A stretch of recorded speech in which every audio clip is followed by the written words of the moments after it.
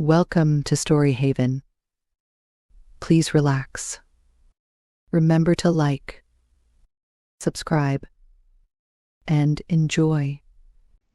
The Boy Scout and Other Stories for Boys by Richard Harding Davis. Publisher's Note. Richard Harding Davis, as a friend and fellow author has written of him, was "youth incarnate," and there is probably nothing that he wrote of which a boy would not some day come to feel the appeal. But there are certain of his stories that go with a special directness to a boy's heart and sympathies, and make for him quite unforgettable literature. A few of these were made some years ago into a volume, Stories for Boys, and found a large and enthusiastic special public in addition to Davis's general readers; and the present collection from stories more recently published is issued with the same motive. This book takes its title from "The Boy Scout," the first of its tales, and it includes "The Boy Who Cried Wolf," "Blood Will Tell," "The Immortal Gallegher," and "The Bar Sinister," Davis's famous dog story. It is a fresh volume added to what Augustus Thomas calls "safe stuff to give to a young fellow who likes to take off his hat and dilate his nostrils and feel the wind in his face." End of Publisher's Note.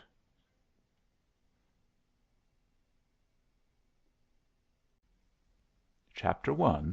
The Boy Scout.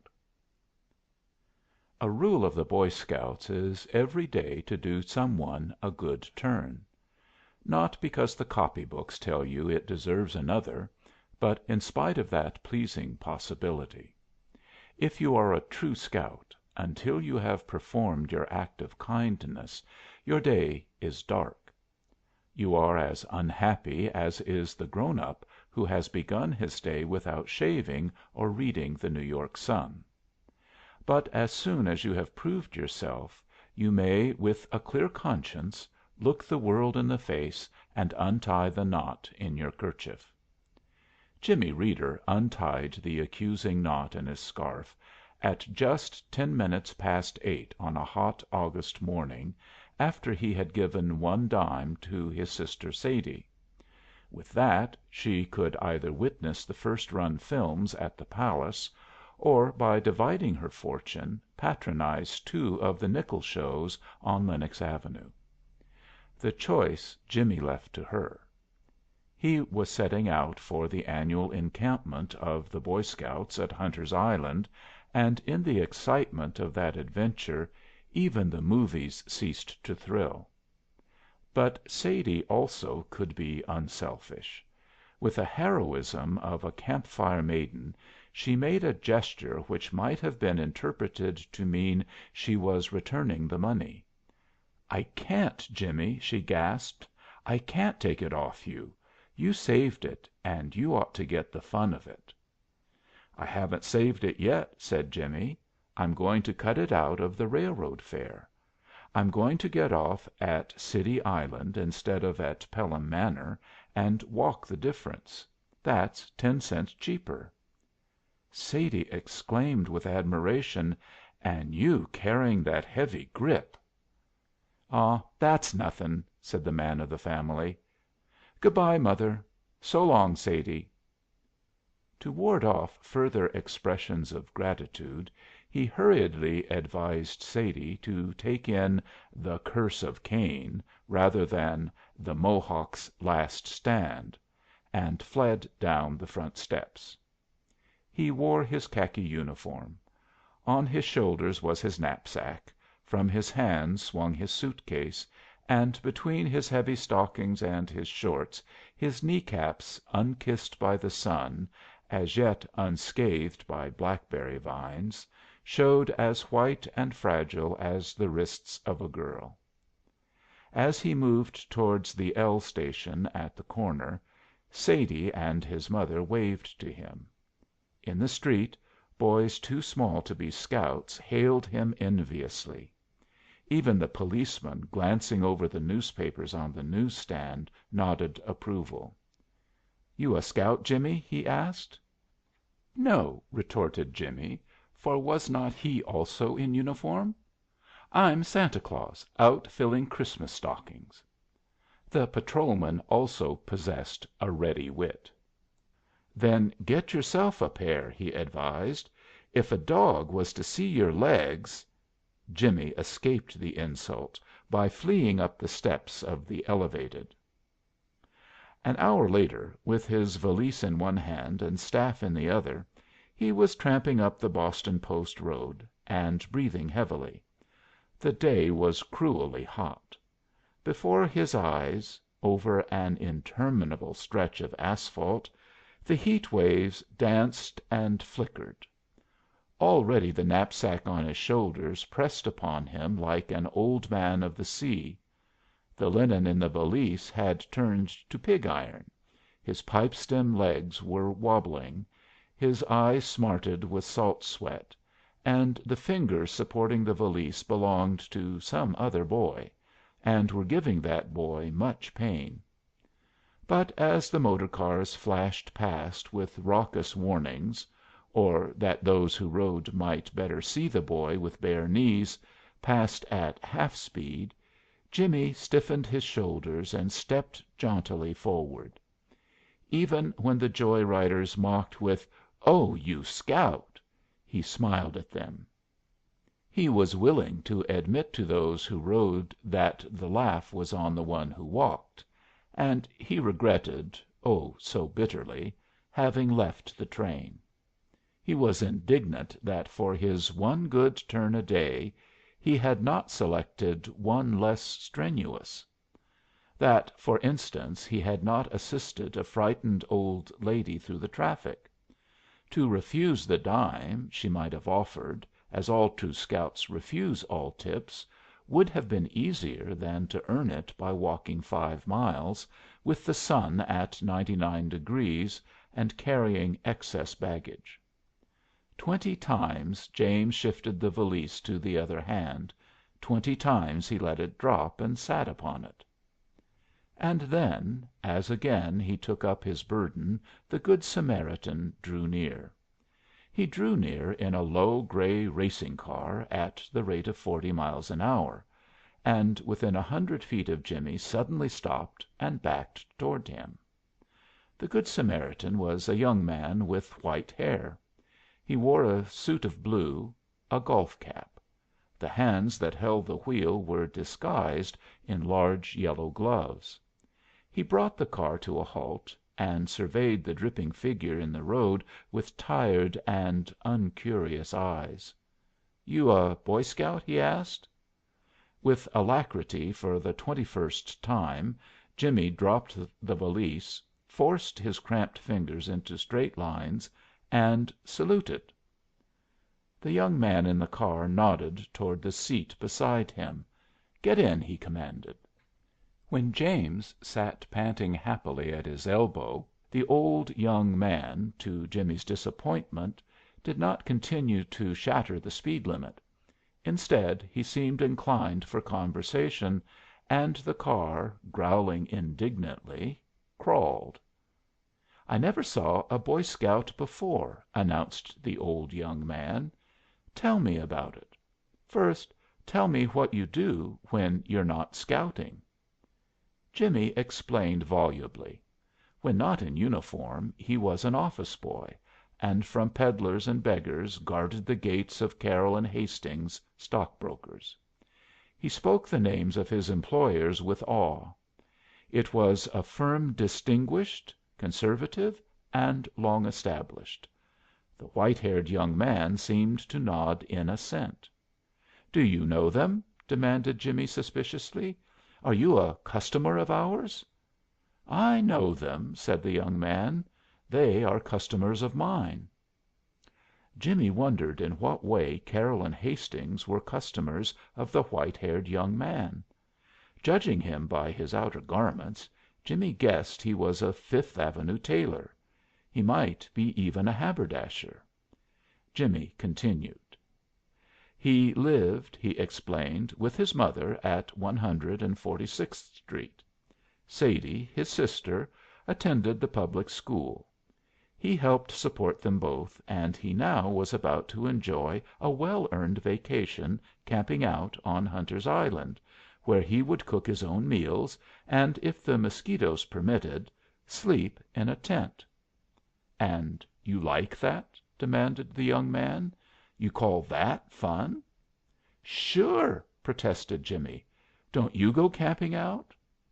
"I go camping out," said the Good Samaritan, "whenever I leave New York."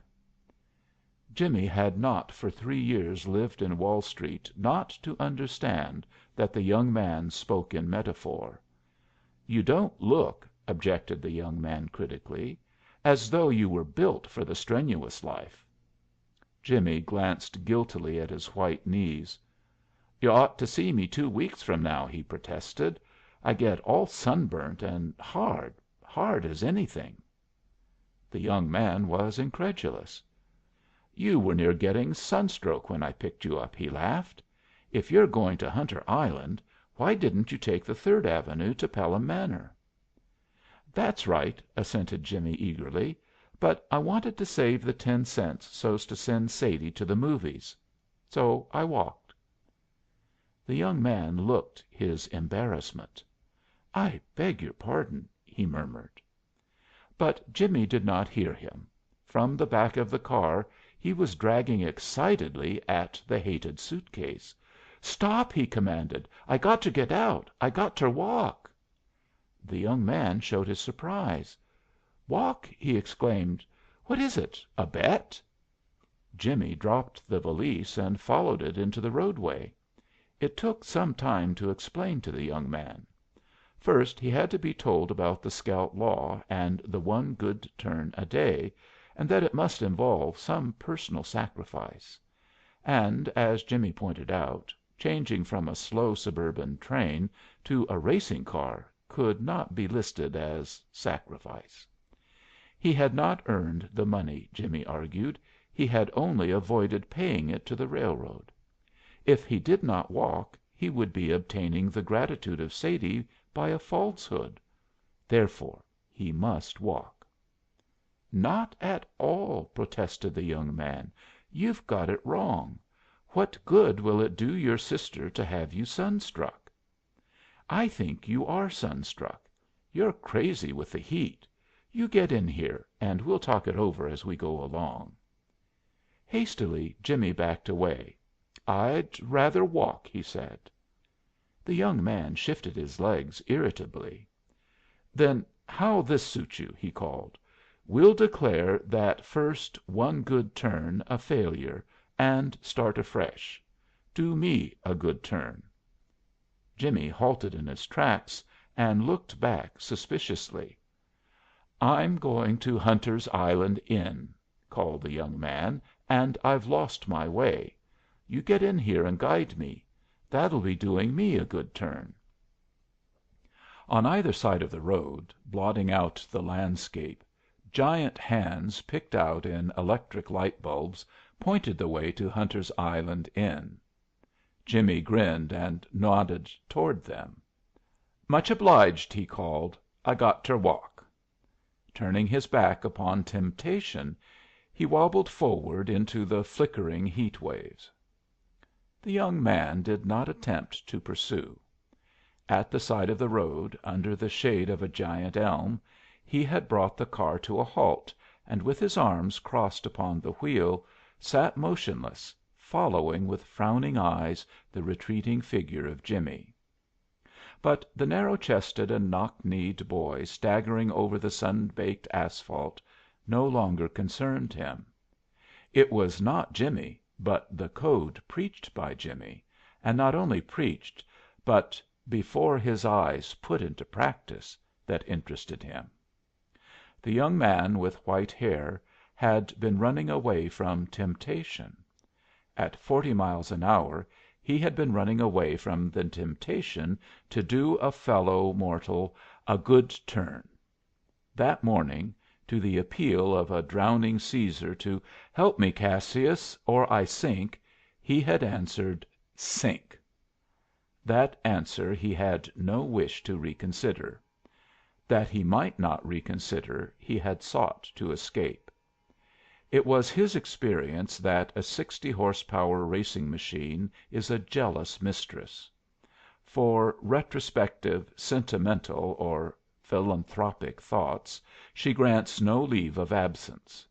But he had not escaped. Jimmie had halted him, tripped him by the heels, and set him again to thinking.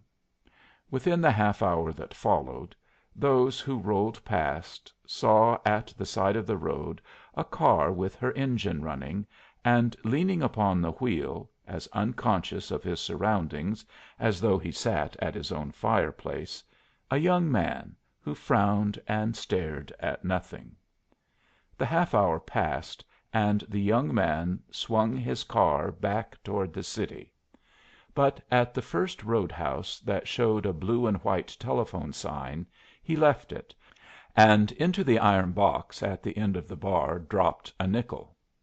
He wished to communicate with Mr. Carroll, of Carroll and Hastings; and when he learned Mr. Carroll had just issued orders that he must not be disturbed, the young man gave his name. The effect upon the barkeeper was instantaneous. With the aggrieved air of one who feels he is the victim of a jest, he laughed scornfully. "What are you putting over?" he demanded. The young man smiled reassuringly. He had begun to speak, and though apparently engaged with the beer glass he was polishing, the barkeeper listened. Down in Wall Street the senior member of Carroll and Hastings also listened. He was alone in the most private of all his private offices, and when interrupted had been engaged in what, of all undertakings, is the most momentous. On the desk before him lay letters to his lawyer, to the coroner, to his wife; and hidden by a mass of papers, but within reach of his hand, an automatic pistol. The promise it offered of swift release had made the writing of the letters simple, had given him a feeling of complete detachment, had released him, at least in thought, from all responsibilities. And when at his elbow the telephone coughed discreetly, it was as though some one had called him from a world from which already he had made his exit. Mechanically, through mere habit, he lifted the receiver.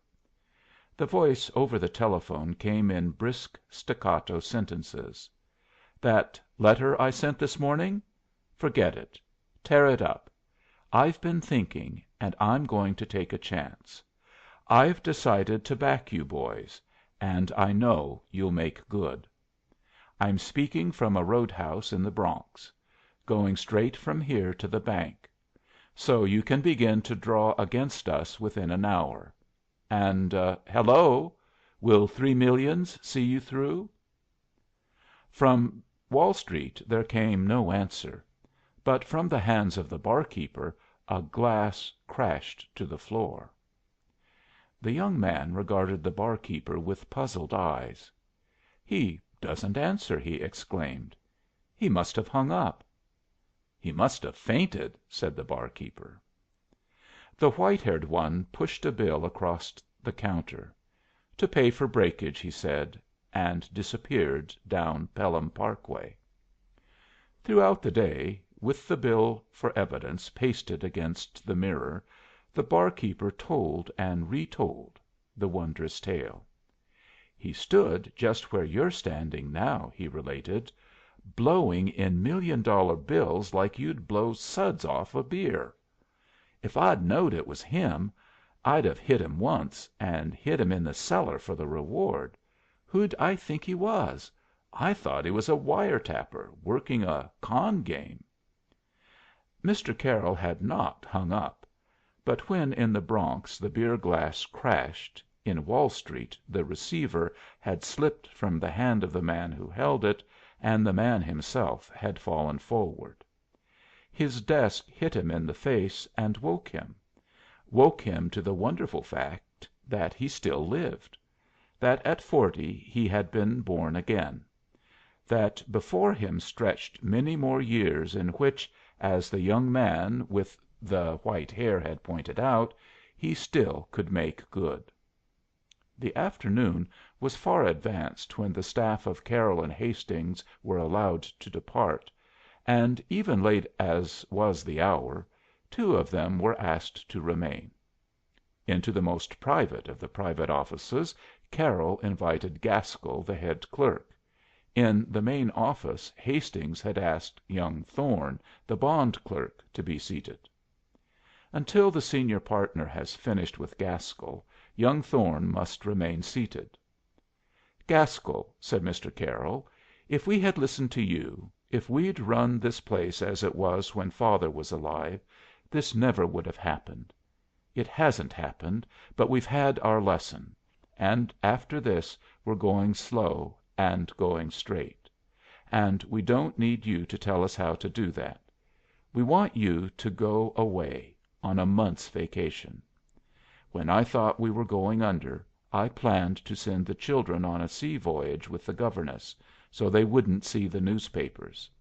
But now that I can look them in the eye again, I need them. I can't let them go.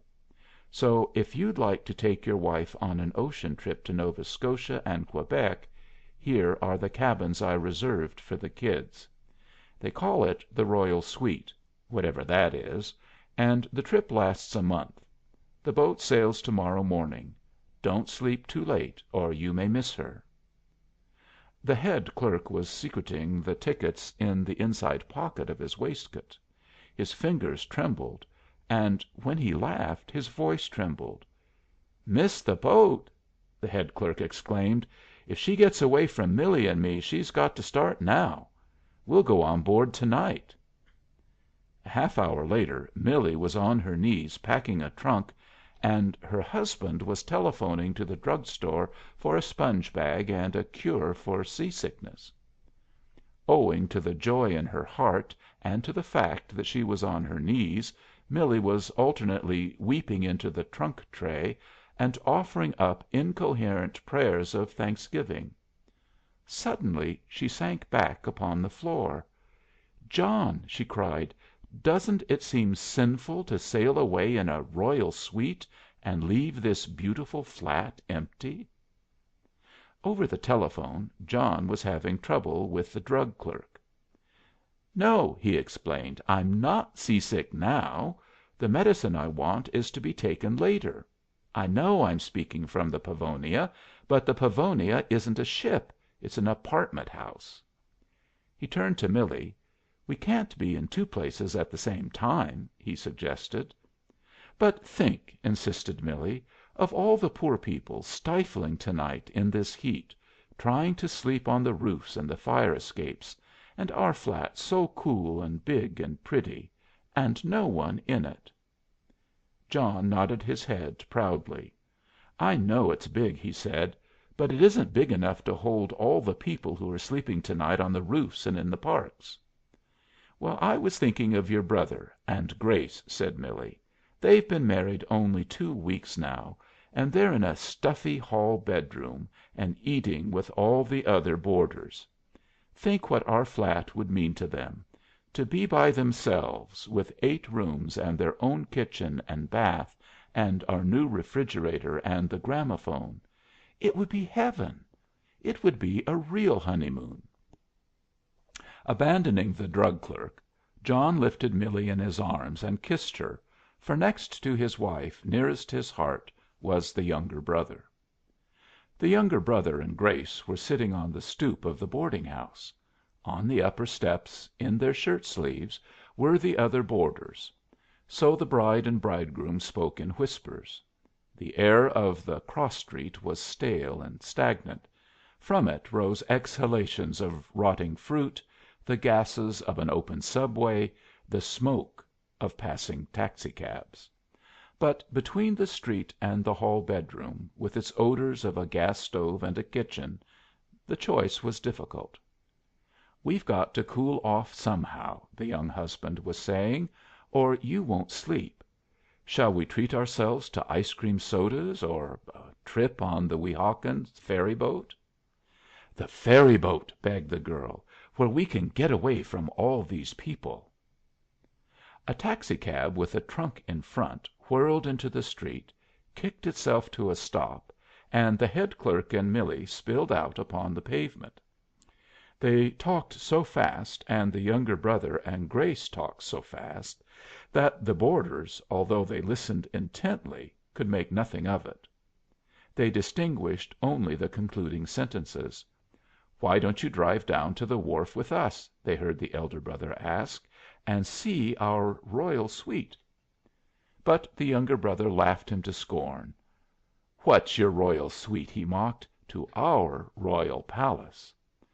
An hour later, had the boarders listened outside the flat of the head clerk, they would have heard issuing from his bathroom the cooling murmur of running water, and from his gramophone the jubilant notes of Alexander's ragtime band. When in his private office Carroll was making a present of the royal suite to the head clerk, in the main office Hastings, the junior partner, was addressing Champ Thorne, the bond clerk. He addressed him familiarly and affectionately as Champ. This was due partly to the fact that 26 years before Thorne had been christened Champneys, and to the coincidence that he had captained the football 11 of one of the Big Three to the championship. "Champ," said Mr. Hastings, "last month, when you asked me to raise your salary, the reason I didn't do it was not because you didn't deserve it, but because I believed if we gave you a raise you'd immediately get married." The shoulders of the ex football captain rose aggressively. He snorted with indignation. "And why should I not get married?" he demanded. "You're a fine one to talk. You're the most offensively happy married man I ever met."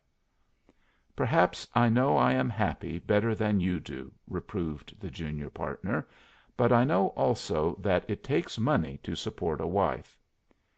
"You raise me to 100 a week," urged Champ, "and I'll make it support a wife, whether it supports me or not." "A month ago," continued Hastings, "we would have promised you 100, but we didn't know how long we could pay it. We didn't want you to rush off and marry some fine girl " "Some fine girl," muttered Mr. Thorne. "The finest girl." "The finer the girl," Hastings pointed out, "the harder it would have been for you if we had failed and you had lost your job." The eyes of the young man opened with sympathy and concern. "Is it as bad as that?" he murmured.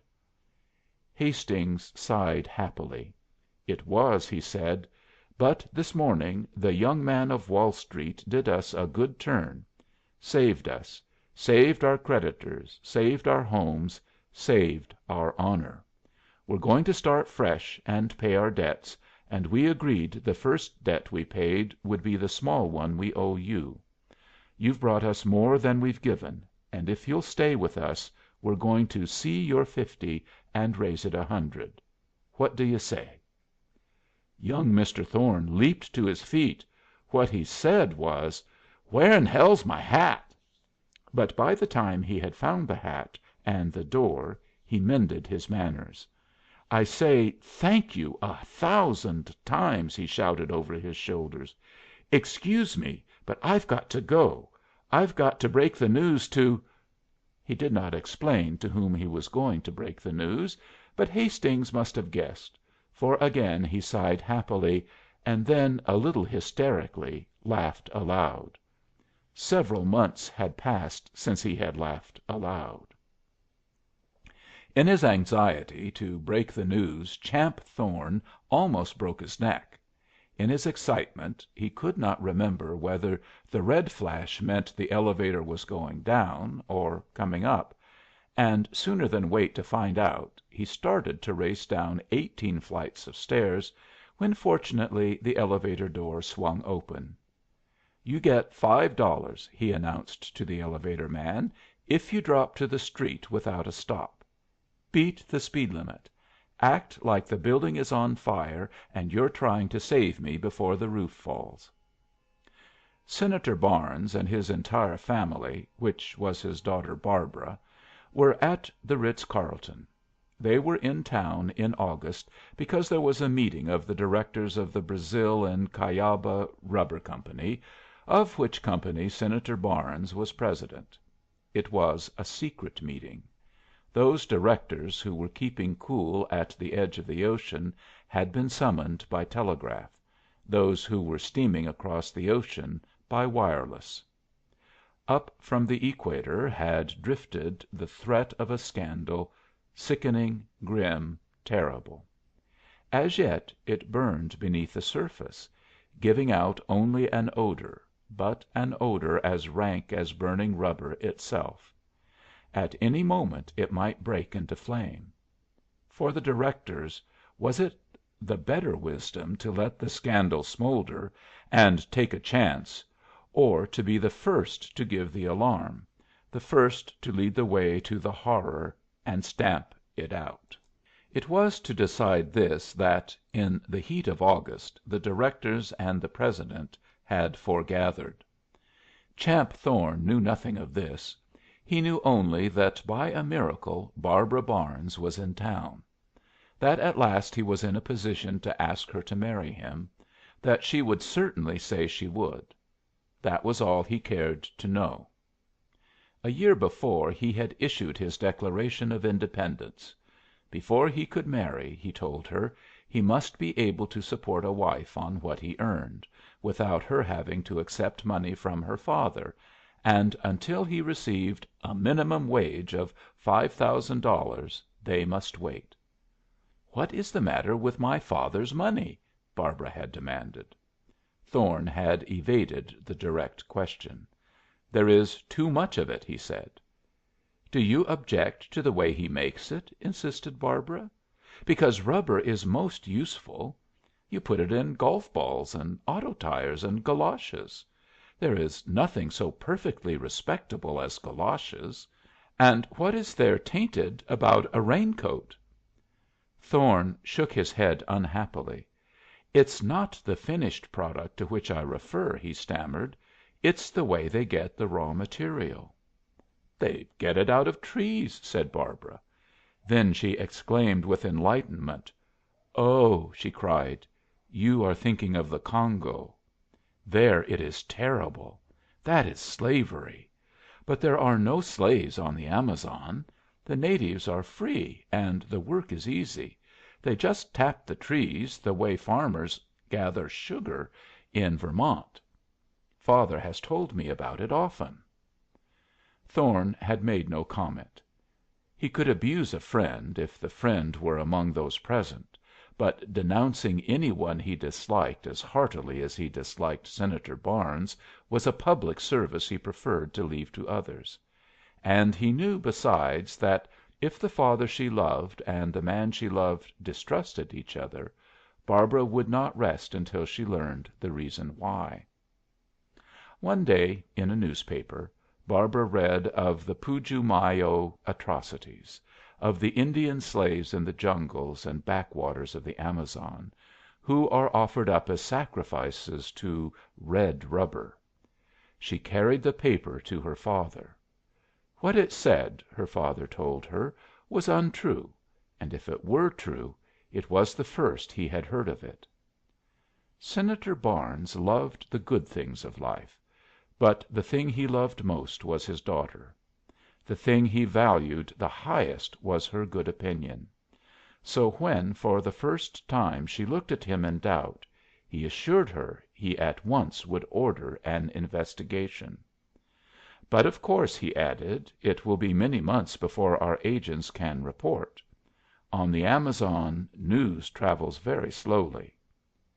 In the eyes of his daughter the doubt still lingered. "I am afraid," she said, "that that is true." That was 6 months before the directors of the Brazil and Cuyaba Rubber Company were summoned to meet their president at his rooms in the Ritz Carlton. They were due to arrive in half an hour, and while Senator Barnes awaited their coming, Barbara came to him. In her eyes was a light that helped to tell the great news. It gave him a sharp, jealous pang.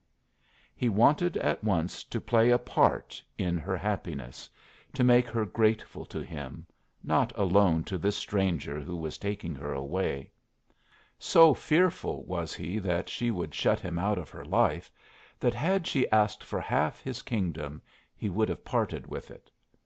"And besides giving my consent," said the rubber king, "for which no one seems to have asked, what can I give my little girl to make her remember her old father? Some diamonds to put on her head, or pearls to hang around her neck, or does she want a vacant lot on Fifth Avenue?" The lovely hands of Barbara rested upon his shoulders, her lovely face was raised to his, her lovely eyes were appealing and a little frightened. "What would one of those things cost?" asked Barbara. The question was eminently practical. It came within the scope of the Senator's understanding. After all, he was not to be cast into outer darkness. His smile was complacent, and he answered airily, "Anything you like," he said. $1,000,000?" The fingers closed upon his shoulders. The eyes, still frightened, still searched his in appeal. "Then for my wedding present," said the girl, "I want you to take that $1,000,000 and send an expedition to the Amazon, and I will choose the men. Men unafraid. Men not afraid of fever or sudden death. Not afraid to tell the truth, even to you. And all the world will know, and they, I mean you, will set those people free." Senator Barnes received the directors with an embarrassment which he concealed under a manner of just indignation. "My mind is made up," he told them. "Existing conditions cannot continue. And to that end, at my own expense, I am sending an expedition across South America. It will investigate, punish, and establish reforms. I suggest, on account of this damned heat, we do now adjourn." That night, over on Long Island, Carroll told his wife all, or nearly all. He did not tell her about the automatic pistol; and together on tiptoe they crept to the nursery and looked down at their sleeping children. When she rose from her knees the mother said, "But how can I thank him?" By him she meant the young man of Wall Street. "You never can thank him," said Carroll. "That's the worst of it." But after a long silence the mother said, "I will send him a photograph of the children. Do you think he will understand?" Down at Seabright, Hastings and his wife walked in the sunken garden. The moon was so bright that the roses still held their color. "I would like to thank him," said the young wife. She meant the young man of Wall Street. "But for him we would have lost this." Her eyes caressed the garden, the fruit trees, the house with wide, hospitable verandas. "To morrow I will send him some of these roses," said the young wife. "Will he understand that they mean our home?"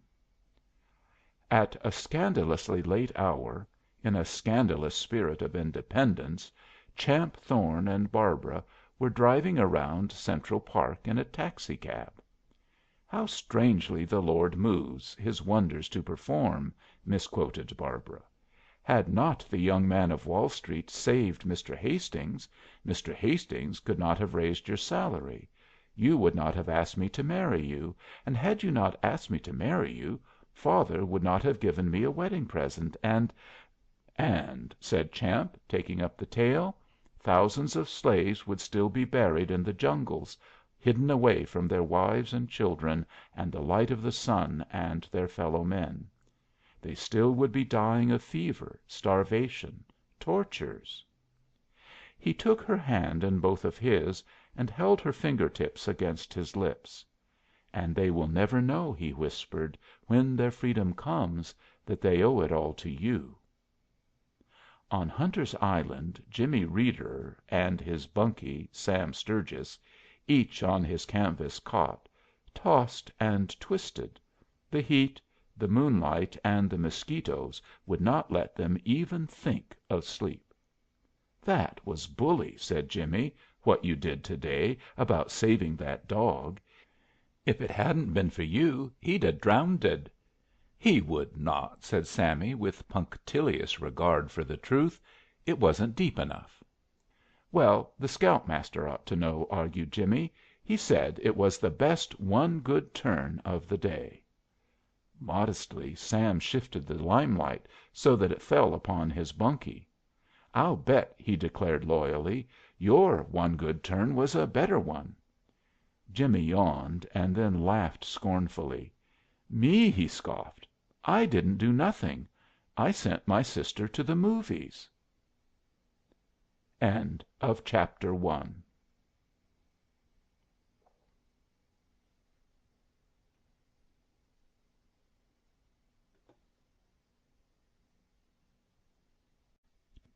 Chapter 2. The Boy Who Cried Wolf. Before he finally arrested him, Jimmie Sniffen had seen the man with the golf cap and the blue eyes that laughed at you 3 times. Twice, unexpectedly, he had come upon him in a wood road, and once on Round Hill, where the stranger was pretending to watch the sunset. Jimmie knew people do not climb hills merely to look at sunsets, so he was not deceived. He guessed the man was a German spy seeking gun sites, and secretly vowed to stalk him. From that moment, had the stranger known it, he was as good as dead. For a boy scout with badges on his sleeve for stalking and path finding, not to boast of others for gardening and cooking, can outwit any spy. Even had General Baden Powell remained in Mafeking and not invented the boy scout, Jimmie Sniffen would have been one; because by birth he was a boy, and by inheritance a scout. In Westchester County the Sniffens are one of the county families. If it isn't a Sarles it's a Sniffen, and with Brundages, Platts, and Jays the Sniffens date back to when the acres of the first Charles Ferris ran from the Boston Post Road to the coach road to Albany, and when the first Gouverneur Morris stood on one of his hills and saw the Indian canoes in the Hudson and in the Sound, and rejoiced that all the land between belonged to him. If you do not believe in heredity, the fact that Jimmie's great great grandfather was a scout for General Washington, and hunted deer and even bear over exactly the same hills where Jimmie hunted weasels, will count for nothing. It will not explain why to Jimmie, from Tarrytown to Port Chester, the hills, the roads, the woods, and the cow paths, caves, streams, and springs hidden in the woods were as familiar as his own kitchen garden. Nor explain why, when you could not see a Pease and Elliman for sale sign nailed to a tree, Jimmie could see in the highest branches a last year's bird's nest. Or why, when he was out alone playing Indians and had sunk his scout's axe into a fallen log and then scalped the log, he felt that once before in those same woods he had trailed that same Indian, and with his own tomahawk split open his skull. Sometimes when he knelt to drink at a secret spring in the forest, the autumn leaves would crackle and he would raise his eyes, fearing to see a panther facing him. "But there ain't no panthers in Westchester," Jimmie would reassure himself, and in the distance the roar of an automobile climbing a hill with the muffler open would seem to suggest he was right. But still Jimmie remembered once before he had knelt at that same spring, and that when he raised his eyes he had faced a crouching panther. "Maybe Dad told me it happened to Grandpop," Jimmie would explain, "or I dreamed it, or maybe I read it in a story book." The German spy mania attacked Round Hill after the visit to the boy scouts of Clavering Gould, the war correspondent. He was spending the week end with Squire Harry Van Vorst, and as young Van Vorst, besides being a justice of the peace and a master of beagles and president of the country club, was also a local councilman for the Round Hill Scouts, he brought his guest to a camp fire meeting to talk to them. In deference to his audience, Gould told them of the boy scouts he had seen in Belgium, and of the part they were playing in the Great War. It was his peroration that made trouble. "And any day," he assured his audience, "this country may be at war with Germany, and every one of you boys will be expected to do his bit. You can begin now. When the Germans land it will be near New Haven or New Bedford. They will first capture the munition works at Springfield, Hartford, and Watervliet, so as to make sure of their ammunition, and then they will start for New York City. They will follow the New Haven and New York Central railroads and march straight through this village. I haven't the least doubt," exclaimed the enthusiastic war prophet, "that at this moment German spies are as thick in Westchester as blackberries. They are here to select camp sites and gun positions, to find out which of these hills enfilade the others, and to learn to what extent their armies can live on the country. They are counting the cows, the horses, the barns, where fodder is stored, and they are marking down on their maps the wells and streams." As though at that moment a German spy might be crouching behind the door, Mr. Gould spoke in a whisper. "Keep your eyes open," he commanded. "Watch every stranger. If he acts suspiciously, get word quick to your sheriff or to Judge Van Vorst here. Remember the scouts' motto, 'Be prepared.'" That night, as the scouts walked home, behind each wall and hayrick they saw spiked helmets. Young Van Vorst was extremely annoyed. "Next time you talk to my scouts," he declared, "you'll talk on votes for women. After what you said to night every real estate agent who dares open a map will be arrested. We're not trying to drive people away from Westchester. We're trying to sell them building sites." "You are not," retorted his friend. "You own half the county now, and you're trying to buy the other half." "I'm a justice of the peace," explained Van Vorst. "I don't know why I am, except that they wished it on me. All I get out of it is trouble. The Italians make charges against my best friends for over speeding, and I have to fine them, and my best friends bring charges against the Italians for poaching, and when I fine the Italians they send me Black Hand letters. And now every day I'll be asked to issue a warrant for a German spy who is selecting gun sites, and he will turn out to be a millionaire who is tired of living at the Ritz Carlton and wants to own his own home and his own golf links, and he'll be so hot at being arrested that he'll take his millions to Long Island and try to break into the Piping Rock Club. And it will be your fault." The young justice of the peace was right. At least so far as Jimmie Sniffen was concerned, the words of the war prophet had filled one mind with unrest. In the past, Jimmie's idea of a holiday had been to spend it scouting in the woods.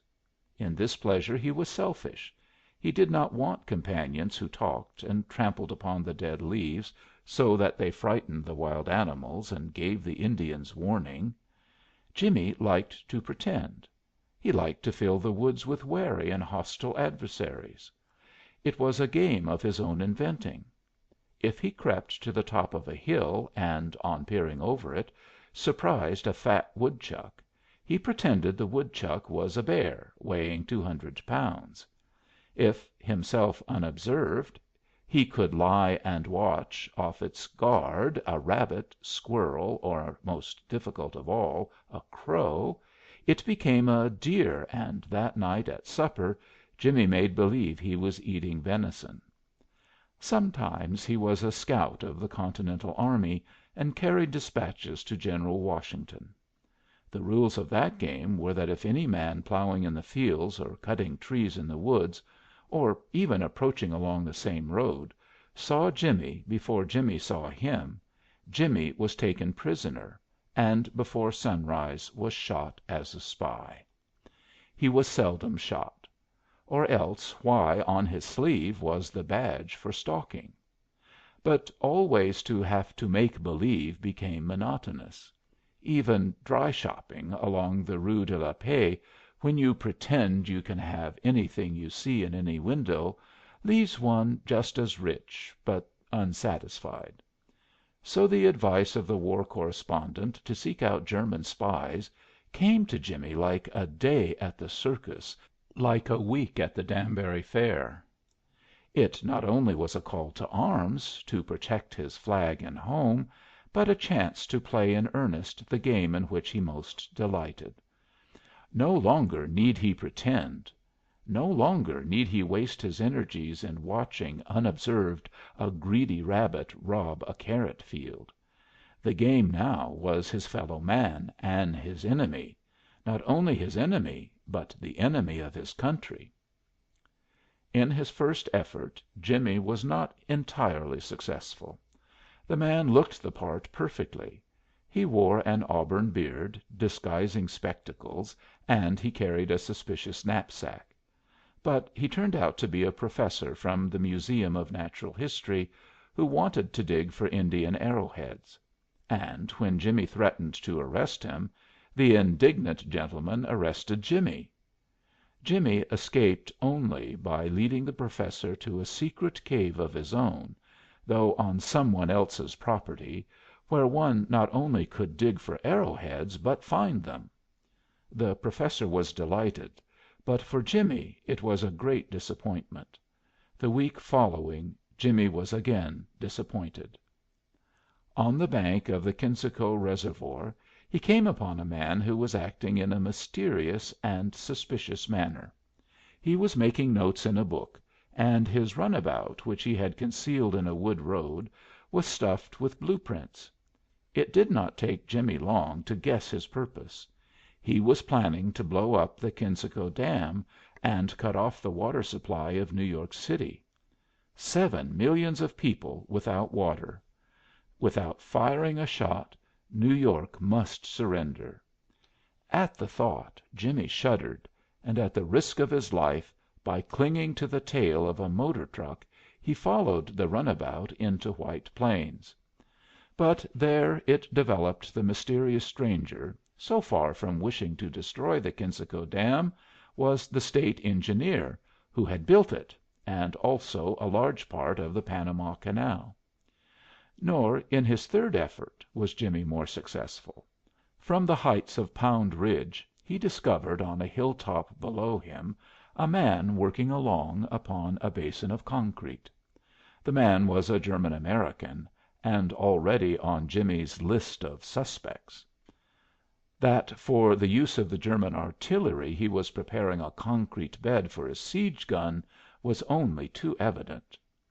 But closer investigation proved that the concrete was only 2 inches thick, and the hyphenated one explained that the basin was built over a spring, in the waters of which he planned to erect a fountain and raise goldfish.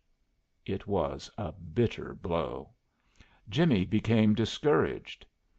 Meeting Judge Van Vorst one day in the road, he told him his troubles. The young judge proved unsympathetic. "My advice to you, Jimmie," he said, "is to go slow. Accusing everybody of espionage is a very serious matter. If you call a man a spy, it's sometimes hard for him to disprove it, and the name sticks. So go slow, very slow. Before you arrest any more people, come to me first for a warrant."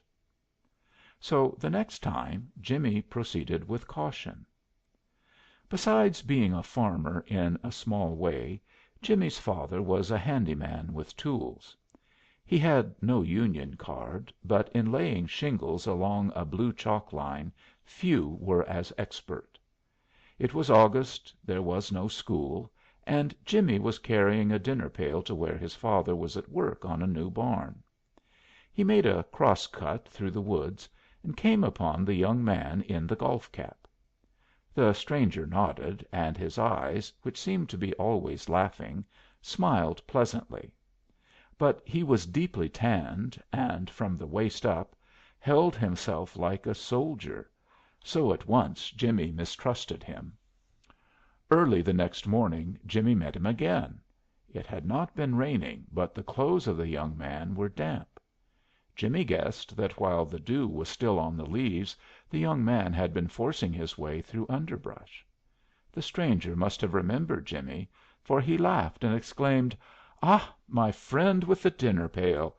It's luck you haven't got it now, or I'd hold you up. I'm starving." Jimmie smiled in sympathy. "It's early to be hungry," said Jimmie. "When did you have your breakfast?" "I didn't," laughed the young man. "I went out to walk up an appetite, and I lost myself. But I haven't lost my appetite. Which is the shortest way back to Bedford?" "The first road to your right," said Jimmie.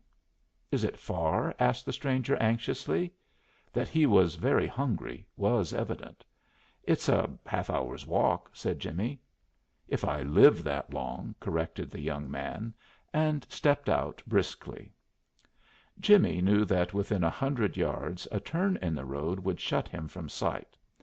So he gave the stranger time to walk that distance, and then diving into the wood that lined the road, stalked him.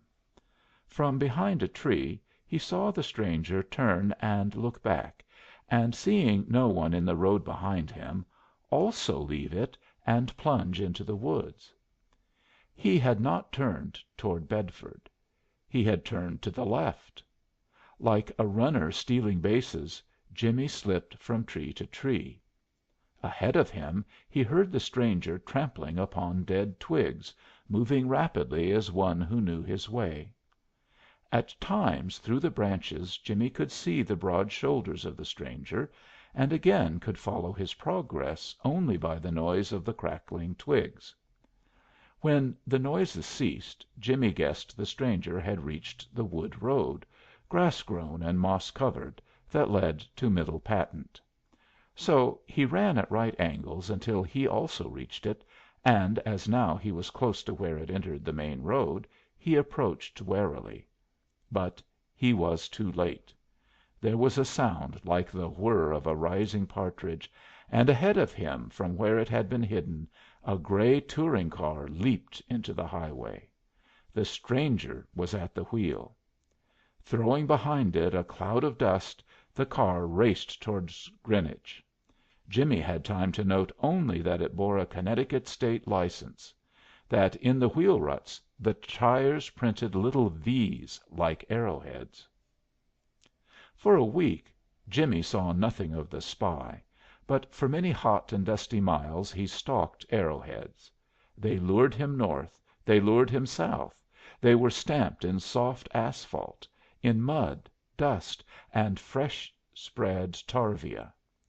Wherever Jimmie walked, arrowheads ran before. In his sleep, as in his copy book, he saw endless chains of V's. But not once could he catch up with the wheels that printed them.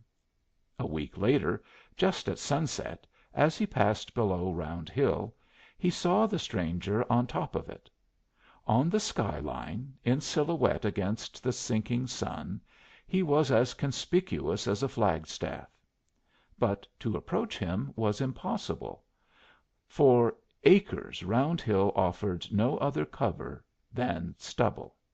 It was as bald as a skull. Until the stranger chose to descend, Jimmie must wait. And the stranger was in no haste. The sun sank, and from the west Jimmie saw him turn his face east toward the Sound. A storm was gathering, drops of rain began to splash, and as the sky grew black the figure on the hilltop faded into the darkness. And then, at the very spot where Jimmie had last seen it, there suddenly flared two tiny flashes of fire. Jimmie leaped from cover. It was no longer to be endured. The spy was signaling. The time for caution had passed. Now was the time to act. Jimmie raced to the top of the hill and found it empty. He plunged down it, vaulted a stone wall, forced his way through a tangle of saplings, and held his breath to listen. Just beyond him, over a jumble of rocks, a hidden stream was tripping and tumbling. Joyfully it laughed and gurgled. Jimmie turned hot. It sounded as though from the darkness the spy mocked him. Jimmie shook his fist at the enshrouding darkness.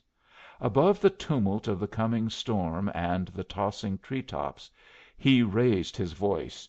"You wait!" he shouted. "I'll get you yet. Next time I'll bring a gun." Next time was the next morning. There had been a hawk hovering over the chicken yard, and Jimmie used that fact to explain his borrowing the family shotgun. He loaded it with buckshot, and in the pocket of his shirt buttoned his license to hunt, pursue, and kill, to take with traps or other devices. He remembered that Judge Van Vorst had warned him, before he arrested more spies, to come to him for a warrant. But with an impatient shake of the head Jimmie tossed the recollection from him. After what he had seen he could not possibly be again mistaken. He did not need a warrant. What he had seen was his warrant, plus the shotgun. As a pathfinder should, he planned to take up the trail where he had lost it, but before he reached Round Hill he found a warmer trail. Before him, stamped clearly in the road still damp from the rain of the night before, two lines of little arrowheads pointed the way. They were so fresh that at each twist in the road, lest the car should be just beyond him, Jimmie slackened his steps. After half a mile the scent grew hot. The tracks were deeper, the arrowheads more clearly cut, and Jimmie broke into a run. Then the arrowheads swung suddenly to the right, and in a clearing at the edge of a wood were lost. But the tires had pressed deep into the grass, and just inside the wood he found the car. It was empty. Jimmie was drawn two ways. Should he seek the spy on the nearest hilltop, or, until the owner returned, wait by the car? Between lying in ambush and action, Jimmie preferred action. But he did not climb the hill nearest the car. He climbed the hill that overlooked that hill. Flat on the ground, hidden in the goldenrod, he lay motionless. Before him for 15 miles stretched hills and tiny valleys. 6 miles away to his right rose the stone steeple and the red roofs of Greenwich. Directly before him were no signs of habitation, only green forests, green fields, gray stone walls, and where a road ran uphill a splash of white that quivered in the heat. The storm of the night before had washed the air. Each leaf stood by itself. Nothing stirred, and in the glare of the August sun every detail of the landscape was as distinct as those in a colored photograph, and as still. In his excitement the scout was trembling. "If he moves," he sighed happily, "I've got him." Opposite, across a little valley, was the hill at the base of which he had found the car. The slope toward him was bare, but the top was crowned with a thick wood, and along its crest, as though establishing an ancient boundary, ran a stone wall, moss covered and wrapped in poison ivy. In places the branches of the trees, reaching out to the sun, overhung the wall and hid it in black shadows. Jimmie divided the hill into sectors. He began at the right, and slowly followed the wall. With his eyes he took it apart, stone by stone. Had a chipmunk raised its head, Jimmie would have seen him. So when from the stone wall, like the reflection of the sun upon a window pane, something flashed, Jimmie knew he had found his spy.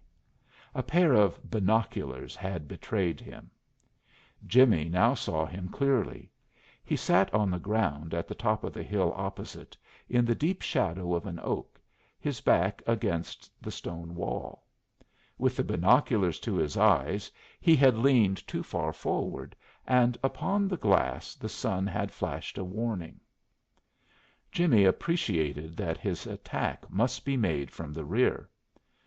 Backward, like a crab, he wriggled free of the goldenrod, and, hidden by the contour of the hill, raced down it and into the woods on the hill opposite.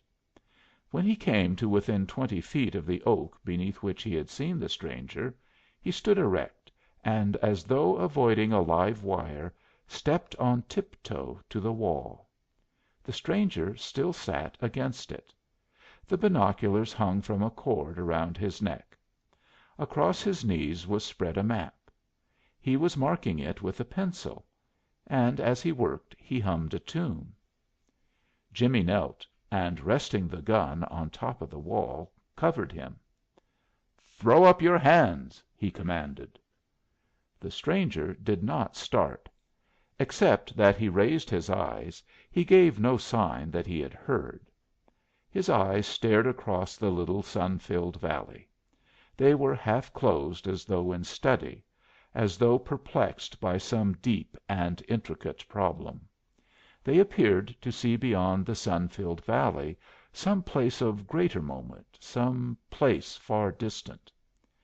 Then the eyes smiled, and slowly, as though his neck were stiff, but still smiling, the stranger turned his head. When he saw the boy, his smile was swept away in waves of surprise, amazement, and disbelief. These were followed instantly by an expression of the most acute alarm. "Don't point that thing at me!" shouted the stranger. "Is it loaded?" With his cheek pressed to the stock and his eyes squinted down the length of the brown barrel, Jimmie nodded. The stranger flung up his open palms. They accented his expression of amazed incredulity. He seemed to be exclaiming, "Can such things be?" "Get up!" commanded Jimmie. With alacrity the stranger rose. "Walk over there," ordered the scout. "Walk backward. Stop. Take off those field glasses and throw them to me." Without removing his eyes from the gun, the stranger lifted the binoculars from his neck and tossed them to the stone wall. "See here," he pleaded, "if you'll only point that damned blunderbuss the other way, you can have the glasses, and my watch, and clothes, and all my money, only don't " Jimmie flushed crimson. "You can't bribe me," he growled. At least he tried to growl, but because his voice was changing, or because he was excited, the growl ended in a high squeak. With mortification Jimmie flushed a deeper crimson. But the stranger was not amused. At Jimmie's words he seemed rather the more amazed. "I'm not trying to bribe you," he protested. "If you don't want anything, why are you holding me up?" "I'm not," returned Jimmie. "I'm arresting you." The stranger laughed with relief. Again his eyes smiled. "Oh," he cried, "I see. Have I been trespassing?" With a glance Jimmie measured the distance between himself and the stranger. Reassured, he lifted one leg after the other over the wall. "If you try to rush me," he warned, "I'll shoot you full of buckshot." The stranger took a hasty step backward. "Don't worry about that!" he exclaimed. "I'll not rush you. Why am I arrested?" Hugging the shotgun with his left arm, Jimmie stopped and lifted the binoculars. He gave them a swift glance, slung them over his shoulder, and again clutched his weapon. His expression was now stern and menacing. "The name on them," he accused, "is Weiss, Berlin. Is that your name?" The stranger smiled, but corrected himself and replied gravely, "That's the name of the firm that makes them." Jimmie exclaimed in triumph. "Ha!" he cried. "Made in Germany!" The stranger shook his head. "I don't understand," he said. "Where would a Weiss glass be made?" With polite insistence he repeated, "Would you mind telling me why I am arrested, and who you might happen to be?" Jimmie did not answer. Again he stooped and picked up the map, and as he did so, for the first time the face of the stranger showed that he was annoyed. Jimmie was not at home with maps. They told him nothing. But the penciled notes on this one made easy reading. At his first glance he saw "correct range 1,800 yards. This stream not fordable. Slope of hill 15 degrees inaccessible for artillery. Wire entanglement here. Forage for 5 squadrons." Jimmie's eyes flashed. He shoved the map inside his shirt, and with the gun motioned toward the base of the hill. "Keep 40 feet ahead of me," he commanded, "and walk to your car." The stranger did not seem to hear him. He spoke with irritation. "I suppose," he said, "I'll have to explain to you about that map." "Not to me you won't," declared his captor. "You're going to drive straight to Judge Van Vorst's and explain to him." The stranger tossed his arms even higher. "Thank God!" he exclaimed gratefully. With his prisoner Jimmie encountered no further trouble. He made a willing captive; and if in covering the 5 miles to Judge Van Vorst's he exceeded the speed limit, the fact that from the rear seat Jimmie held the shot gun against the base of his skull was an extenuating circumstance. They arrived in the nick of time. In his own car young Van Vorst and a bag of golf clubs were just drawing away from the house. Seeing the car climbing the steep driveway that for a half mile led from his lodge to his front door, and seeing Jimmie standing in the tonneau brandishing a gun, the Judge hastily descended. The sight of the spy hunter filled him with misgiving, but the sight of him gave Jimmie sweet relief. Arresting German spies for a small boy is no easy task. For Jimmie the strain was great. And now that he knew he had successfully delivered him into the hands of the law, Jimmie's heart rose with happiness. The added presence of a butler of magnificent bearing and of an athletic looking chauffeur increased his sense of security. Their presence seemed to afford a feeling of security to the prisoner also. As he brought the car to a halt he breathed a sigh. It was a sigh of deep relief. Jimmie fell from the tonneau. In concealing his sense of triumph he was not entirely successful. "I got him!" he cried. "I didn't make no mistake about this one." "What one?" demanded Van Vorst. Jimmie pointed dramatically at his prisoner. With an anxious expression the stranger was tenderly fingering the back of his head. He seemed to wish to assure himself that it was still there. "That one!" cried Jimmie. "He's a German spy." The patience of Judge Van Vorst fell from him.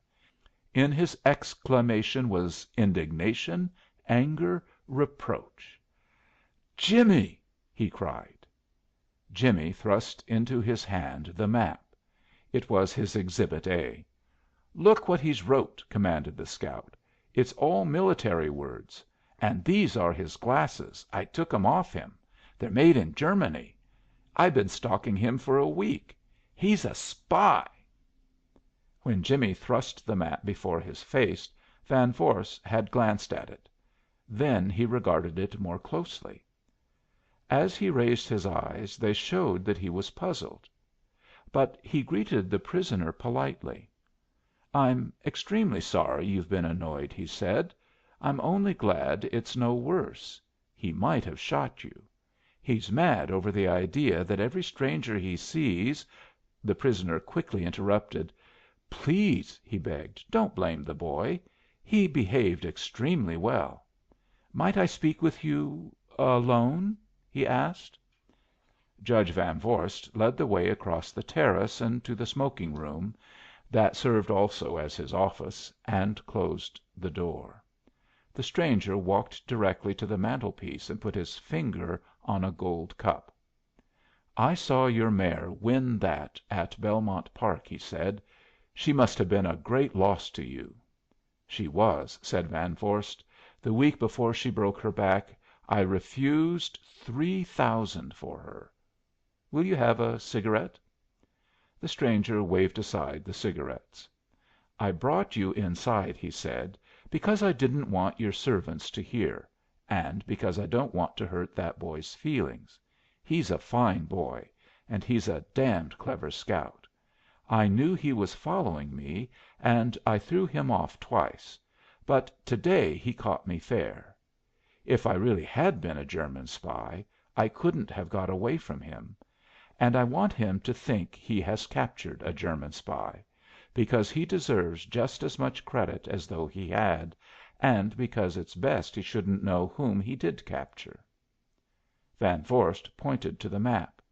"My bet is," he said, "that you're an officer of the state militia, taking notes for the fall manoeuvres.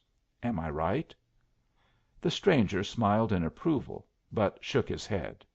"You're warm," he said, "but it's more serious than manoeuvres.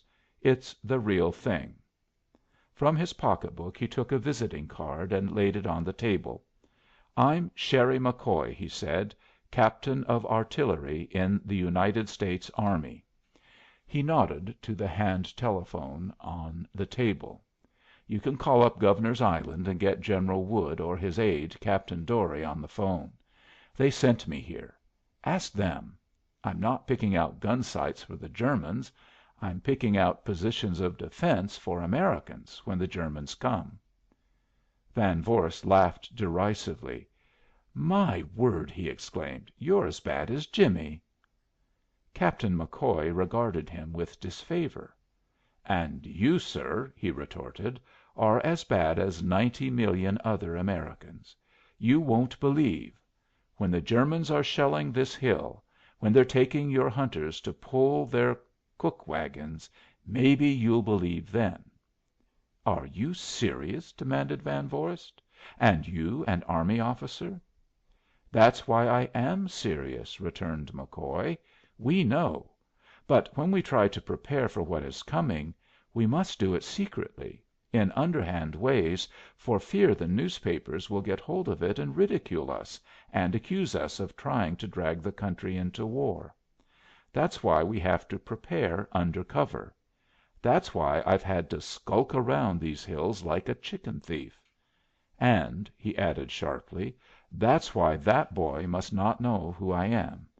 If he does, the general's staff will get a calling down at Washington, and I'll have my ears boxed." Van Vorst moved to the door. "He will never learn the truth from me," he said, "for I will tell him you are to be shot at sunrise." "Good!" laughed the captain. "And tell me his name. If ever we fight over Westchester County, I want that lad for my chief of scouts. And give him this. Tell him to buy a new scout uniform. Tell him it comes from you."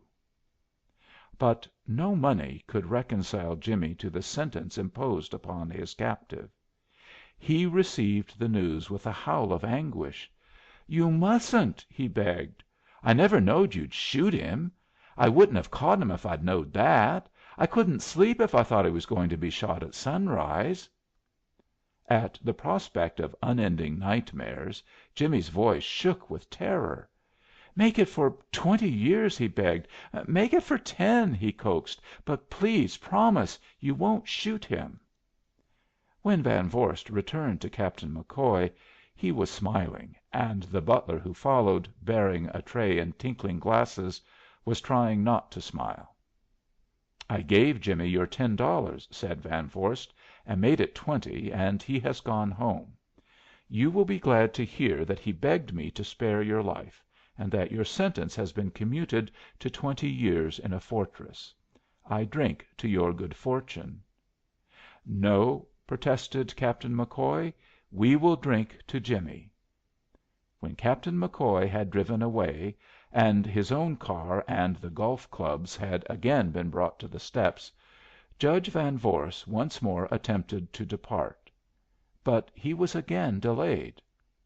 Other visitors were arriving. Up the driveway a touring car approached, and though it limped on a flat tire, it approached at reckless speed. The two men in the front seat were white with dust. Their faces, masked by automobile glasses, were indistinguishable. As though preparing for an immediate exit, the car swung in a circle until its nose pointed down the driveway up which it had just come. Raising his silk mask, the one beside the driver shouted at Judge Van Vorst. His throat was parched, his voice was hoarse and hot with anger. "A gray touring car!" he shouted. "It stopped here. We saw it from that hill. Then the damned tire burst and we lost our way. Where did he go?" "Who?" demanded Van Vorst, stiffly. "Captain McCoy?" The man exploded with an oath. The driver, with a shove of his elbow, silenced him. "Yes, Captain McCoy," assented the driver, eagerly. "Which way did he go?" "To New York," said Van Vorst. The driver shrieked at his companion. "Then he's doubled back!" he cried. "He's gone to New Haven." He stooped and threw in the clutch. The car lurched forward. A cold terror swept young Van Vorst. "What do you want with him?" he called. "Who are you?" Over one shoulder the masked face glared at him. Above the roar of the car the words of the driver were flung back. "We're secret service from Washington," he shouted. "He's from their embassy. He's a German spy." Leaping and throbbing at 60 miles an hour, the car vanished in a curtain of white, whirling dust.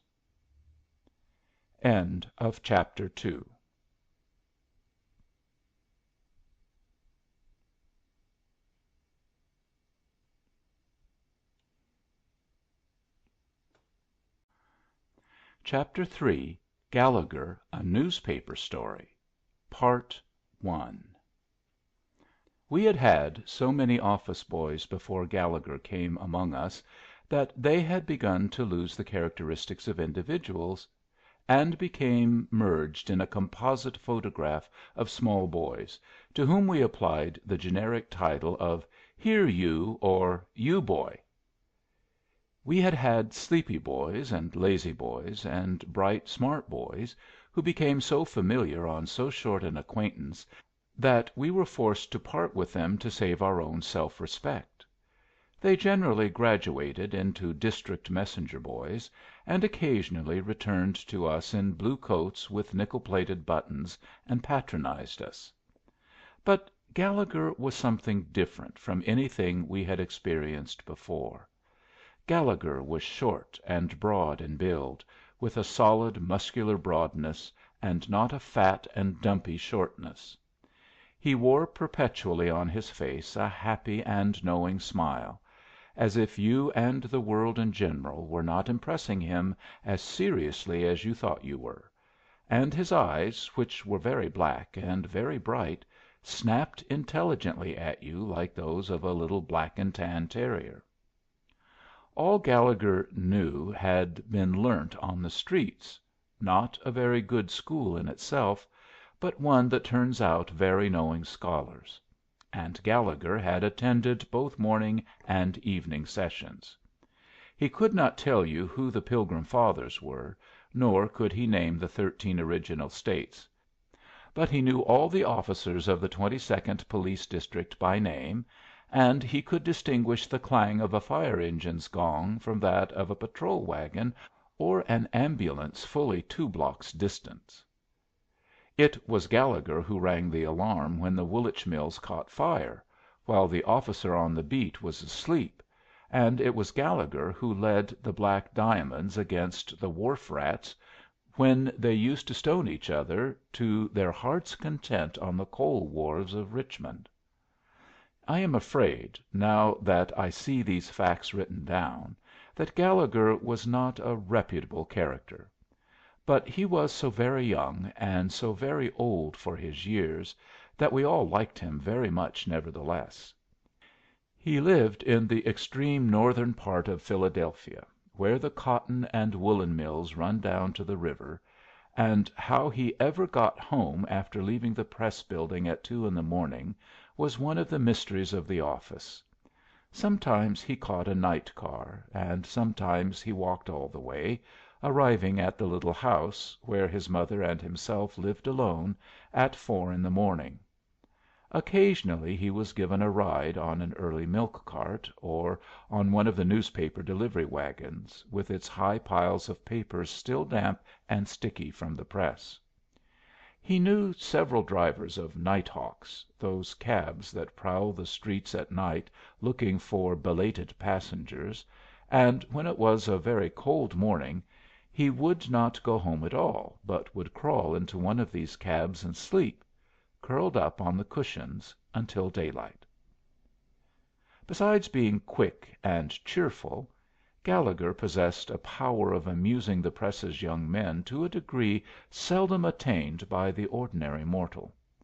His clog dancing on the city editor's desk, when that gentleman was up stairs fighting for two more columns of space, was always a source of innocent joy to us, and his imitations of the comedians of the variety halls delighted even the dramatic critic, from whom the comedians themselves failed to force a smile.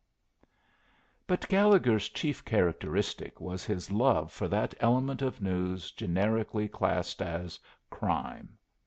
Not that he ever did anything criminal himself; on the contrary, his was rather the work of the criminal specialist, and his morbid interest in the doings of all queer characters, his knowledge of their methods, their present whereabouts, and their past deeds of transgression often rendered him a valuable ally to our police reporter, whose daily feuilletons were the only portion of the paper Gallegher deigned to read.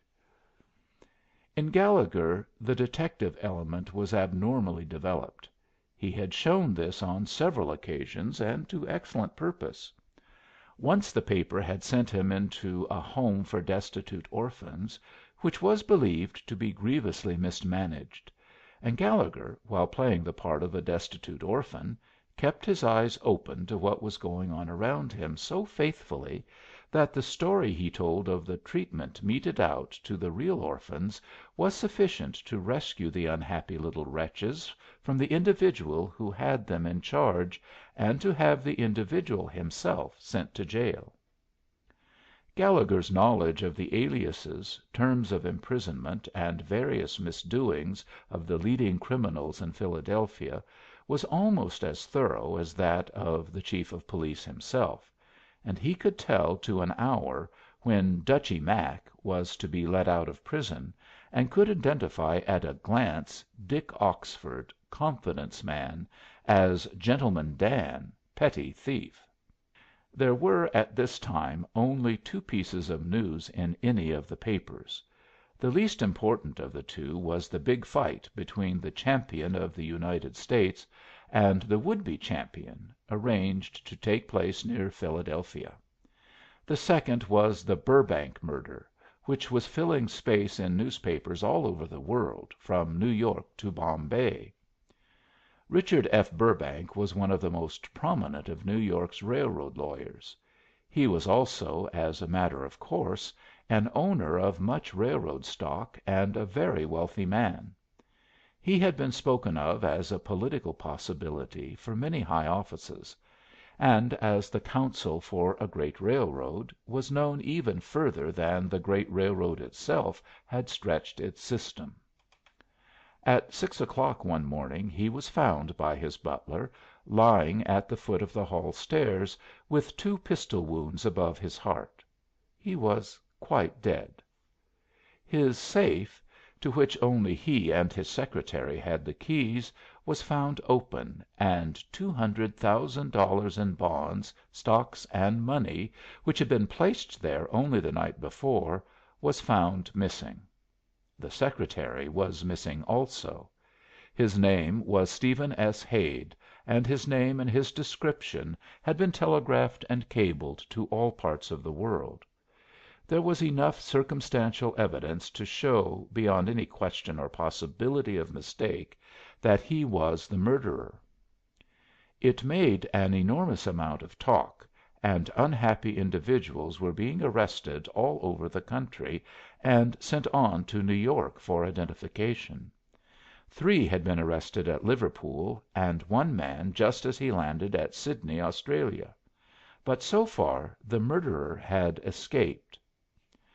We were all talking about it one night, as everybody else was all over the country, in the local room, and the city editor said it was worth a fortune to any one who chanced to run across Hade and succeeded in handing him over to the police. Some of us thought that Hade had taken passage from some one of the smaller seaports, and others were of the opinion that he had buried himself in some cheap lodging house in New York, or in one of the smaller towns in New Jersey. "I shouldn't be surprised to meet him out walking, right here in Philadelphia," said one of the staff. "He'll be disguised, of course, but you could always tell him by the absence of the trigger finger on his right hand.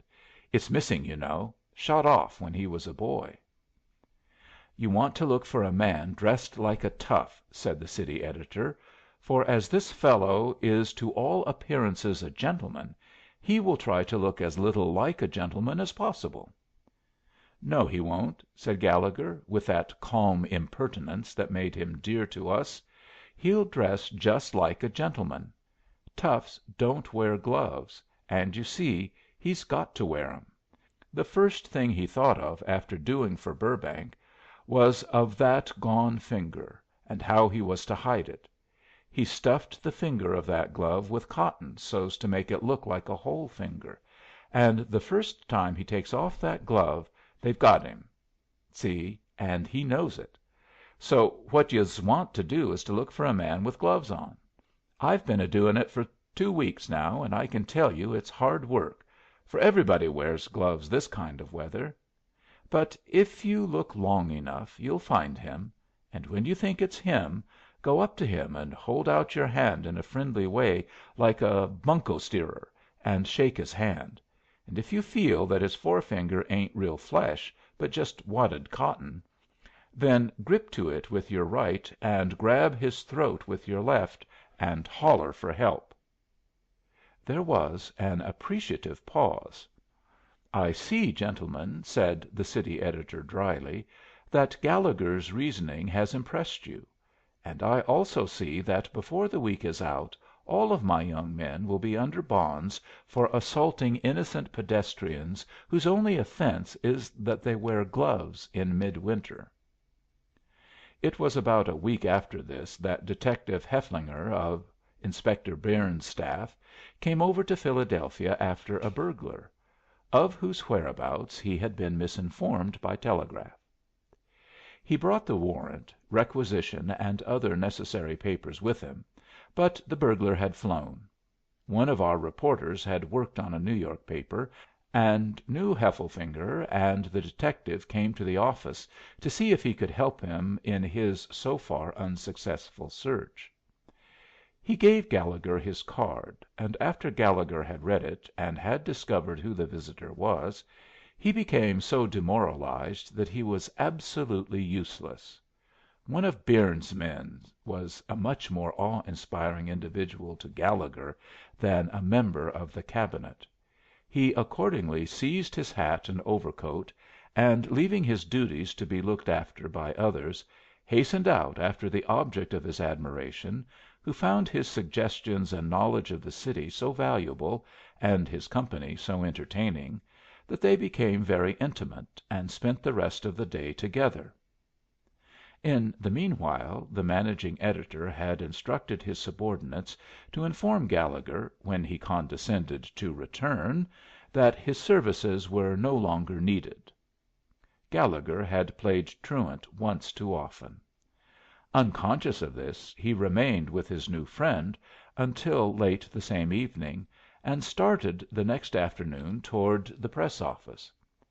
As I have said, Gallegher lived in the most distant part of the city, not many minutes' walk from the Kensington railroad station, where trains ran into the suburbs and on to New York. It was in front of this station that a smoothly shaven, well dressed man brushed past Gallegher and hurried up the steps to the ticket office. He held a walking stick in his right hand, and Gallegher, who now patiently scrutinized the hands of every one who wore gloves, saw that while 3 fingers of the man's hand were closed around the cane, the fourth stood out in almost a straight line with his palm. Gallegher stopped with a gasp, and with a trembling all over his little body, and his brain asked with a throb if it could be possible. But possibilities and probabilities were to be discovered later. Now was the time for action. He was after the man in a moment, hanging at his heels and his eyes moist with excitement. He heard the man ask for a ticket to Torresdale, a little station just outside of Philadelphia, and when he was out of hearing, but not out of sight, purchased one for the same place. The stranger went into the smoking car and seated himself at one end toward the door. Gallegher took his place at the opposite end. He was trembling all over, and suffered from a slight feeling of nausea. He guessed it came from fright, not of any bodily harm that might come to him, but of the probability of failure in his adventure and of its most momentous possibilities. The stranger pulled his coat collar up around his ears, hiding the lower portion of his face, but not concealing the resemblance in his troubled eyes and close shut lips to the likenesses of the murderer Hade. They reached Torresdale in half an hour, and the stranger, alighting quickly, struck off at a rapid pace down the country road leading to the station. Gallegher gave him 100 yards start, and then followed slowly after. The road ran between fields and past a few frame houses set far from the road in kitchen gardens. Once or twice the man looked back over his shoulder, but he saw only a dreary length of road with a small boy splashing through the slush in the midst of it and stopping every now and again to throw snowballs at belated sparrows. After a 10 minutes' walk the stranger turned into a side road which led to only one place, the Eagle Inn, an old roadside hostelry, known now as the headquarters for pot hunters from the Philadelphia game market and the battleground of many a cockfight. Gallegher knew the place well. He and his young companions had often stopped there when out chestnutting on holidays in the autumn. The son of the man who kept it had often accompanied them on their excursions, and though the boys of the city streets considered him a dumb lout, they respected him somewhat owing to his inside knowledge of dog and cock fights. The stranger entered the inn at a side door, and Gallegher, reaching it a few minutes later, let him go for the time being, and set about finding his occasional playmate, young Keppler.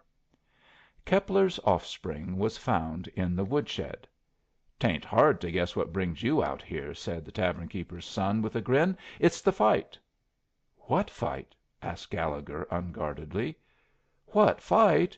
Why, the fight," returned his companion, with the slow contempt of superior knowledge. "It's to come off here to night. You knew that as well as me. Anyway, your sportin' editor knows it. He got the tip last night, but that won't help you any. You needn't think there's any chance of your getting a peep at it. Why, tickets is $250 apiece." "Whew!" whistled Gallegher. "Where's it to be?" "In the barn," whispered Keppler. "I helped 'em fix the ropes this morning, I did." "Gosh, but you're in luck!" exclaimed Gallegher, with flattering envy. "Couldn't I just get a peep at it?" "Maybe," said the gratified Keppler. "There's a winder with a wooden shutter at the back of the barn. You can get in by it, if you have some one to boost you up to the sill." "Say," drawled Gallegher, as if something had but just that moment reminded him, "who's that gent who come down the road just a bit ahead of me, him with the cape coat? Has he got anything to do with the fight?" "Him?" repeated Keppler in tones of sincere disgust.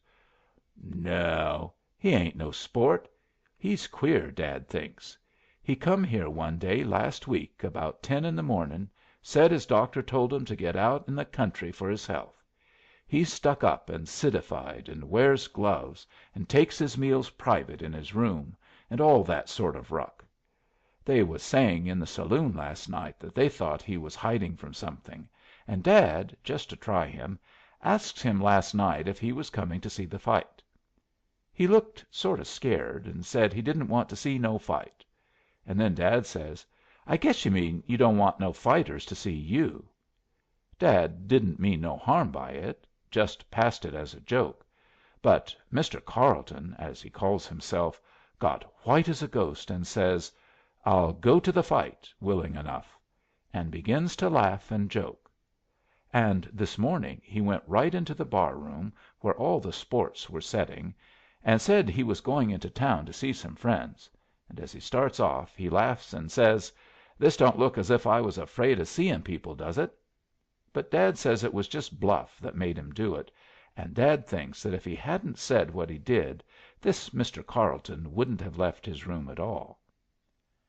Gallegher had got all he wanted, and much more than he had hoped for, so much more that his walk back to the station was in the nature of a triumphal march. He had 20 minutes to wait for the next train, and it seemed an hour. While waiting he sent a telegram to Hefflefinger at his hotel. It read: "Your man is near the Torresdale station on Pennsylvania Railroad. Take cab and meet me at station. Wait until I come. Gallegher." With the exception of one at midnight, no other train stopped at Torresdale that evening, hence the direction to take a cab. The train to the city seemed to Gallegher to drag itself by inches. It stopped and backed at purposeless intervals, waited for an express to precede it, and dallied at stations, and when at last it reached the terminus, Gallegher was out before it had stopped, and was in the cab and off on his way to the home of the sporting editor.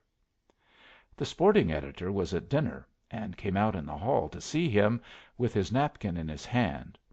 Gallegher explained breathlessly that he had located the murderer for whom the police of 2 continents were looking, and that he believed, in order to quiet the suspicions of the people with whom he was hiding, that he would be present at the fight that night. The sporting editor led Gallegher into his library and shut the door. "Now," he said, "go over all that again." Gallegher went over it again in detail, and added how he had sent for Hefflefinger to make the arrest in order that it might be kept from the knowledge of the local police and from the Philadelphia reporters. "What I want Hefflefinger to do is to arrest Hade with the warrant he has for the burglar," explained Gallegher, "and to take him on to New York on the Owl train that passes Torresdale at 1. It don't get to Jersey City until 4 o'clock, 1 hour after the morning papers go to press. Of course we must fix Hefflefinger so he'll keep quiet and not tell who his prisoner really is." The sporting editor reached his hand out to pat Gallegher on the head, but changed his mind and shook hands with him instead. "My boy," he said, "you are an infant phenomenon.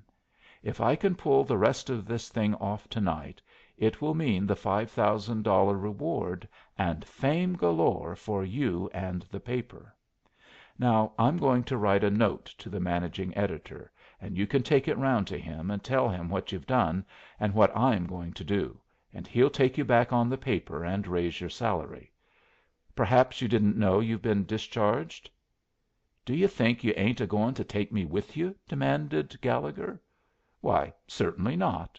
Why should I? It all lies with the detective and myself now. You've done your share, and done it well. If the man's caught, the reward's yours. But you'd only be in the way now. You'd better go to the office and make your peace with the chief." "If the paper can get along without me, I can get along without the old paper," said Gallegher, hotly. "And if I ain't a going with you, you ain't neither. For I know where Hefflefinger is to be, and you don't, and I won't tell you." "Oh, very well, very well," replied the sporting editor, weakly capitulating. "I'll send the note by a messenger. Only mind, if you lose your place, don't blame me." Gallegher wondered how this man could value a week's salary against the excitement of seeing a noted criminal run down, and of getting the news to the paper, and to that one paper alone. From that moment the sporting editor sank in Gallegher's estimation. Mr. Dwyer sat down at his desk and scribbled off the following note: I have received reliable information that Hade, the Burrbank murderer, will be present at the fight to night. We have arranged it so that he will be arrested quietly and in such a manner that the fact may be kept from all other papers. I need not point out to you that this will be the most important piece of news in the country to morrow. Yours, etc., Michael E. Dwyer. The sporting editor stepped into the waiting cab, while Gallegher whispered the directions to the driver. He was told to go first to a district messenger office, and from there up to the Ridge Avenue Road, out Broad Street, and on to the old Eagle Inn, near Torresdale. It was a miserable night. The rain and snow were falling together, and freezing as they fell. The sporting editor got out to send his message to the press office, and then, lighting a cigar, and turning up the collar of his greatcoat, curled up in the corner of the cab. "Wake me when we get there, Gallegher," he said. He knew he had a long ride, and much rapid work before him, and he was preparing for the strain. To Gallegher the idea of going to sleep seemed almost criminal.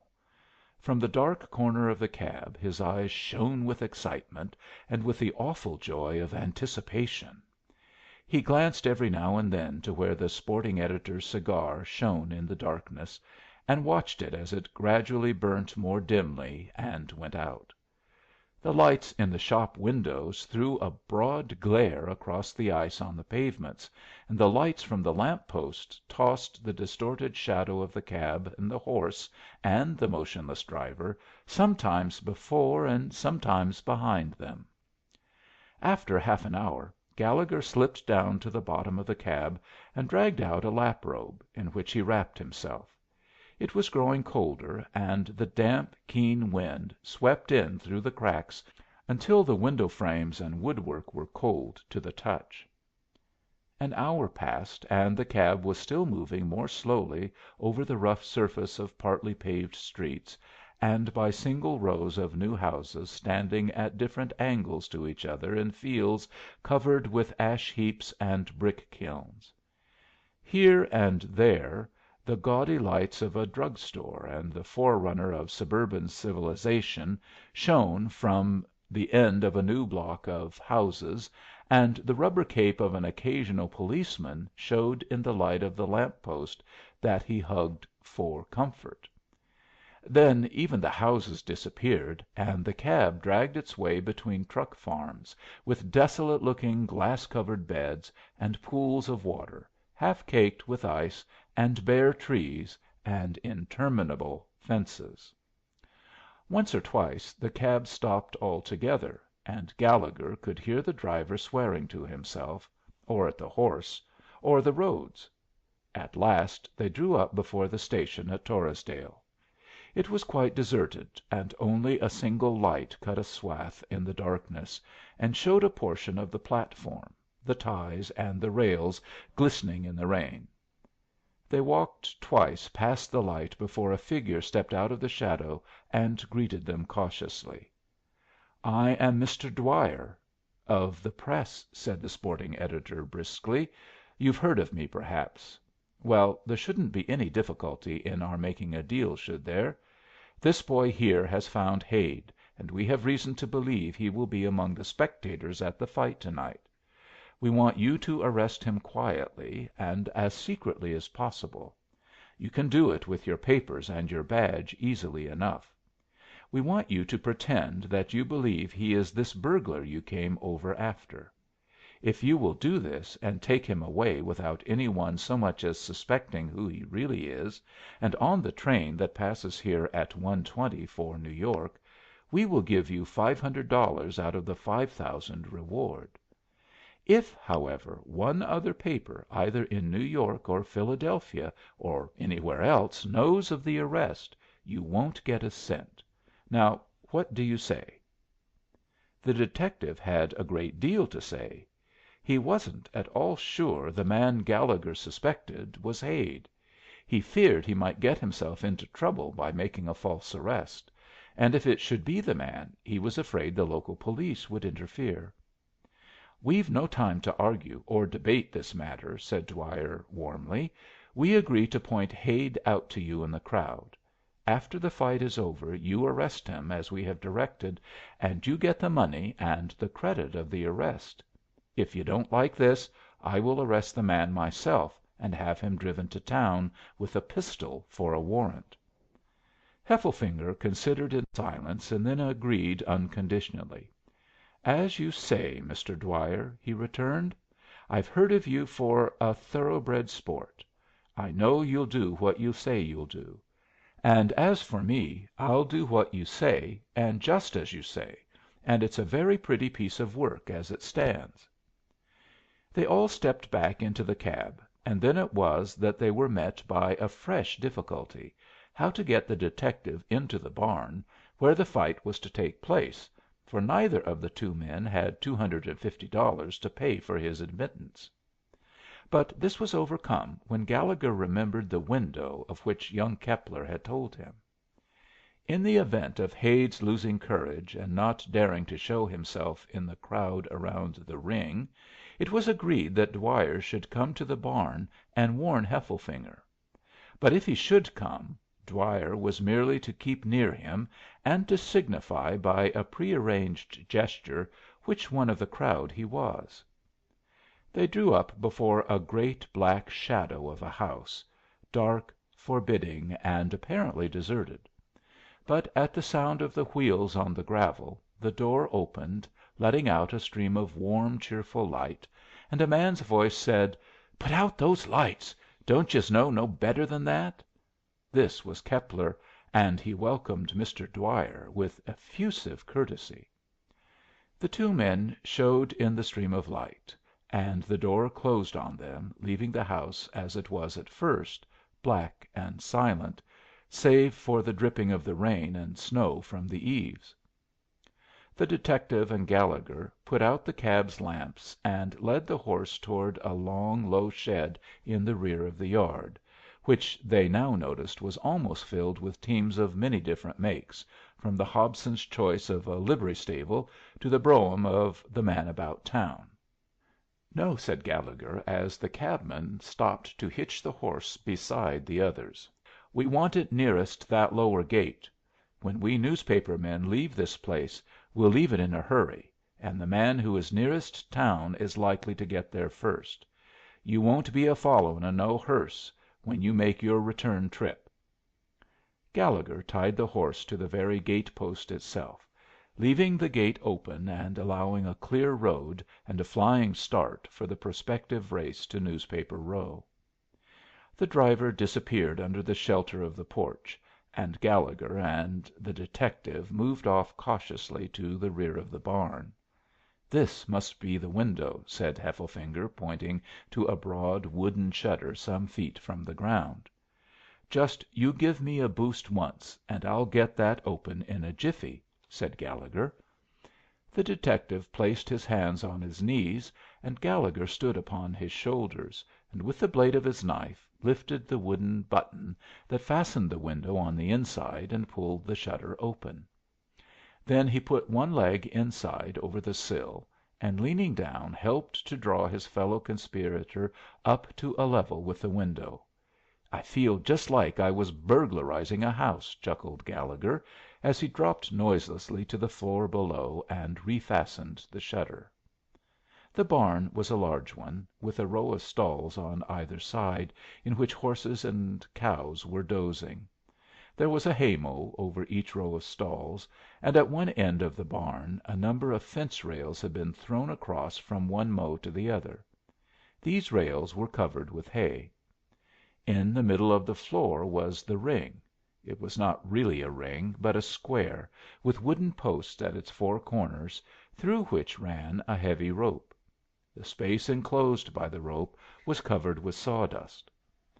Gallegher could not resist stepping into the ring, and after stamping the sawdust once or twice, as if to assure himself that he was really there, began dancing around it and indulging in such a remarkable series of fistic manoeuvres with an imaginary adversary that the unimaginative detective precipitately backed into a corner of the barn. "Now, then," said Gallegher, having apparently vanquished his foe, "you come with me." His companion followed quickly as Gallegher climbed to one of the haymows, and crawling carefully out on the fence rail, stretched himself at full length, face downward. In this position, by moving the straw a little, he could look down, without being himself seen, upon the heads of whomsoever stood below. "This is better'n a private box, ain't it?" said Gallegher. The boy from the newspaper office and the detective lay there in silence, biting at straws and tossing anxiously on their comfortable bed. It seemed fully 2 hours before they came. Gallegher had listened without breathing, and with every muscle on a strain, at least a dozen times, when some movement in the yard had led him to believe that they were at the door. And he had numerous doubts and fears.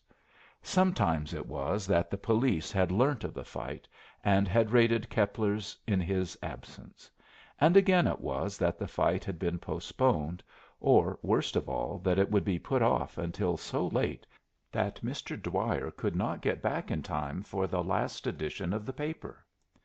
Their coming, when at last they came, was heralded by an advanced guard of 2 sporting men who stationed themselves at either side of the big door.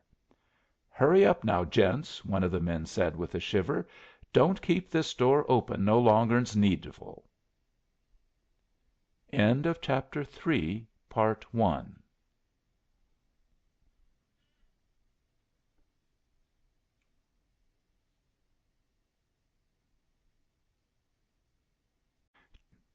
Chapter 3, Gallegher, a Newspaper Story, Part II. It was not a very large crowd, but it was wonderfully well selected. It ran, in the majority of its component parts, to heavy white coats with pearl buttons. The white coats were shouldered by long blue coats with astrakhan fur trimmings, the wearers of which preserved a clickiness not remarkable when one considers that they believed every one else present to be either a crook or a prize fighter. There were well fed, well groomed clubmen and brokers in the crowd, a politician or two, a popular comedian with his manager, amateur boxers from the athletic clubs, and quiet, closed mouthed sporting men from every city in the country. Their names, if printed in the papers, would have been as familiar as the types of the papers themselves. And among these men, whose only thought was of the brutal sport to come, was Hade, with Dwyer standing at ease at his shoulder. Hade, white and visibly in deep anxiety, hiding his pale face beneath a cloth travelling cap, and with his chin muffled in a woolen scarf. He had dared to come because he feared his danger from the already suspicious Keppler was less than if he stayed away; and so he was there, hovering restlessly on the border of the crowd, feeling his danger and sick with fear.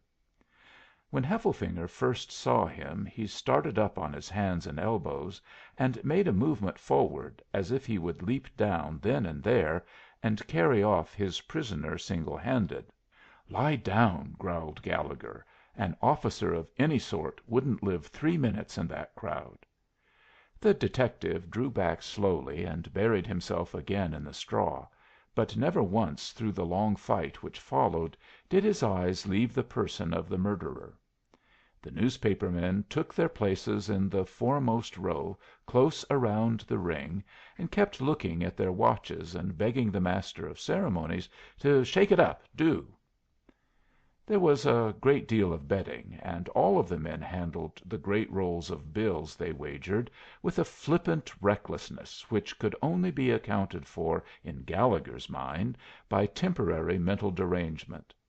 Some one pulled a box out into the ring, and the master of ceremonies mounted it and pointed out in forcible language that as they were almost all already under bonds to keep the peace, it behooved all to curb their excitement and to maintain a severe silence unless they wanted to bring the police upon them and have themselves sent down for a year or two.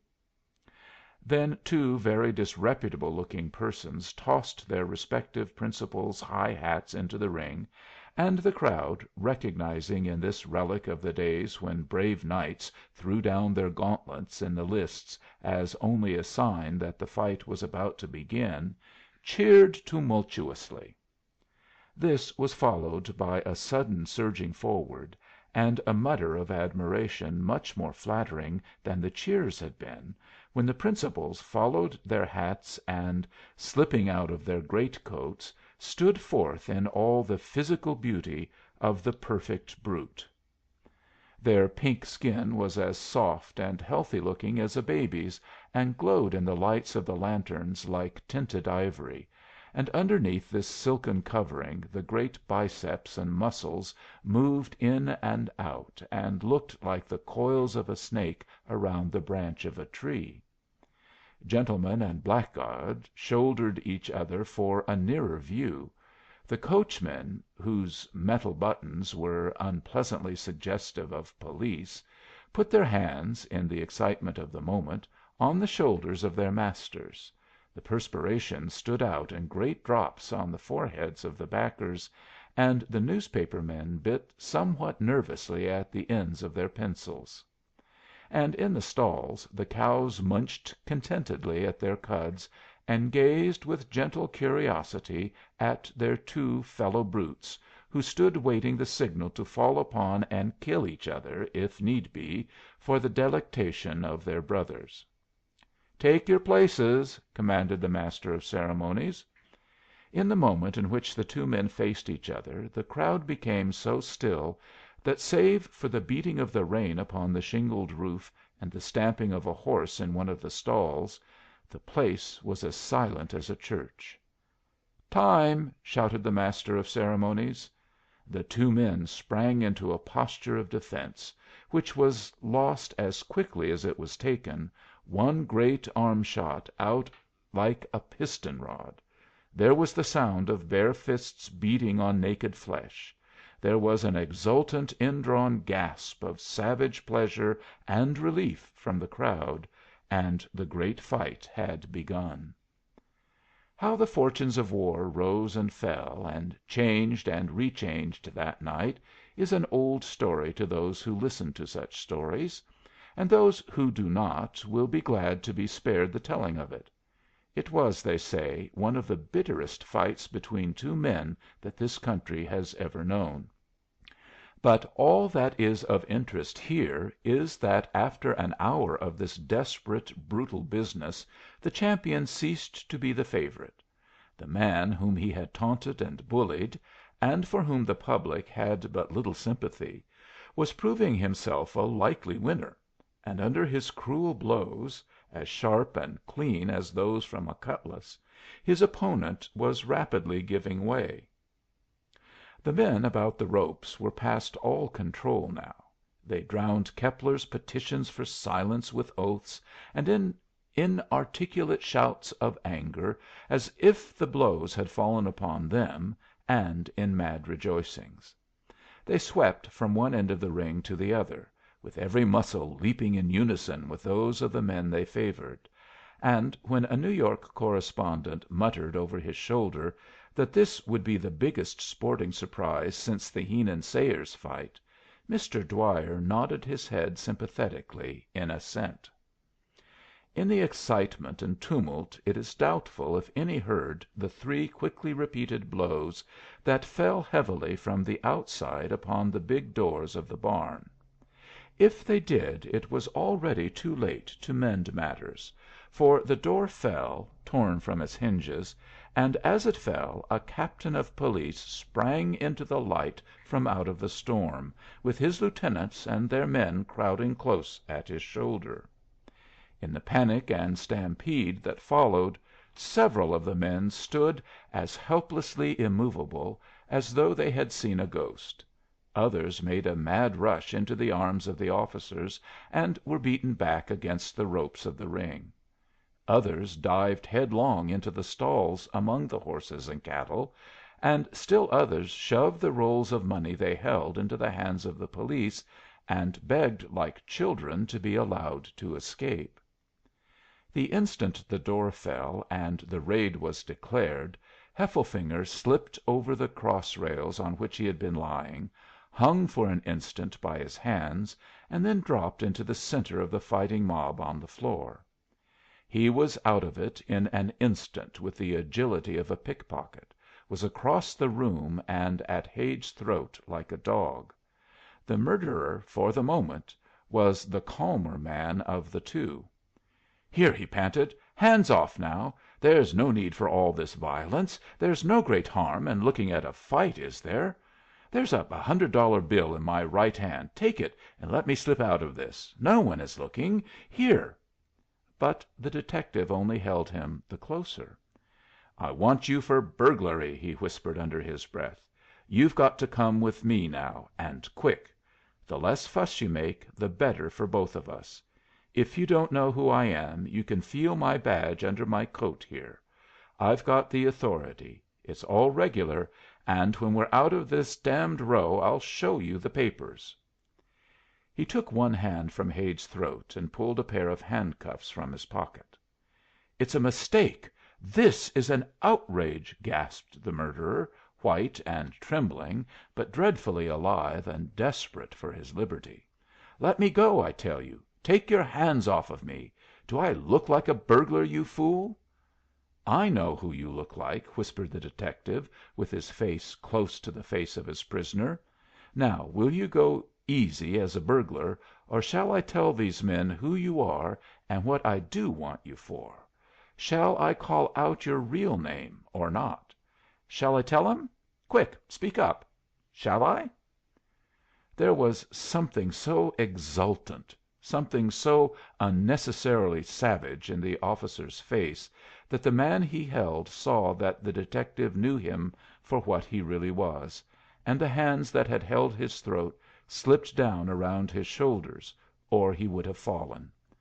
The man's eyes opened and closed again, and he swayed weakly backward and forward, and choked as if his throat were dry and burning. Even to such a hardened connoisseur in crime as Gallegher, who stood closely by, drinking it in, there was something so abject in the man's terror that he regarded him with what was almost a touch of pity. "For God's sake," Hade begged, "let me go. Come with me to my room and I'll give you half the money. I'll divide with you fairly. We can both get away. There's a fortune for both of us there. We both can get away. You'll be rich for life. Do you understand? For life." But the detective, to his credit, only shut his lips the tighter.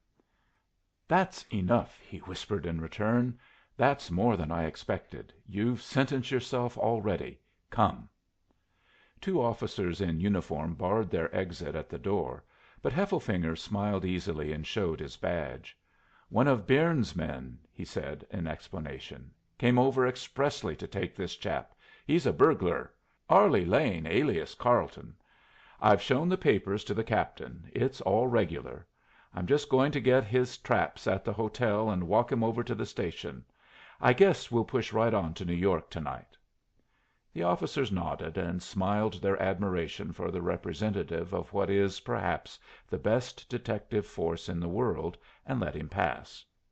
Then Hefflefinger turned and spoke to Gallegher, who still stood, as watchful as a dog, at his side. "I'm going to his room to get the bonds and stuff," he whispered. "Then I'll march him to the station and take that train. I've done my share. Don't forget yours." "Oh, you'll get your money right enough," said Gallegher. "And say," he added, with the appreciative nod of an expert, "do you know, you did it rather well." Mr. Dwyer had been writing while the raid was settling down, as he had been writing while waiting for the fight to begin. Now he walked over to where the other correspondents stood in angry conclave. The newspaper men had informed the officers who hemmed them in that they represented the principal papers of the country, and were expostulating vigorously with the captain, who had planned the raid, and who declared they were under arrest. "Don't be an ass, Scott," said Mr. Dwyer, who was too excited to be polite or politic. "You know our being here isn't a matter of choice. We came here on business, as you did, and you've no right to hold us." "If we don't get our stuff on the wire at once," protested a New York man, "we'll be too late for to morrow's paper, and " Captain Scott said he did not care a profanely small amount for to morrow's paper, and that all he knew was that to the station house the newspaper men would go. There they would have a hearing, and if the magistrate chose to let them off, that was the magistrate's business, but that his duty was to take them into custody. "But then it will be too late, don't you understand?" shouted Mr. Dwyer. "You've got to let us go now, at once."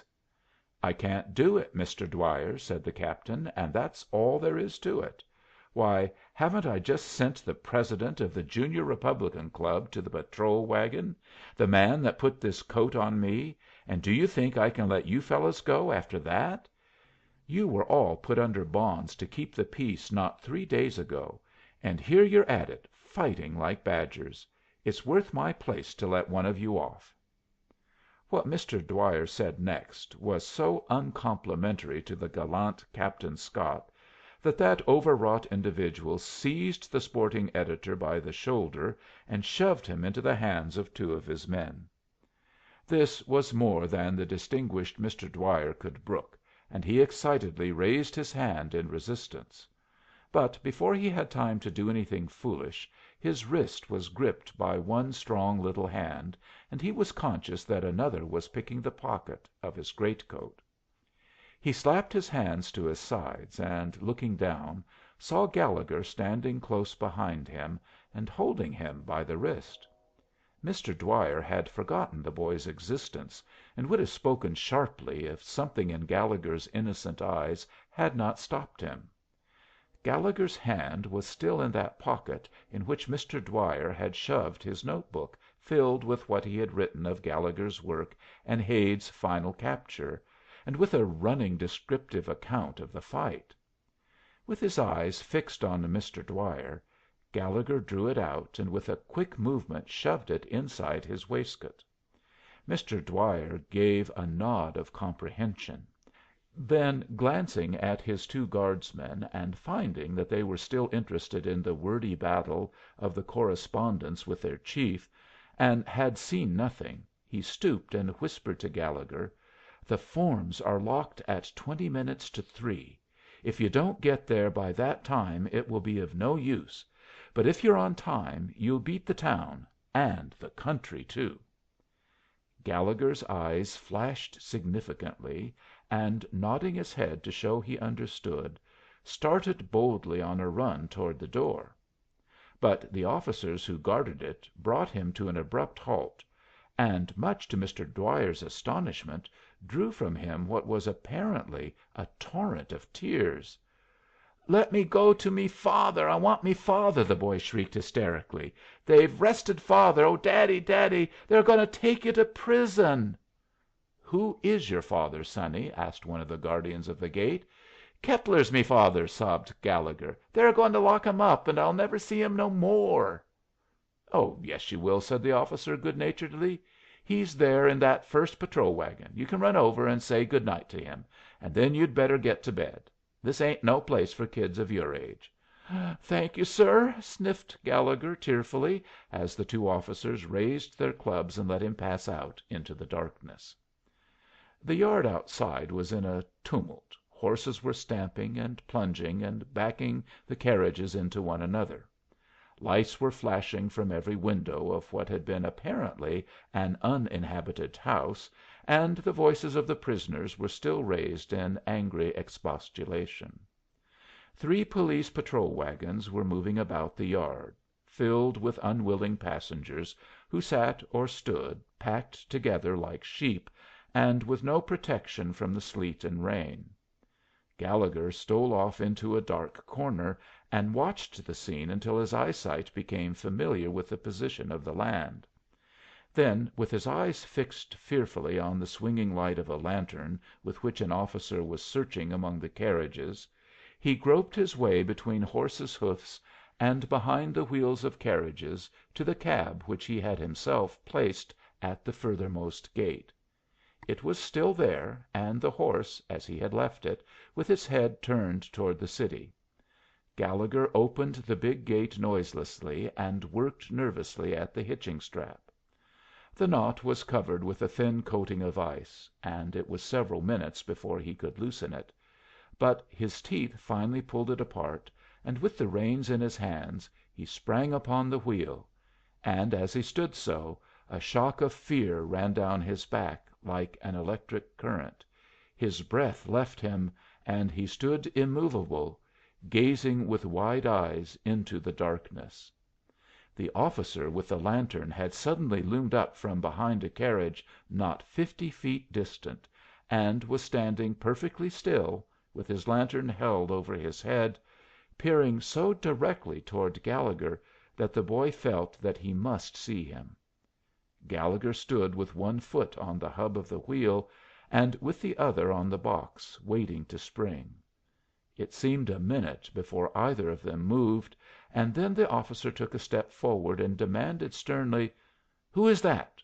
What are you doing there?" There was no time for parley then. Gallegher felt that he had been taken in the act, and that his only chance lay in open flight. He leaped up on the box, pulling out the whip as he did so, and with a quick sweep lashed the horse across the head and back. The animal sprang forward with a snort, narrowly clearing the gate post and plunging off into the darkness. "Stop!" cried the officer. So many of Gallegher's acquaintances among the longshoremen and mill hands had been challenged in so much the same manner that Gallegher knew what would probably follow if the challenge was disregarded. So he slipped from his seat to the footboard below and ducked his head. The 3 reports of a pistol, which rang out briskly from behind him, proved that his early training had given him a valuable fund of useful miscellaneous knowledge. "Don't you be scared," he said reassuringly to the horse. "He's firing in the air." The pistol shots were answered by the impatient clangor of a patrol wagon's gong, and glancing over his shoulder, Gallegher saw its red and green lanterns tossing from side to side, and looking in the darkness like the side lights of a yacht plunging forward in a storm. "I hadn't bargained to race you against no patrol wagons," said Gallegher to his animal. "But if they want a race, we'll give 'em a tough tussle for it, won't we?" Philadelphia, lying 4 miles to the south, sent up a faint yellow glow to the sky. It seemed very far away, and Gallegher's braggadocio grew cold within him at the loneliness of his adventure and the thought of the long ride before him. It was still bitterly cold. The rain and sleet beat through his clothes and struck his skin with a sharp, chilling touch that set him trembling. Even the thought of the overweighted patrol wagon probably sticking in the mud some safe distance in the rear failed to cheer him, and the excitement that had so far made him callous to the cold died out and left him weaker and nervous. But his horse was chilled with the long standing, and now leaped eagerly forward, only too willing to warm the half frozen blood in its veins. "You're a good beast," said Gallegher, plaintively. "You've got more nerve than me. Don't you go back on me now. Mr. Dwyer says we've got to beat the town." Gallegher had no idea what time it was as he rode through the night, but he knew he would be able to find out from a big clock over a manufactory at a point nearly 3/4 of the distance from Keppler's to the goal. He was still in the open country and driving recklessly, for he knew the best part of his ride must be made outside the city limits. He raced between desolate looking cornfields with bare stalks and patches of muddy earth rising above the thin covering of snow. Truck farms and brick yards fell behind him on either side. It was very lonely work, and once or twice the dogs ran yelping to the gates and barked after him. Part of his way lay parallel with the railroad tracks, and he drove for some time beside long lines of freight and coal cars as they stood resting for the night. The fantastic Queen Anne suburban stations were dark and deserted, but in one or two of the block towers he could see the operators writing at their desks, and the sight in some way comforted him. Once he thought of stopping to get out the blanket in which he had wrapped himself on the first trip, but he feared to spare the time, and drove on with his teeth chattering and his shoulders shaking with the cold. He welcomed the first solitary row of darkened houses with a faint cheer of recognition. The scattered lamp posts lightened his spirits, and even the badly paved streets rang under the beats of his horse's feet like music. Great mills and manufactories, with only a night watchman's light in the lowest of their many stories, began to take the place of the gloomy farm houses and gaunt trees that had startled him with their grotesque shapes. He had been driving nearly an hour, he calculated, and in that time the rain had changed to a wet snow that fell heavily and clung to whatever it touched. He passed block after block of trim workmen's houses, as still and silent as the sleepers within them, and at last he turned the horse's head into Broad Street, the city's great thoroughfare that stretches from its one end to the other and cuts it evenly in two. He was driving noiselessly over the snow and slush in the street, with his thoughts bent only on the clock face he wished so much to see, when a hoarse voice challenged him from the sidewalk. "Hey, you! Stop there! Hold up!" said the voice. Gallegher turned his head, and though he saw that the voice came from under a policeman's helmet, his only answer was to hit his horse sharply over the head with his whip and to urge it into a gallop. This, on his part, was followed by a sharp, shrill whistle from the policeman. Another whistle answered it from a street corner one block ahead of him. "Whoa!" said Gallegher, pulling on the reins. "There's one too many of them," he added, in apologetic explanation. The horse stopped and stood, breathing heavily, with great clouds of steam rising from its flanks. "Why in hell didn't you stop when I told you to?" demanded the voice, now close at the cab's side. "I didn't hear you," returned Gallegher, sweetly, "but I heard you whistle, and I heard your partner whistle, and I thought maybe it was me you wanted to speak to, so I just stopped." "You heard me well enough. Why aren't your lights lit?" demanded the voice. "Should I have 'em lit?" asked Gallegher, bending over and regarding them with sudden interest. "You know you should, and if you don't, you've no right to be driving that cab. I don't believe you're the regular driver, anyway. Where'd you get it?" "It ain't my cab, of course," said Gallegher, with an easy laugh. "It's Luke McGovern's. He left it outside Cronin's while he went in to get a drink, and he took too much, and me father told me to drive it round to the stable for him. I'm Cronin's son. McGovern ain't in no condition to drive. You can see yourself how he's been misusing the horse. He puts it up at Bachman's livery stable, and I was just going around there now." Gallegher's knowledge of the local celebrities of the district confused the zealous officer of the peace. He surveyed the boy with a steady stare that would have distressed a less skilful liar. But Gallegher only shrugged his shoulders slightly, as if from the cold, and waited with apparent indifference to what the officer would say next. In reality his heart was beating heavily against his side, and he felt that if he was kept on a strain much longer he would give way and break down. A second snow covered form emerged suddenly from the shadow of the houses. "What is it, Reeder?" it asked. "Oh, nothing much," replied the first officer. "This kid hasn't any lamps lit, so I called to him to stop and he didn't do it, so I whistled to you. It's all right, though. He's just taking it round to Bachman's. Go ahead," he added, sulkily. "Get up," chirped Gallegher. "Good night," he added, over his shoulder. Gallegher gave a hysterical little gasp of relief as he trotted away from the two policemen, and poured bitter maledictions on their heads for two meddling fools as he went. "They might as well kill a man as scare him to death," he said, with an attempt to get back to his customary flippancy.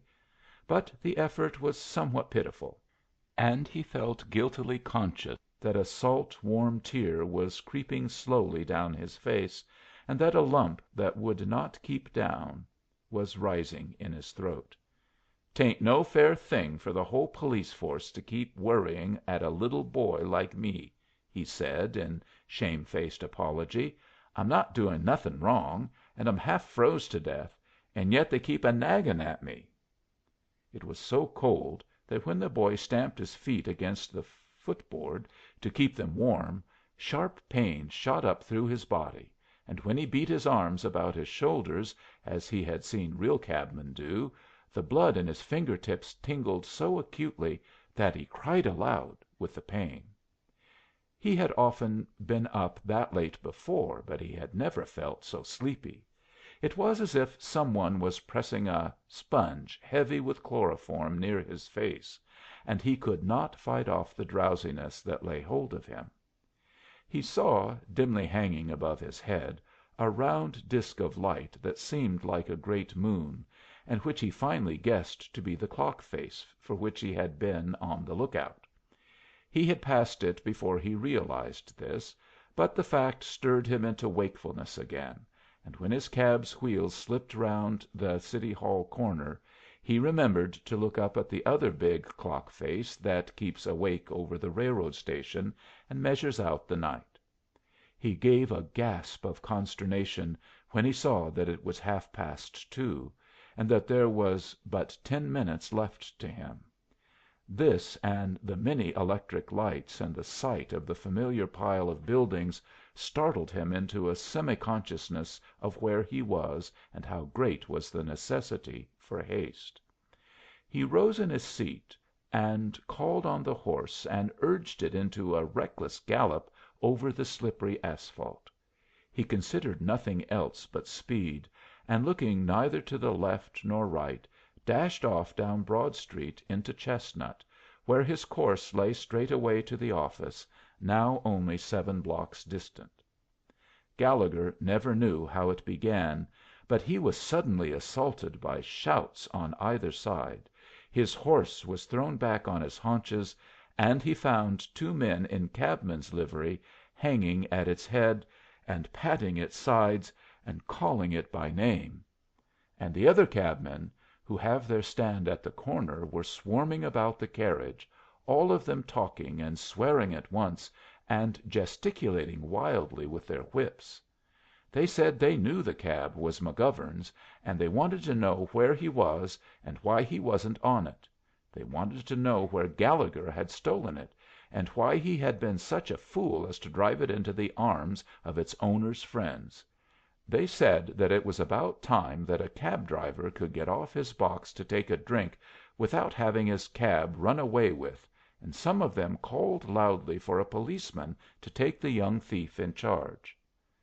Gallegher felt as if he had been suddenly dragged into consciousness out of a bad dream, and stood for a second like a half awakened somnambulist.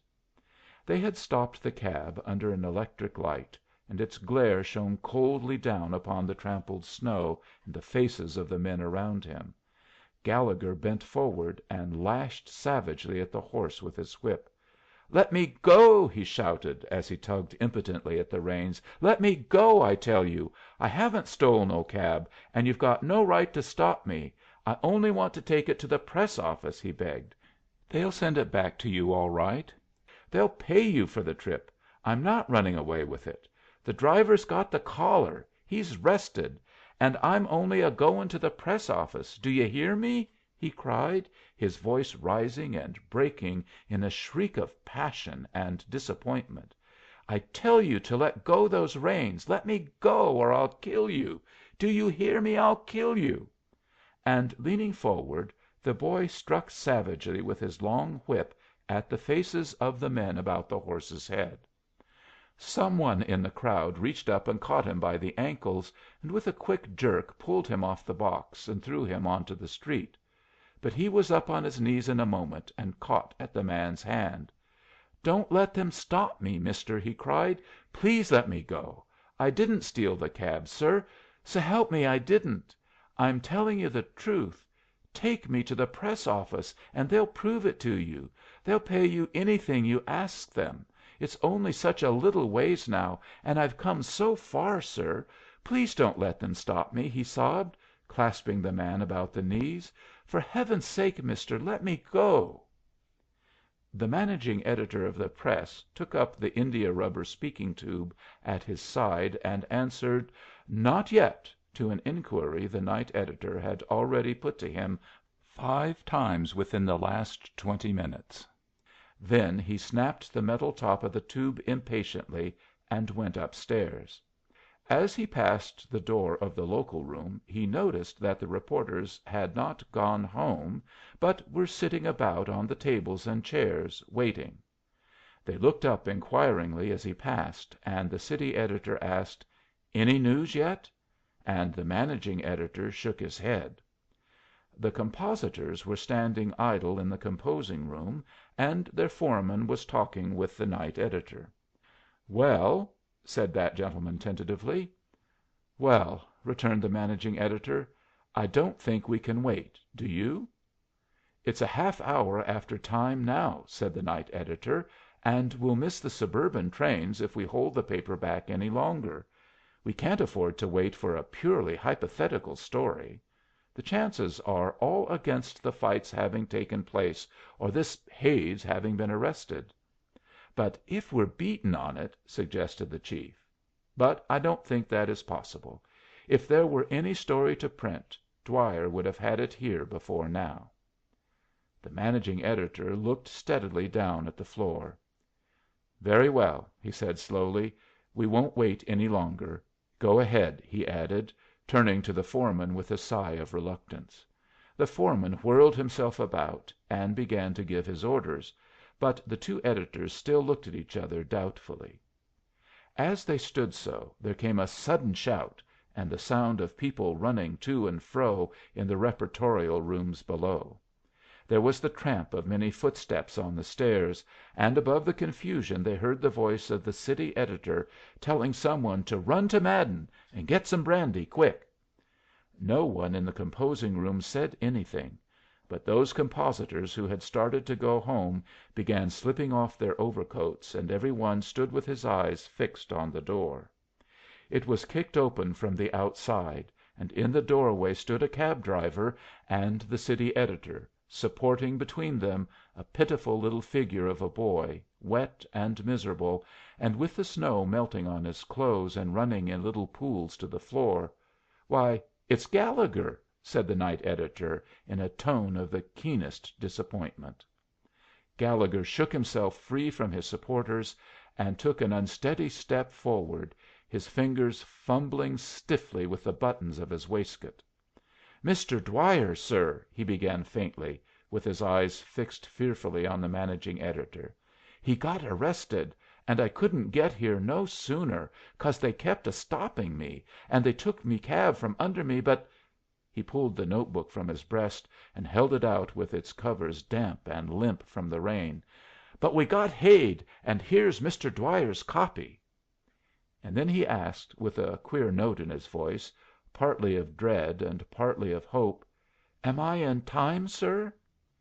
The managing editor took the book and tossed it to the foreman, who ripped out its leaves and dealt them out to his men as rapidly as a gambler deals out cards. Then the managing editor stooped and picked Gallegher up in his arms, and sitting down began to unlace his wet and muddy shoes.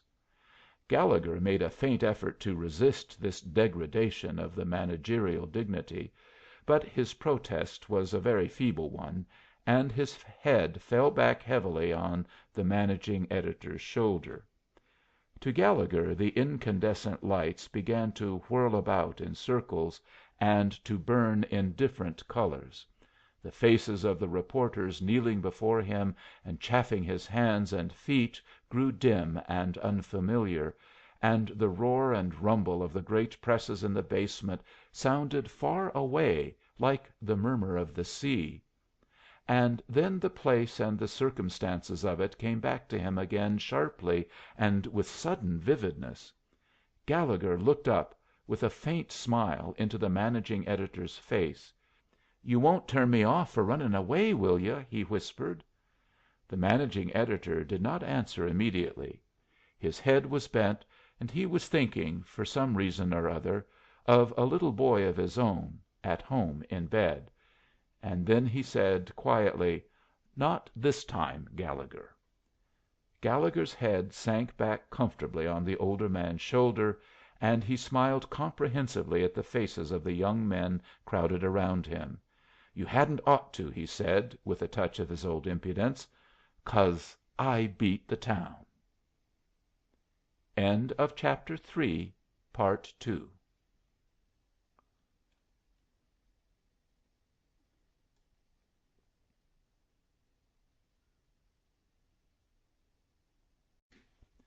Chapter 4. Blood Will Tell, Part 1. David Greene was an employee of the Burdett Automatic Punch Company. The manufacturing plant of the company was at Bridgeport, but in the New York offices there were working samples of all the punches, from the little nickel plated hand punch with which conductors squeezed holes in railroad tickets, to the big punch that could bite into an iron plate as easily as into a piece of pie. David's duty was to explain these different punches, and accordingly, when Burdett Senior or one of the sons turned a customer over to David, he spoke of him as a salesman. But David called himself a demonstrator. For a short time he even succeeded in persuading the other salesmen to speak of themselves as demonstrators, but the shipping clerks and bookkeepers laughed them out of it. They could not laugh David out of it. This was so partly because he had no sense of humor, and partly because he had a great great grandfather. Among the salesmen on lower Broadway, to possess a great great grandfather is unusual, even a great grandfather is a rarity, and either is considered superfluous. But to David the possession of a great great grandfather was a precious and open delight. He had possessed him only for a short time. Undoubtedly he always had existed, but it was not until David's sister Ann married a doctor in Bordentown, New Jersey, and became socially ambitious, that David emerged as a son of Washington. It was Sister Ann, anxious to "get in" as a daughter, and wear a distaff pin in her shirt waist, who discovered the revolutionary ancestor. She unearthed him, or rather ran him to earth, in the graveyard of the Presbyterian church at Bordentown. He was no less a person than General Hiram Greene, and he had fought with Washington at Trenton and at Princeton. Of this there was no doubt. That later, on moving to New York, his descendants became peace loving salesmen did not affect his record. To enter a society founded on heredity, the important thing is first to catch your ancestor, and having made sure of him, David entered the society of the Sons of Washington with flying colors. He was not unlike the man who had been speaking prose for 40 years without knowing it. He was not unlike the other man who woke to find himself famous. He had gone to bed a timid, near-sighted, underpaid salesman, without a relative in the world, except a married sister in Bordentown, and he awoke to find he was a direct descendant of Neck or Nothing Greene, a Revolutionary hero, a friend of Washington, a man whose portrait hung in the State House at Trenton. David's life had lacked color. The day he carried his certificate of membership to the big jewelry store uptown and purchased 2 rosettes, one for each of his 2 coats, was the proudest of his life. The other men in the Broadway office took a different view. As Wyckoff, one of Burdett's flying squadron of traveling salesmen, said, "All grandfathers look alike to me, whether they're great or great great great. Each one is as dead as the other. I'd rather have a live cousin who could loan me a five, or slip me a drink. What did your great great dad ever do for you?" "Well, for one thing," said David stiffly, "he fought in the War of the Revolution. He saved us from the shackles of monarchical England. He made it possible for me and you to enjoy the liberties of a free republic." "Don't try to tell me your grandfather did all that," protested Wyckoff, "because I know better. There were a lot of others helped. I read about it in a book." "I am not grudging glory to others," returned David. "I am only saying I am proud that I am a descendant of a revolutionist." Wyckoff dived into his inner pocket and produced a leather photograph frame that folded like a concertina. "I don't want to be a descendant," he said. "I'd rather be an ancestor.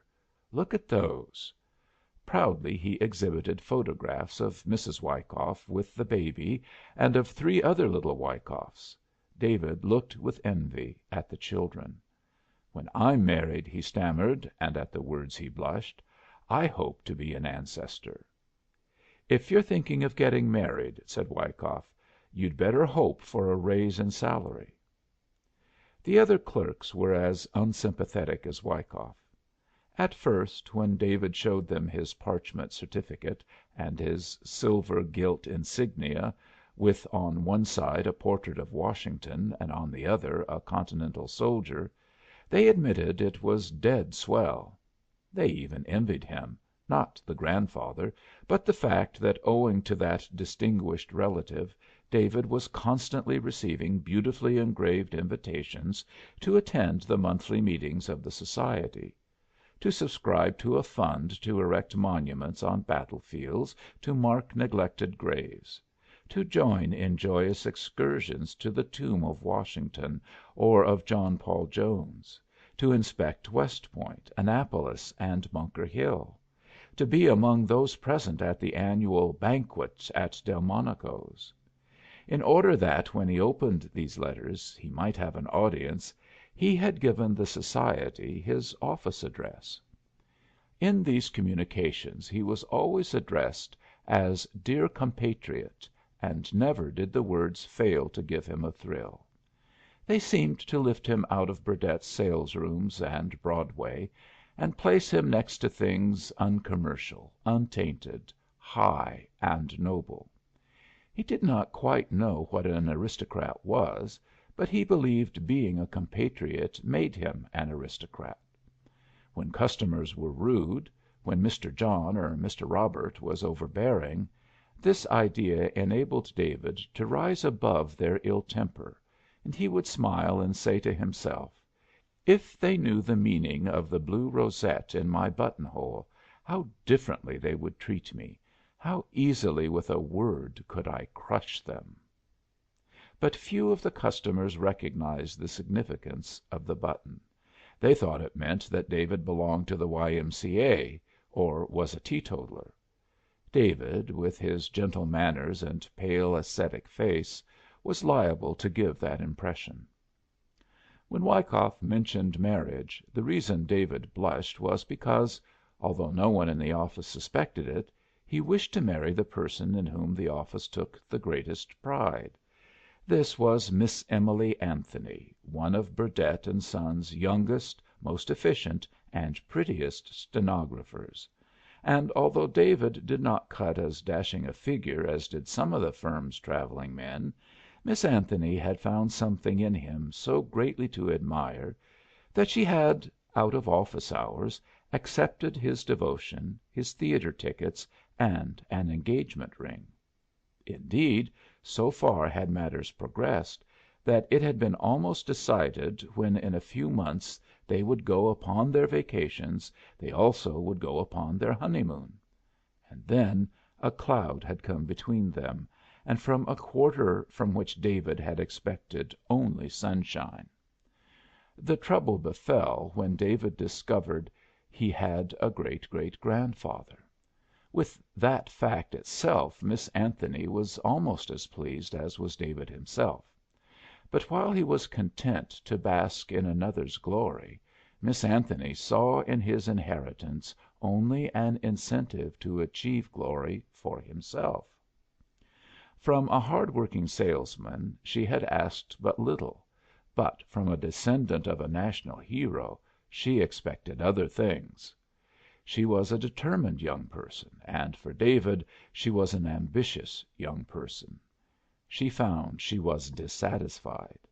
She found she was disappointed. The great great grandfather had opened up a new horizon, had in a way raised the standard. She was as fond of David as always, but his tale of past wars and battles, his accounts of present banquets at which he sat shoulder to shoulder with men of whom even Burdett and Sons spoke with awe, touched her imagination. "You shouldn't be content to just wear a button," she urged. "If you're a son of Washington you ought to act like one." "I know I'm not worthy of you," David sighed. "I don't mean that, and you know I don't," Emily replied indignantly. "It has nothing to do with me. I want you to be worthy of yourself, of your grandpa Hiram." "But how?" complained David. "What chance has a $25 a week clerk?" It was a year before the Spanish American War, while the patriots of Cuba were fighting the mother country for their independence. "If I were a son of the Revolution," said Emily, "I'd go to Cuba and help free it." "Don't talk nonsense!" cried David. "If I did that I'd lose my job, and we'd never be able to marry. Besides, what's Cuba done for me? All I know about Cuba is, I once smoked a Cuban cigar, and it made me ill." "Did Lafayette talk like that?" demanded Emily. "Did he ask what have the American rebels ever done for me?" "If I were in Lafayette's class," sighed David, "I wouldn't be selling automatic punches." "There's your trouble," declared Emily. "You lack self confidence. You're too humble. You've got fighting blood, and you ought to keep saying to yourself, 'Blood will tell,' and the first thing you know it will tell. You might begin by going into politics in your ward. Or you could join the militia. That takes only one night a week, and then, if we did go to war with Spain, you'd get a commission and come back a captain." Emily's eyes were beautiful with delight. But the sight gave David no pleasure. In genuine distress he shook his head. "Emily," he said, "you're going to be awfully disappointed in me." Emily's eyes closed as though they shied at some mental picture. But when she opened them they were bright, and her smile was kind and eager. "No, I'm not," she protested. "Only I want a husband with a career, and one who'll tell me to keep quiet when I try to run it for him." "I've often wished you would," said David. "Would what? Run your career for you?" "No, keep quiet. Only it didn't seem polite to tell you so." "Maybe I'd like you better," said Emily, "if you weren't so darned polite." A week later, early in the spring of 1897, the unexpected happened, and David was promoted into the flying squadron. He now was a travelling salesman, with a rise in salary and a commission on orders. It was a step forward, but as going on the road meant absence from Emily, David was not elated. Nor did it satisfy Emily. It was not money she wanted. Her ambition for David could not be silenced with a raise in wages. She did not say this, but David knew that in him she still found something lacking, and when they said good bye they both were ill at ease and completely unhappy. Formerly, each day when Emily, in passing David in the office, said good morning, she used to add the number of the days that still separated them from the vacation which also was to be their honeymoon. But for the last month she had stopped counting the days, at least she did not count them aloud. David did not ask her why this was so. He did not dare. and sooner than learn the truth that she had decided not to marry him, or that she was even considering not marrying him, he asked no questions; but in ignorance of her present feelings set forth on his travels. Absence from Emily hurt just as much as he had feared it would. He missed her, needed her, longed for her. In numerous letters he told her so. But owing to the frequency with which he moved, her letters never caught up with him. It was almost a relief. He did not care to think of what they might tell him. The route assigned David took him through the South and kept him close to the Atlantic seaboard.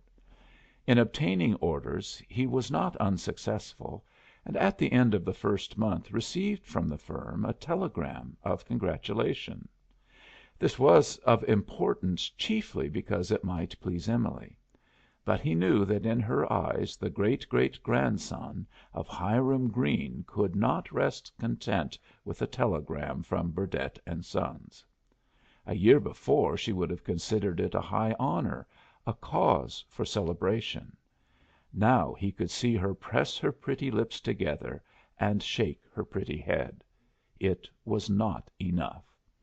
But how could he accomplish more? He began to hate his great great grandfather. He began to wish Hiram Greene had lived and died a bachelor. And then Dame Fortune took David in hand and toyed with him and spanked him and pelted and petted him until finally she made him her favorite son. Dame Fortune went about this work in an abrupt and arbitrary manner. On the night of the 1st of March, 1897, two trains were scheduled to leave the Union Station at Jacksonville at exactly the same minute, and they left exactly on time. As never before in the history of any Southern railroad has this miracle occurred, it shows that when Dame Fortune gets on the job she is omnipotent. She placed David on the train to Miami as the train he wanted drew out for Tampa, and an hour later, when the conductor looked at David's ticket, he pulled the bell cord and dumped David over the side into the heart of a pine forest. If he walked back along the track for 1 mile, the conductor reassured him, he would find a flag station where at midnight he could flag a train going north. In an hour it would deliver him safely in Jacksonville.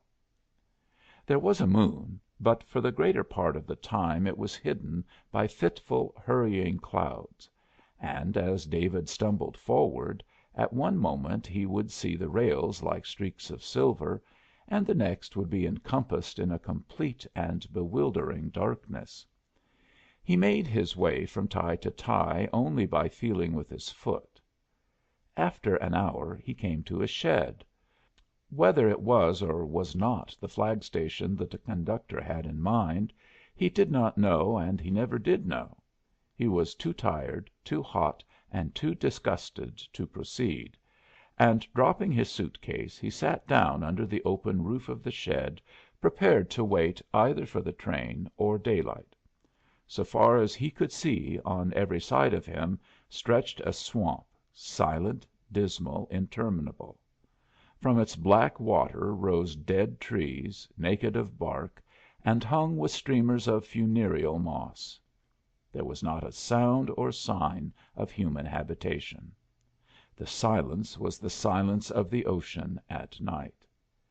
David remembered the berth reserved for him on the train to Tampa, and of the loathing with which he had considered placing himself between its sheets.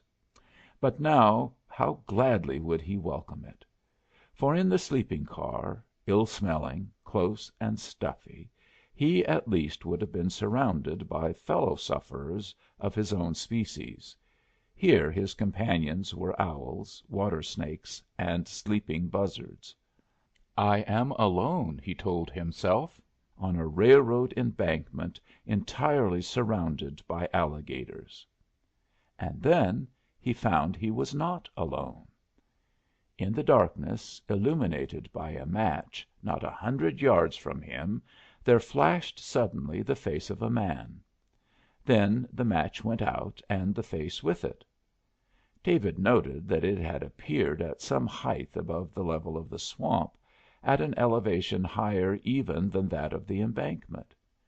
It was as though the man had been sitting on the limb of a tree. David crossed the tracks and found that on the side of the embankment opposite the shed there was solid ground and what once had been a wharf. He advanced over this cautiously, and as he did so the clouds disappeared, and in the full light of the moon he saw a bayou broadening into a river, and made fast to the decayed and rotting wharf an ocean-going tug. It was from her deck that the man, in lighting his pipe, had shown his face.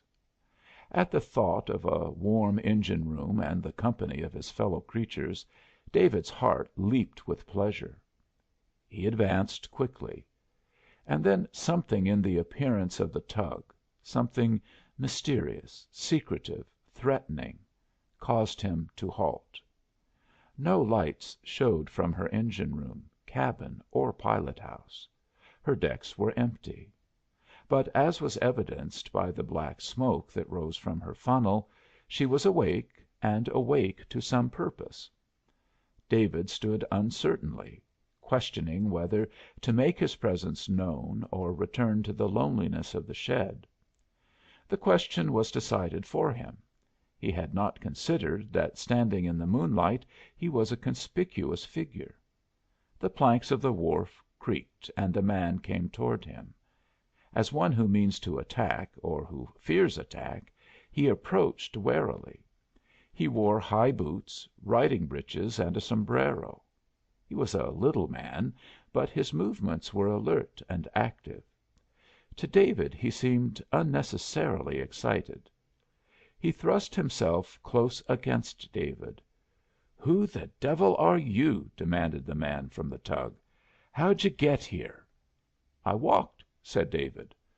"Walked?" the man snorted incredulously. "I took the wrong train," explained David pleasantly. "They put me off about a mile below here. I walked back to this flag station. I'm going to wait here for the next train north."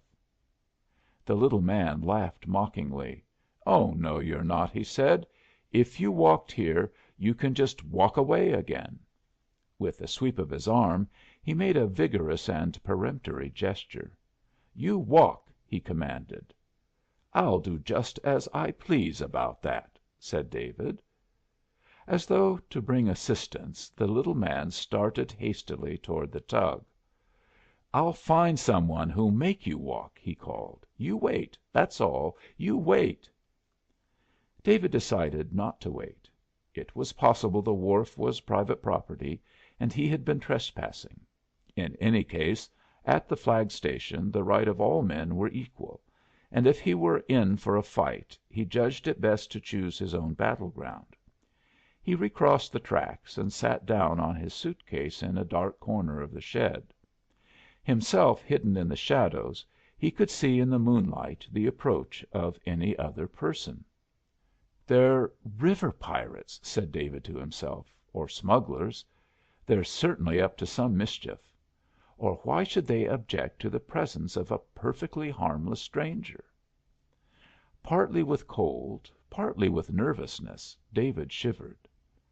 "I wish that train would come," he sighed. And instantly, as though in answer to his wish, from only a short distance down the track, he heard the rumble and creak of approaching cars. In a flash David planned his course of action. The thought of spending the night in a swamp infested by alligators and smugglers had become intolerable. He must escape, and he must escape by the train now approaching. To that end the train must be stopped. His plan was simple. The train was moving very, very slowly, and though he had no lantern to wave, in order to bring it to a halt he need only stand on the track exposed to the glare of the headlight and wave his arms. David sprang between the rails and gesticulated wildly. But in amazement his arms fell to his sides. for the train, now only 100 yards distant and creeping toward him at a snail's pace, carried no headlight, and though in the moonlight David was plainly visible, it blew no whistle, tolled no bell. Even the passenger coaches in the rear of the sightless engine were wrapped in darkness. It was a ghost of a train, a Flying Dutchman of a train, a nightmare of a train. It was as unreal as the black swamp, as the moss on the dead trees, as the ghostly tugboat tied to the rotting wharf. "Is the place haunted?" exclaimed David. He was answered by the grinding of brakes and by the train coming to a sharp halt. And instantly from every side men fell from it to the ground, and the silence of the night was broken by a confusion of calls and eager greeting and questions and sharp words of command. So fascinated was David in the stealthy arrival of the train and in her mysterious passengers that until they confronted him he did not note the equally stealthy approach of three men. Of these one was the little man from the tug.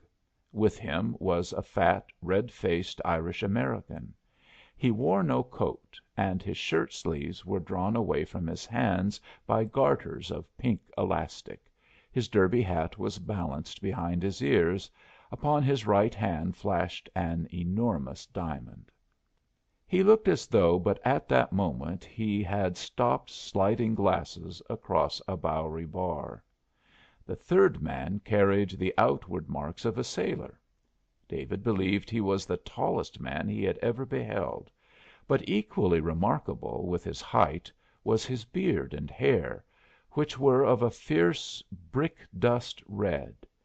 Even in the mild moonlight it flamed like a torch. "What's your business?" demanded the man with the flamboyant hair. "I came here," began David, "to wait for a train." The tall man bellowed with indignant rage. "Yes," he shouted, "this is the sort of place any one would pick out to wait for a train." In front of David's nose he shook a fist as large as a catcher's glove. "Don't you lie to me," he bullied. "Do you know who I am? Do you know who you're up against? I'm " The barkeeper person interrupted. "Never mind who you are," he said. "We know that. Find out who he is." David turned appealingly to the barkeeper. "Do you suppose I'd come here on purpose?" he protested. "I'm a travelling man." "You won't travel any to night," mocked the red haired one. "You've seen what you came to see, and all you want now is to get to a Western Union wire. Well, you don't do it. You don't leave here to night." As though he thought he had been neglected, the little man in riding boots pushed forward importantly. "Tie him to a tree," he suggested. "Better take him on board," said the barkeeper, "and send him back by the pilot. When we're once at sea he can't hurt us any." "What makes you think I want to hurt you?" demanded David. "Who do you think I am?" "We know who you are," shouted the fiery headed one. "You're a blankety blank spy. You're a government spy or a Spanish spy, and whichever you are, you don't get away to night." David had not the faintest idea what the man meant, but he knew his self respect was being ill treated, and his self respect rebelled. "You have made a very serious mistake," he said, "and whether you like it or not, I am leaving here to night, and you can go to the devil." End of Chapter 4, Part 1.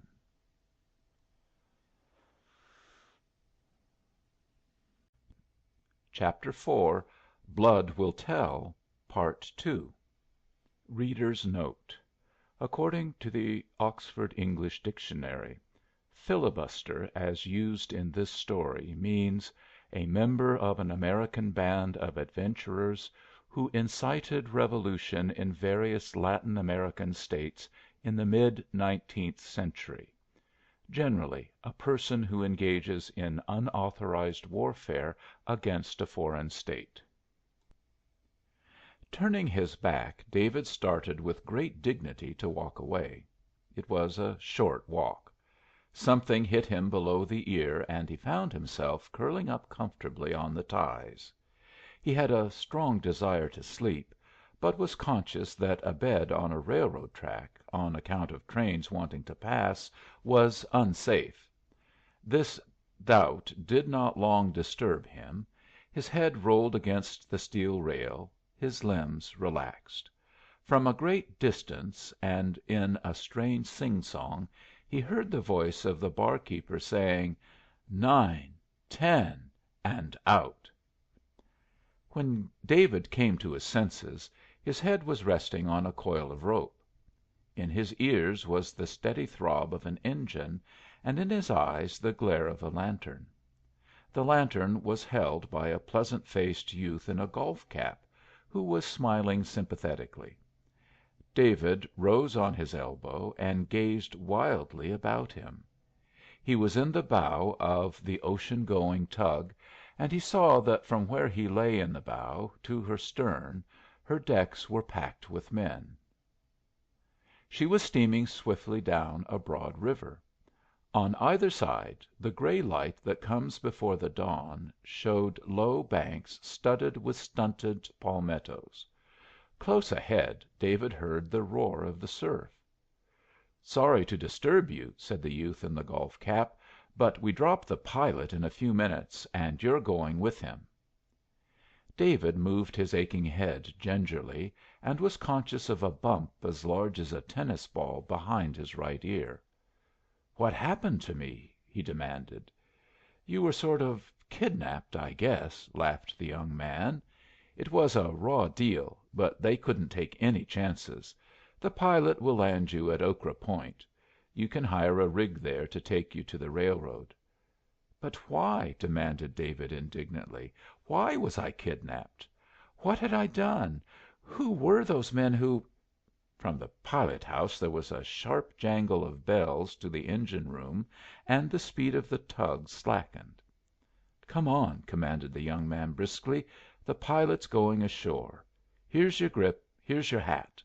The ladder's on the port side. Look where you're stepping. We can't show any lights, and it's dark as—" But even as he spoke, like a flash of powder, as swiftly as one throws an electric switch, as blindingly as a train leaps from the tunnel into the glaring sun, the darkness vanished, and the tug was swept by the fierce, blatant radiance of a search light. It was met by shrieks from 200 throats, by screams, oaths, prayers, by the sharp jangling of bells, by the blind rush of many men scurrying like rats for a hole to hide in, by the ringing orders of one man. Above the tumult this one voice rose like the warning strokes of a fire gong; and looking up to the pilot house from whence the voice came, David saw the barkeeper still in his shirt sleeves and with his derby hat pushed back behind his ears, with one hand clutching the telegraph to the engine room, with the other holding the spoke of the wheel. David felt the tug, like a hunter taking a fence, rise in a great leap. Her bow sank and rose, tossing the water from her in black, oily waves. The smoke poured from her funnel; from below her engine sobbed and quivered, and like a hound freed from a leash she raced for the open sea. But swiftly as she fled, as a thief is held in the circle of a policeman's bull's eye, the shaft of light followed and exposed her and held her in its grip. The youth in the golf cap was clutching David by the arm. With his free hand he pointed down the shaft of light. So great was the tumult that to be heard he brought his lips close to David's ear. "That's the revenue cutter!" he shouted. "She's been laying for us for 3 weeks, and now," he shrieked exultingly, "the old man's going to give her a race for it." From excitement, from cold, from alarm, David's nerves were getting beyond his control. "But how?" he demanded. "How do I get ashore?" "You don't." When he drops the pilot, don't I " "How can he drop the pilot?" yelled the youth. "The pilot's got to stick by the boat. And so have you." David clutched the young man and swung him so that they stood face to face. "Stick by what boat?" yelled David. "Who are these men? Who are you? What boat is this?" In the glare of the search light David saw the eyes of the youth staring at him as though he feared he were in the clutch of a madman. Wrenching himself free, the youth pointed at the pilot house. Above it, on a blue board in letters of gold leaf a foot high, was the name of the tug. As David read it his breath left him. A finger of ice passed slowly down his spine. The name he read was "The Three Friends." "The Three Friends!" shrieked David. "She's a filibuster! She's a pirate! Where are we going?" "To Cuba." David emitted a howl of anguish, rage, and protest. "What for?" he shrieked. The young man regarded him coldly. "To pick bananas," he said. "I won't go to Cuba!" shouted David. "I've got to work. I'm paid to sell machinery. I demand to be put ashore. I'll lose my job if I'm not put ashore. I'll sue you. I'll have the law " David found himself suddenly upon his knees. His first thought was that the ship had struck a rock, and then that she was bumping herself over a succession of coral reefs. She dipped, dived, reared, and plunged. Like a hooked fish she flung herself in the air, quivering from bow to stern. No longer was David of a mind to sue the filibusters if they did not put him ashore. If only they had put him ashore, in gratitude he would have crawled on his knees. What followed was of no interest to David, nor to many of the filibusters, nor to any of the Cuban patriots. Their groans of self pity, their prayers and curses in eloquent Spanish, rose high above the crash of broken crockery and the pounding of the waves. Even when the search light gave way to a brilliant sunlight the circumstance was unobserved by David.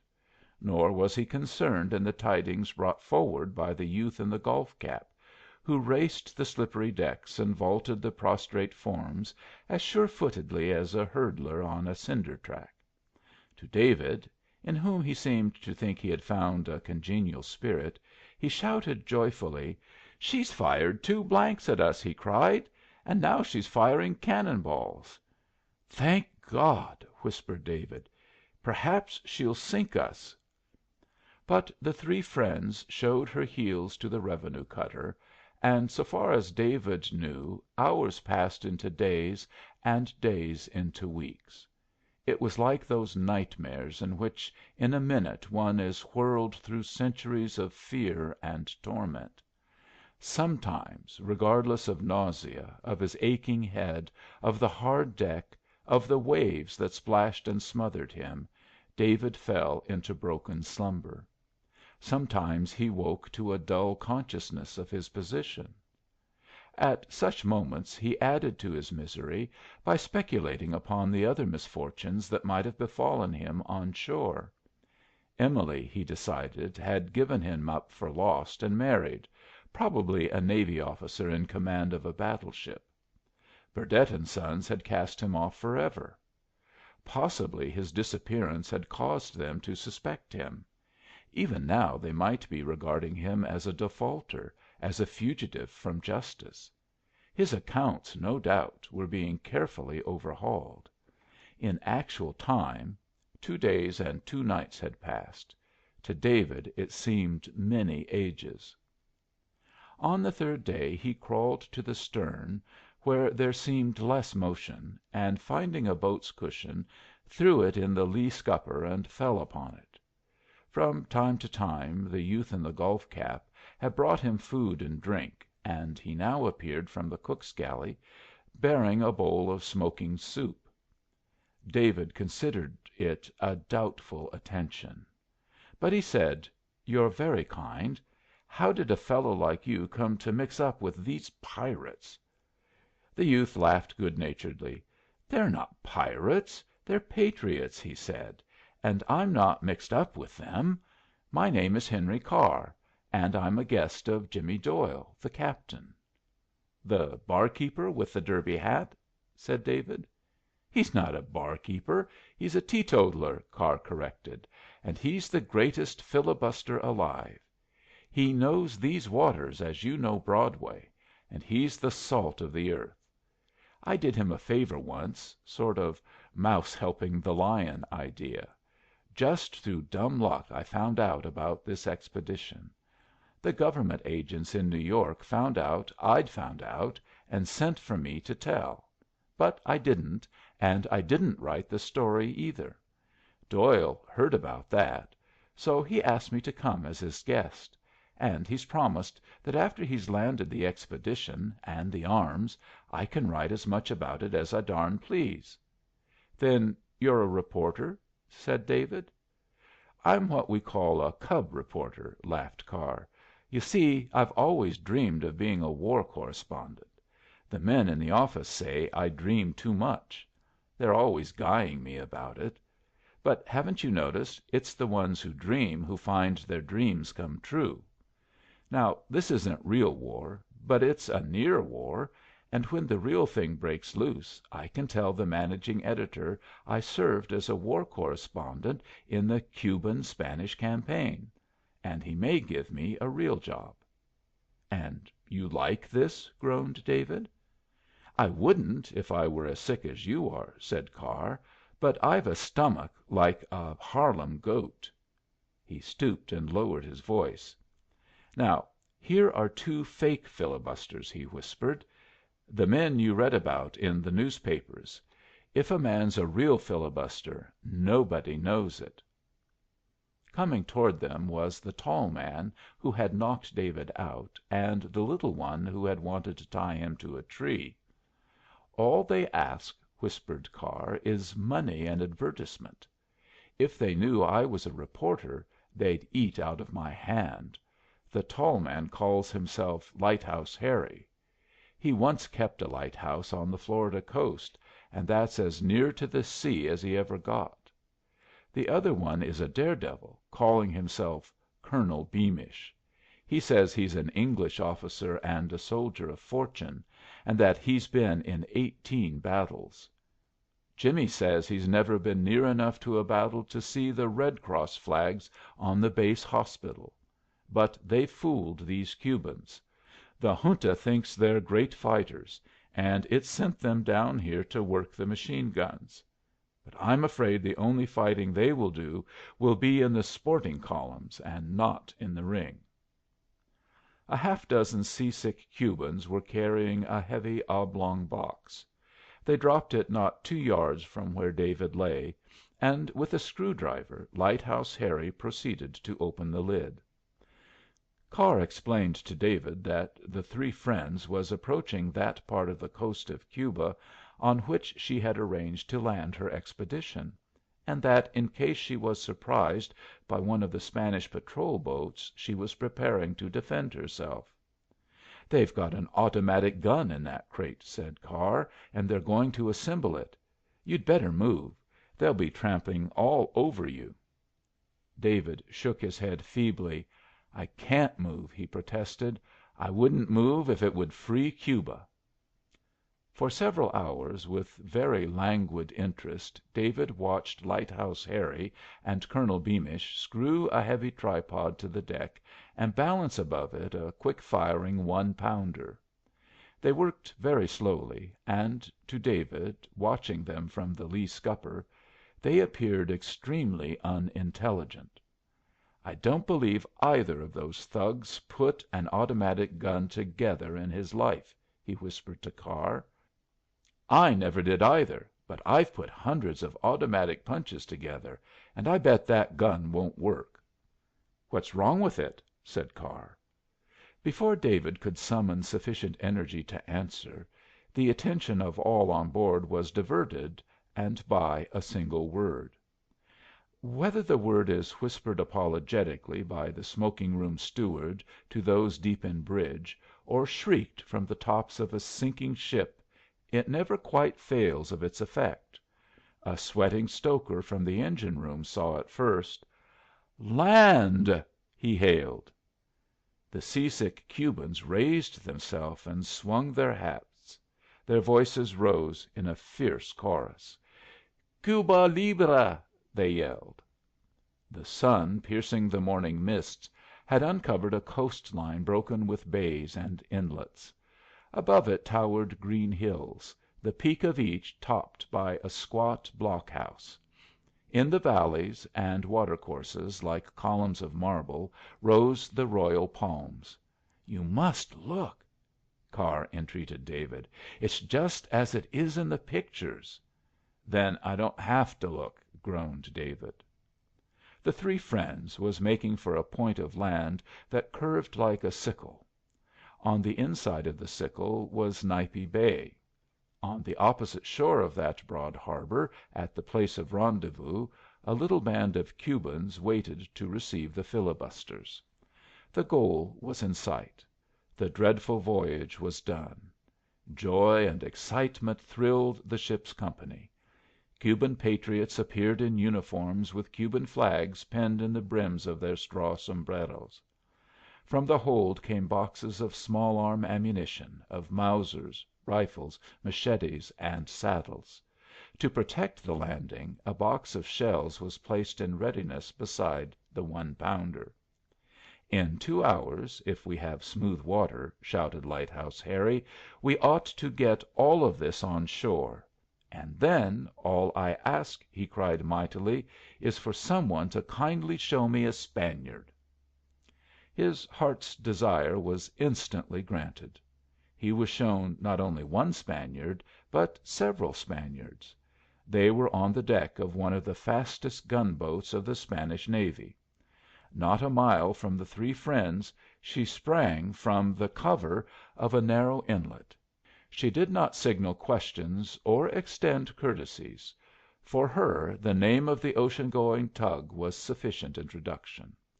Throwing ahead of her a solid shell, she raced in pursuit, and as the Three Friends leaped to full speed there came from the gunboat the sharp, dry crackle of Mausers. With an explosion of terrifying oaths, Lighthouse Harry thrust a shell into the breech of the quick firing gun. Without waiting to aim it, he tugged at the trigger. Nothing happened. He threw open the breech and gazed impotently at the base of the shell. It was untouched. The ship was ringing with cries of anger, of hate, with rat like squeaks of fear. Above the heads of the filibusters a shell screamed and within 100 feet splashed into a wave. From his mat in the lee scupper David groaned miserably. He was far removed from any of the greater emotions. "It's no use," he protested. "They can't do. It's not connected." "What's not connected?" yelled Carr. He fell upon David. He half lifted, half dragged him to his feet. "If you know what's wrong with that gun, you'll fix it. Fix it!" he shouted, "or I'll " David was not concerned with the vengeance Carr threatened. For on the instant a miracle had taken place. With the swift insidiousness of morphine, peace ran through his veins, soothed his racked body, his jangled nerves. The Three Friends had made the harbor, and was gliding through water flat as a pond. But David did not know why the change had come. He knew only that his soul and body were at rest, that the sun was shining, that he had passed through the valley of the shadow, and once more was a sane, sound young man. With a savage thrust of the shoulder he sent Lighthouse Harry sprawling from the gun. With swift, practised fingers he fell upon its mechanism. He wrenched it apart. He lifted it, reset, readjusted it. Ignorant themselves, those about him saw that he understood, saw that his work was good. They raised a joyous, defiant cheer. But a shower of bullets drove them to cover, bullets that ripped the deck, splintered the superstructure, smashed the glass in the airports like angry wasps sang in a continuous whining chorus. Intent only on the gun, David worked feverishly. He swung to the breech, locked it, and dragged it open, pulled on the trigger, and found it gave before his forefinger. He shouted with delight. "I've got it working!" he yelled. He turned to his audience, but his audience had fled. From beneath one of the life boats protruded the riding boots of Colonel Beamish. The tall form of Lighthouse Harry was doubled behind a water butt. A shell splashed to port, a shell splashed to starboard. For an instant David stood staring wide eyed at the greyhound of a boat that ate up the distance between them, at the jets of smoke and stabs of flame that sprang from her bow, at the figures crouched behind her gunwale, firing in volleys. To David it came suddenly, convincingly, that in a dream he had lived it all before, and something like raw poison stirred in David, something leaped to his throat and choked him, something rose in his brain and made him see scarlet. He felt rather than saw young Carr kneeling at the box of ammunition, and holding a shell toward him. He heard the click as the breech shut, felt the rubber tire of the brace give against the weight of his shoulder, down a long shining tube saw the pursuing gunboat, saw her again and many times disappear behind a flash of flame. A bullet gashed his forehead, a bullet passed deftly through his forearm, but he did not heed them. Confused with the thrashing of the engines, with the roar of the gun, he heard a strange voice shrieking unceasingly. "Cuba libre!" it yelled. "To hell with Spain!" And he found that the voice was his own. The story lost nothing in the way Carr wrote it. "And the best of it is," he exclaimed joyfully, "it's true." For a Spanish gunboat had been crippled and forced to run herself aground by a tug boat manned by Cuban patriots and by a single gun served by one man, and that man an American. It was the first sea fight of the war. Overnight a Cuban navy had been born, and into the limelight a cub reporter had projected a new hero, a ready-made, warranted not to run, popular idol. They were seated in the pilot house. Jimmy Doyle, Carr, and David, the patriots and their arms had been safely dumped upon the coast of Cuba, and the three friends was gliding swiftly, and having caught the Florida Straits napping, smoothly toward Key West. Carr had just finished reading aloud his account of the engagement. "You will tell the story just as I have written it," commanded the proud author. "Your being South as a travelling salesman was only a blind. You came to volunteer for this expedition. Before you could explain your wish you were mistaken for a Secret Service man and hustled on board. That was just where you wanted to be, and when the moment arrived you took command of the ship and single handed won the naval battle of Nipe Bay." Jimmy Doyle nodded his head approvingly. "You certainly did, Dave," protested the great man. "I seen you when you done it." At Key West Carr filed his story, and while the hospital surgeons kept David there over one steamer, to dress his wounds, his fame and features spread across the map of the United States. Burdett and Sons basked in reflected glory. Reporters besieged their office. At the Merchants Downtown Club the business men of lower Broadway tendered congratulations. "Of course it's a great surprise to us," Burdett and Sons would protest and wink heavily. "Of course, when the boy asked to be sent South, we'd no idea he was planning to fight for Cuba, or we wouldn't have let him go, would we?" Then again they would wink heavily. "I suppose you know," they would say, "that he's a direct descendant of General Hiram Greene, who won the battle of Trenton." "What I say is, blood will tell." And then in a body every one in the club would move against the bar and exclaim, "Here's to Cuba Libre!" When the Olivette from Key West reached Tampa Bay, every Cuban in the Tampa cigar factories was at the dock. There were thousands of them, and all of the Junta, in high hats, to read David an address of welcome. And when they saw him, at the top of the gang plank, with his head in a bandage and his arm in a sling, like a mob of maniacs they howled and surged toward him. But before they could reach their hero, the courteous Junta forced them back, and cleared a pathway for a young girl. She was travel worn and pale, her shirt waist was disgracefully wrinkled, her best hat was a wreck. No one on Broadway would have recognized her as Burdett and Sons' most immaculate and beautiful stenographer. She dug the shapeless hat into David's shoulder and clung to him.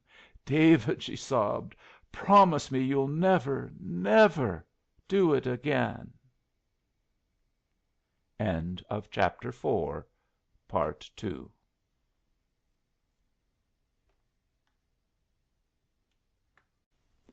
Chapter 5. The Bar Sinister, Part 1. Preface. When this story first appeared, the writer received letters of two kinds, one asking a question and the other making a statement. The question was, whether there was any foundation of truth in the story. The statement challenged him to say that there was. The letters seemed to show that a large proportion of readers prefer their dose of fiction with the sweetening of fact. This is written to furnish that condiment, and to answer the question and the statement. In the dog world, the original of the bull terrier in the story is known as Edgewood Cold Steel, and to his intimates as Kid. His father was Lord Minto, a thoroughbred bull terrier, well known in Canada, but the story of Kid's life is that his mother was a black and tan named Vic. She was a lady of doubtful pedigree. Among her offspring by Lord Minto, so I have been often informed by many Canadian dog fanciers, breeders, and exhibitors, was the only white puppy, Kid, in a litter of black and tans. He made his first appearance in the show world in 1900 in Toronto, where, under the judging of Mr. Charles H. Mason, he was easily first. During that year, when he came to our kennels, and in the 2 years following, he carried off many blue ribbons and cups at nearly every first class show in the country. The other dog, Jimmy Jocks, who in the book was his friend and mentor, was in real life his friend and companion, Woodcock Jumbo, or Jaggers, an aristocratic son of a long line of English champions. He has gone to that place where some day all good dogs must go.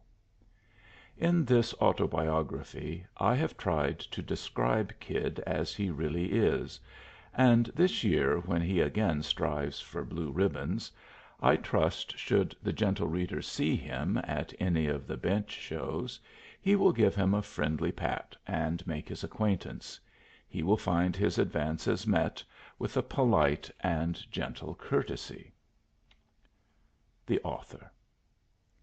Part 1. The Master was walking most unsteady, his legs tripping each other. After the 5th or 6th round, my legs often go the same way. But even when the Master's legs bend and twist a bit, you mustn't think he can't reach you. Indeed, that is the time he kicks most frequent. So I kept behind him in the shadow, or ran in the middle of the street.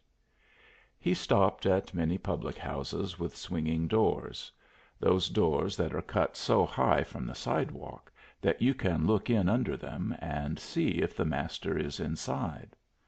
At night, when I peep beneath them, the man at the counter will see me first and say, "Here's the Kid, Jerry, come to take you home. Get a move on you," and the Master will stumble out and follow me. It's lucky for us I'm so white, for no matter how dark the night he can always see me ahead, just out of reach of his boot. At night the Master certainly does see most amazing. Sometimes he sees 2 or 4 of me and walks in a circle, so that I have to take him by the leg of his trousers and lead him into the right road. One night, when he was very nasty tempered and I was coaxing him along, 2 men passed us, and one of them says, "Look at that brute," and the other says, "Which?" and they both laugh. The Master he cursed them good and proper. But this night, whenever we stopped at a public house, the Master's pals left it and went on with us to the next. They spoke quite civil to me, and when the Master tried a flying kick, they gives him a shove. "Do you want us to lose our money?" says the pals. I had had nothing to eat for a day and a night, and just before we set out the Master gives me a wash under the hydrant.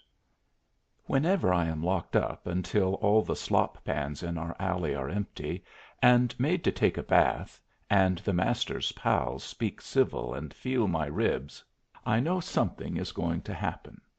And that night, when every time they see a policeman under a lamp post they dodged across the street, and when at the last one of them picked me up and hid me under his jacket, I began to tremble, for I knew what it meant. It meant that I was to fight again for the Master. I don't fight because I like fighting. I fight because if I didn't the other dog would find my throat, and the Master would lose his stakes, and I would be very sorry for him, and ashamed. Dogs can pass me, and I can pass dogs, and I'd never pick a fight with none of them. When I see 2 dogs standing on their hind legs in the streets, clawing each other's ears, and snapping for each other's windpipes, or howling and swearing and rolling in the mud, I feel sorry they should act so, and pretend not to notice. If he'd let me, I'd like to pass the time of day with every dog I meet. But there's something about me that no nice dog can abide. When I trot up to nice dogs, nodding and grinning to make friends, they always tell me to be off. "Go to the devil!" they bark at me. "Get out!" And when I walk away they shout "mongrel" and "gutter dog," and sometimes, after my back is turned, they rush me. I could kill most of them with 3 shakes, breaking the backbone of the little ones and squeezing the throat of the big ones. But what's the good? They are nice dogs. That's why I try to make up to them. And though it's not for them to say it, I am a street dog, and if I try to push into the company of my betters, I suppose it's their right to teach me my place. Of course they don't know I'm the best fighting bull terrier of my weight in Montreal. That's why it wouldn't be fair for me to take notice of what they shout. They don't know that if I once locked my jaws on them, I'd carry away whatever I touched. The night I fought Kelly's white rat, I wouldn't loosen up until the Master made a noose in my leash and strangled me. And as for that Ottawa dog, if the handlers hadn't thrown red pepper down my nose, I never would have let go of him. I don't think the handlers treated me quite right that time, but maybe they didn't know the Ottawa dog was dead. I did. I learned my fighting from my mother when I was very young. We slept in a lumber yard on the river front, and by day hunted for food along the wharves.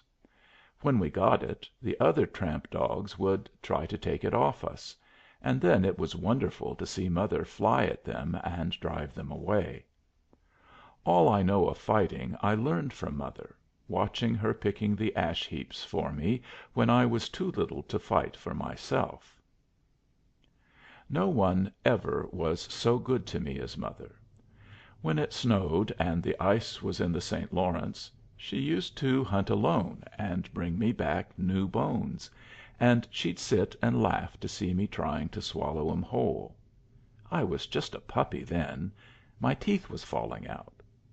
When I was able to fight, we kept the whole river range to ourselves. I had the genuine long, punishing jaw, so mother said, and there wasn't a man or a dog that dared worry us. Those were happy days, those were, and we lived well, share and share alike, and when we wanted a bit of fun we chased the fat old wharf rats. My, how they would squeal! Then the trouble came. It was no trouble to me. I was too young to care then. But mother took it so to heart that she grew ailing and wouldn't go abroad with me by day. It was the same old scandal that they're always bringing up against me.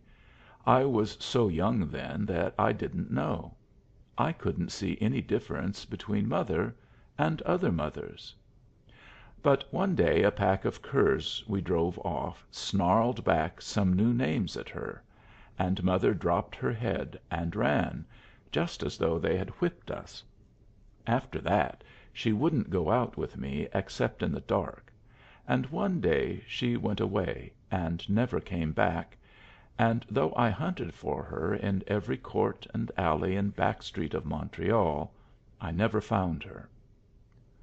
One night, a month after mother ran away, I asked Guardian, the old blind mastiff, whose master is the night watchman on our slip, what it all meant. And he told me. "Every dog in Montreal knows," he says, "except you. And every master knows. So I think it's time you knew." Then he tells me that my father, who had treated mother so bad, was a great and noble gentleman from London. Your father had 22 registered ancestors, had your father, old Guardian says, and in him was the best bull terrier blood of England, the most ancientest, the most royal, the winning blue ribbon blood that breeds champions. He had sleepy pink eyes and thin pink lips, and he was as white all over as his own white teeth, and under his white skin you could see his muscles, hard and smooth, like the links of a steel chain. When your father stood still and tipped his nose in the air, it was just as though he was saying, "Oh yes, you common dogs and men, you may well stare. It must be a rare treat for you colonials to see real English royalty." He certainly was pleased with hisself, was your father. He looked just as proud and haughty as one of them stone dogs in Victoria Park, them as is cut out of white marble. And you're like him, says the old mastiff. By that, of course, meaning you're white, same as him. That's the only likeness.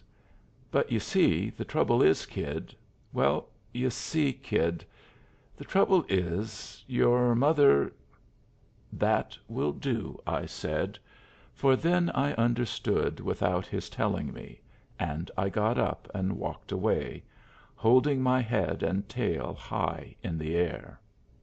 But I was, oh, so miserable, and I wanted to see mother that very minute and tell her that I didn't care.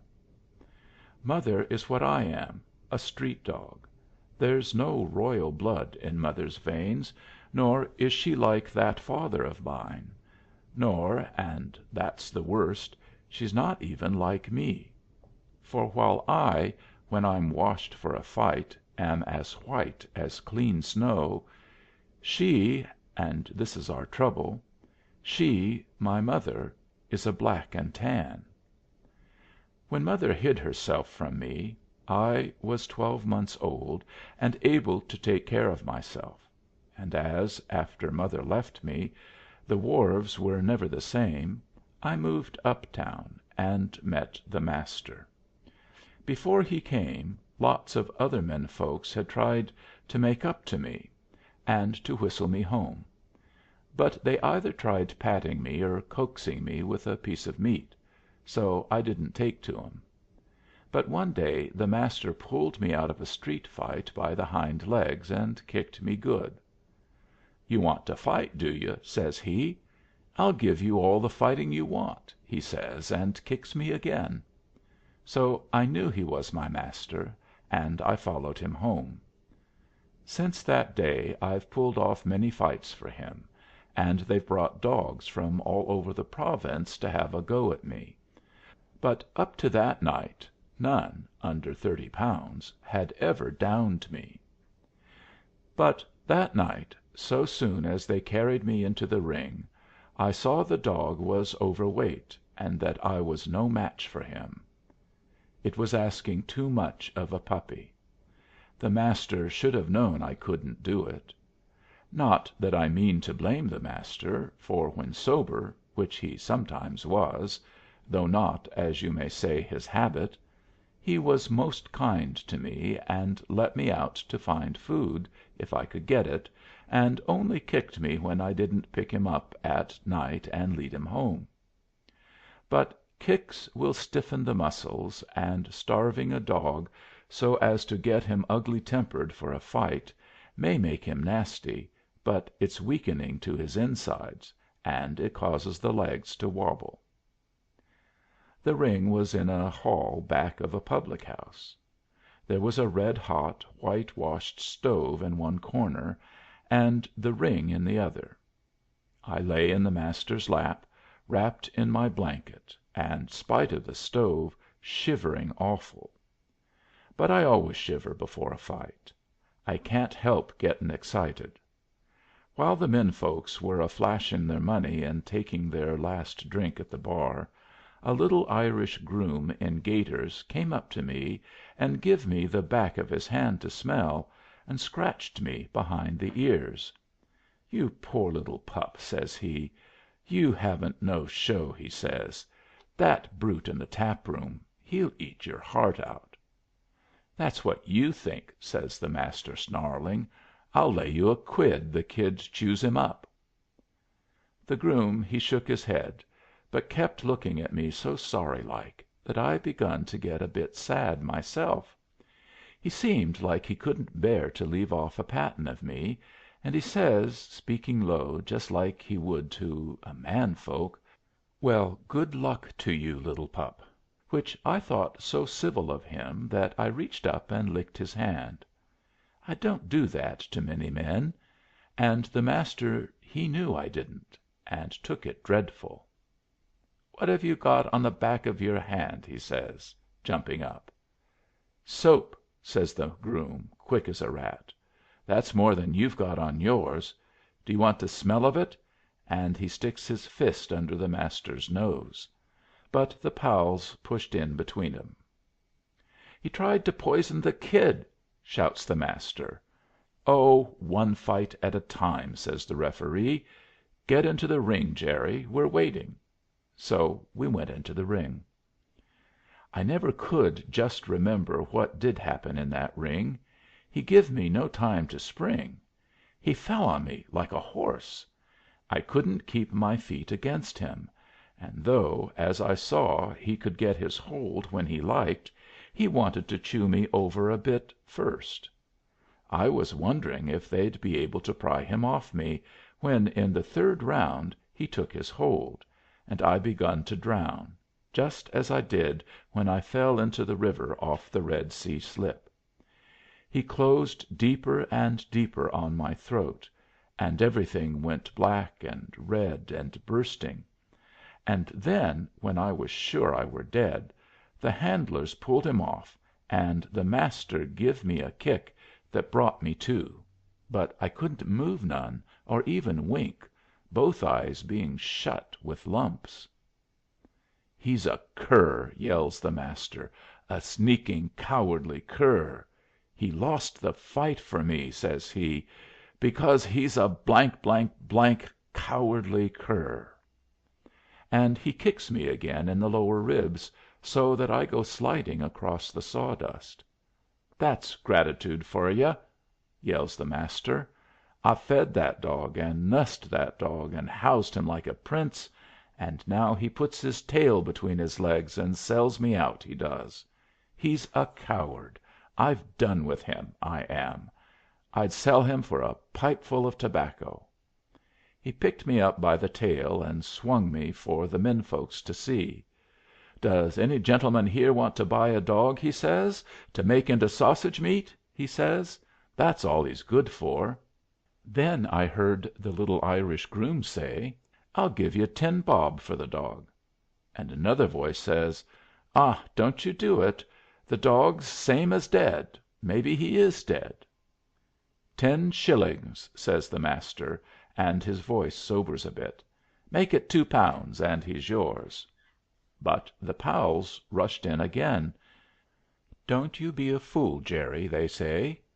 "You'll be sorry for this when you're sober. The kid's worth a fiver." One of my eyes was not so swelled up as the other, and as I hung by my tail I opened it, and saw one of the pals take the groom by the shoulder. "You ought to give 'em £5 for that dog, mate," he says. "That's no ordinary dog. That dog's got good blood in him, that dog has. Why, his father, that very dog's father—" I thought he never would go on. He waited like he wanted to be sure the groom was listening. "That very dog's father," says the pal, "is Regent Royal, son of Champion Regent Monarch, Champion Bull Terrier of England for 4 years." I was sore and torn and chewed most awful, but what the pal said sounded so fine that I wanted to wag my tail, only couldn't, owing to my hanging from it. But the Master calls out, "Yes, his father was Regent Royal. Who's saying he wasn't? But the pup's a cowardly cur. That's what his pup is. And why? I'll tell you why. Because his mother was a black and tan street dog. That's why." I don't see how I got the strength, but some way I threw myself out of the Master's grip and fell at his feet, and turned over and fastened all my teeth in his ankle, just across the bone. When I woke, after the pals had kicked me off him, I was in the smoking car of a railroad train, lying in the lap of the little groom, and he was rubbing my open wounds with a greasy yellow stuff, exquisite to the smell and most agreeable to lick off. II.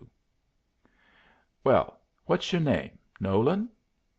Well, Nolan, these references are satisfactory," said the young gentleman my new Master called Mr. Wyndham, sir.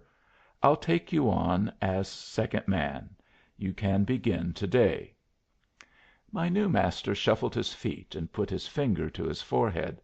"Thank you, sir," says he. Then he choked like he had swallowed a fish bone. "I have a little dawg, sir," says he. "You can't keep him," says Mr. Wyndham, sir, very short. "He's only a puppy, sir," says my new Master. "He wouldn't go outside the stables, sir." "It's not that," says Mr. Wyndham, sir. "I have a large kennel of very fine dogs. They're the best of their breed in America. I don't allow strange dogs on the premises." The Master shakes his head and motions me with his cap, and I crept out from behind the door. "I'm sorry, sir," says the Master. "Then I can't take the place. I can't get along without the dogs, sir." Mr. Wyndham, sir, looked at me that fierce that I guessed he was going to whip me, so I turned over on my back and begged with my legs and tail. "Why, you beat him," says Mr. Wyndham, sir, very stern. "No fear," the Master says, getting very red. "The party I bought him off taught him that. He never learnt that from me." He picked me up in his arms, and to show Mr. Wyndham, sir, how well I loved the Master, I bit his chin and hands. Mr. Wyndham, sir, turned over the letters the Master had given him. "Well, these references certainly are very strong," he says. "I guess I'll let the dog stay. Only see you keep him away from the kennels, or you'll both go." "Thank you, sir," says the Master, grinning like a cat when she's safe behind the area railing. "He's not a bad bull terrier," says Mr. Wyndham, sir, feeling my head. "Not that I know much about the smooth coated breeds. My dogs are St. Bernards." He stopped patting me, and held up my nose. "What's the matter with his ears?" he says. "They're chewed to pieces."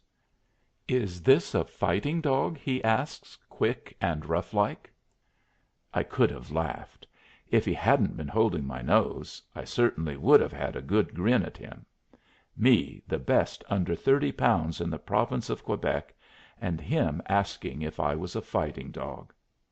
I ran to the Master and hung down my head modest like, waiting for him to tell my list of battles.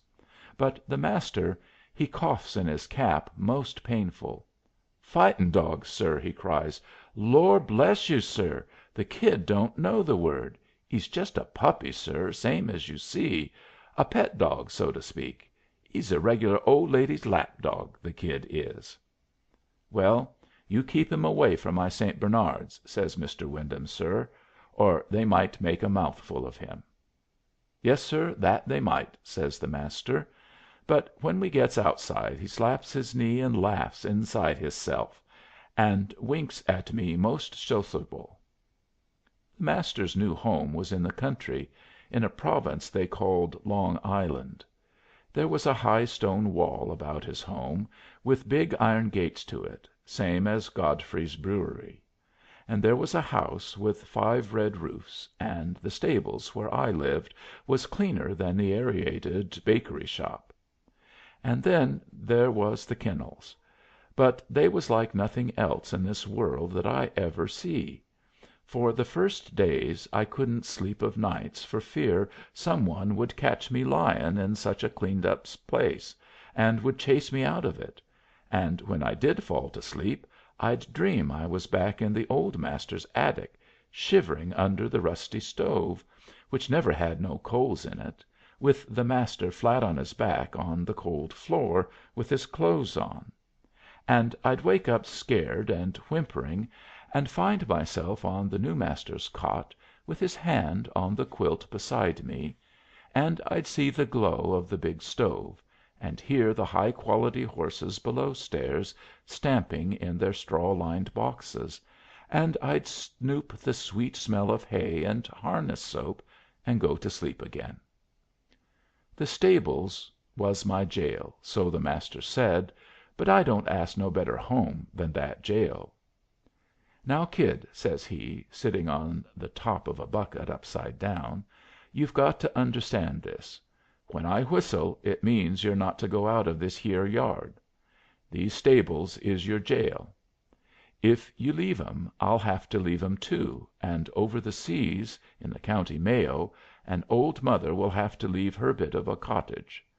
For 2 pounds I must be sending her every month, or she'll have naught to eat nor no thatch over her head. I can't lose my place, kid, so see you don't lose it for me. You must keep away from the kennels," says he. "They're not for the likes of you. The kennels are for the quality. I wouldn't take a litter of them woolly dogs for one wag of your tail, kid, but for all that they are your betters, same as the gentry up in the big house are my betters. I know my place, and keep away from the gentry, and you keep away from the champions." So I never goes out of the stables. All day I just lay in the sun on the stone flags, licking my jaws and watching the grooms wash down the carriages, and the only care I had was to see they didn't get gay and turn the hose on me. There wasn't even a single rat to plague me. Such stables I never did see. "Nolan," says the head groom, "some day that dog of yours will give you the slip. You can't keep a street dog tied up all his life. It's against his nater." The head groom is a nice old gentleman, but he doesn't know everything. Just as though I'd been a street dog because I liked it. As if I'd rather poke for my vittles in ash heaps than have 'em handed me in a wash basin, and would sooner bite and fight than be polite and sociable. If I'd had mother there I couldn't have asked for nothing more. But I'd think of her snooping in the gutters, or freezing of nights under the bridges, or, what's worst of all, running through the hot streets with her tongue down, so wild and crazy for a drink that the people would shout "Mad dog" at her and stone her. Water's so good that I don't blame the men folks for locking it up inside their houses, but when the hot days come I think they might remember that those are the dog days, and leave a little water outside in a trough, like they do for the horses. Then we wouldn't go mad, and the policemen wouldn't shoot us. I had so much of everything I wanted that it made me think a lot of the days when I hadn't nothing, and if I could have given what I had to mother, as she used to share with me, I'd have been the happiest dog in the land. Not that I wasn't happy then, and most grateful to the Master, too, and if I'd only minded him, the trouble wouldn't have come again. But one day the coachman says that the little lady they called Miss Dorothy had come back from school, and that same morning she runs over to the stables to pat her ponies, and she sees me. "Oh, what a nice little white little dog!" said she. "Whose little dog are you?" says she. "That's my dog, miss," says the Master. "'Is name is Kid." And I ran up to her most polite and licks her finger. For I never see so pretty and kind a lady. "You must come with me and call on my new puppies," says she, picking me up in her arms and starting off with me. "Oh, but please, miss," cries Nolan, "Mr. Wyndham give orders that the Kid's not to go to the kennels." "That'll be all right," says the little lady. "They're my kennels, too, and the puppies will like to play with him." You wouldn't believe me if I was to tell you of the style of them quality dogs. If I hadn't seen it myself, I wouldn't have believed it neither. The Viceroy of Canada don't live no better.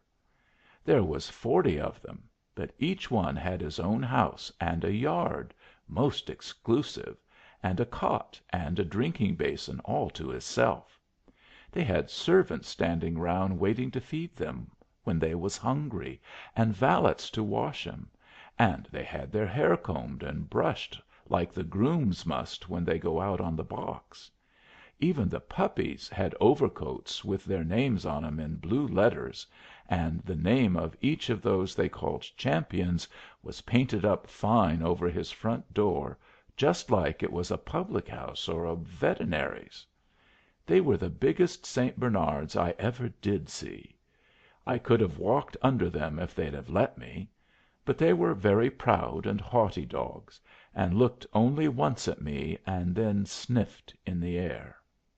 The little lady's own dog was an old gentleman bulldog.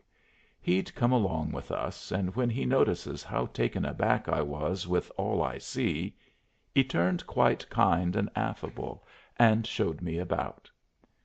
Jimmy Jocks, Miss Dorothy called him, but owing to his weight he walked most dignified and slow, waddling like a duck, as you might say, and looked much too proud and handsome for such a silly name.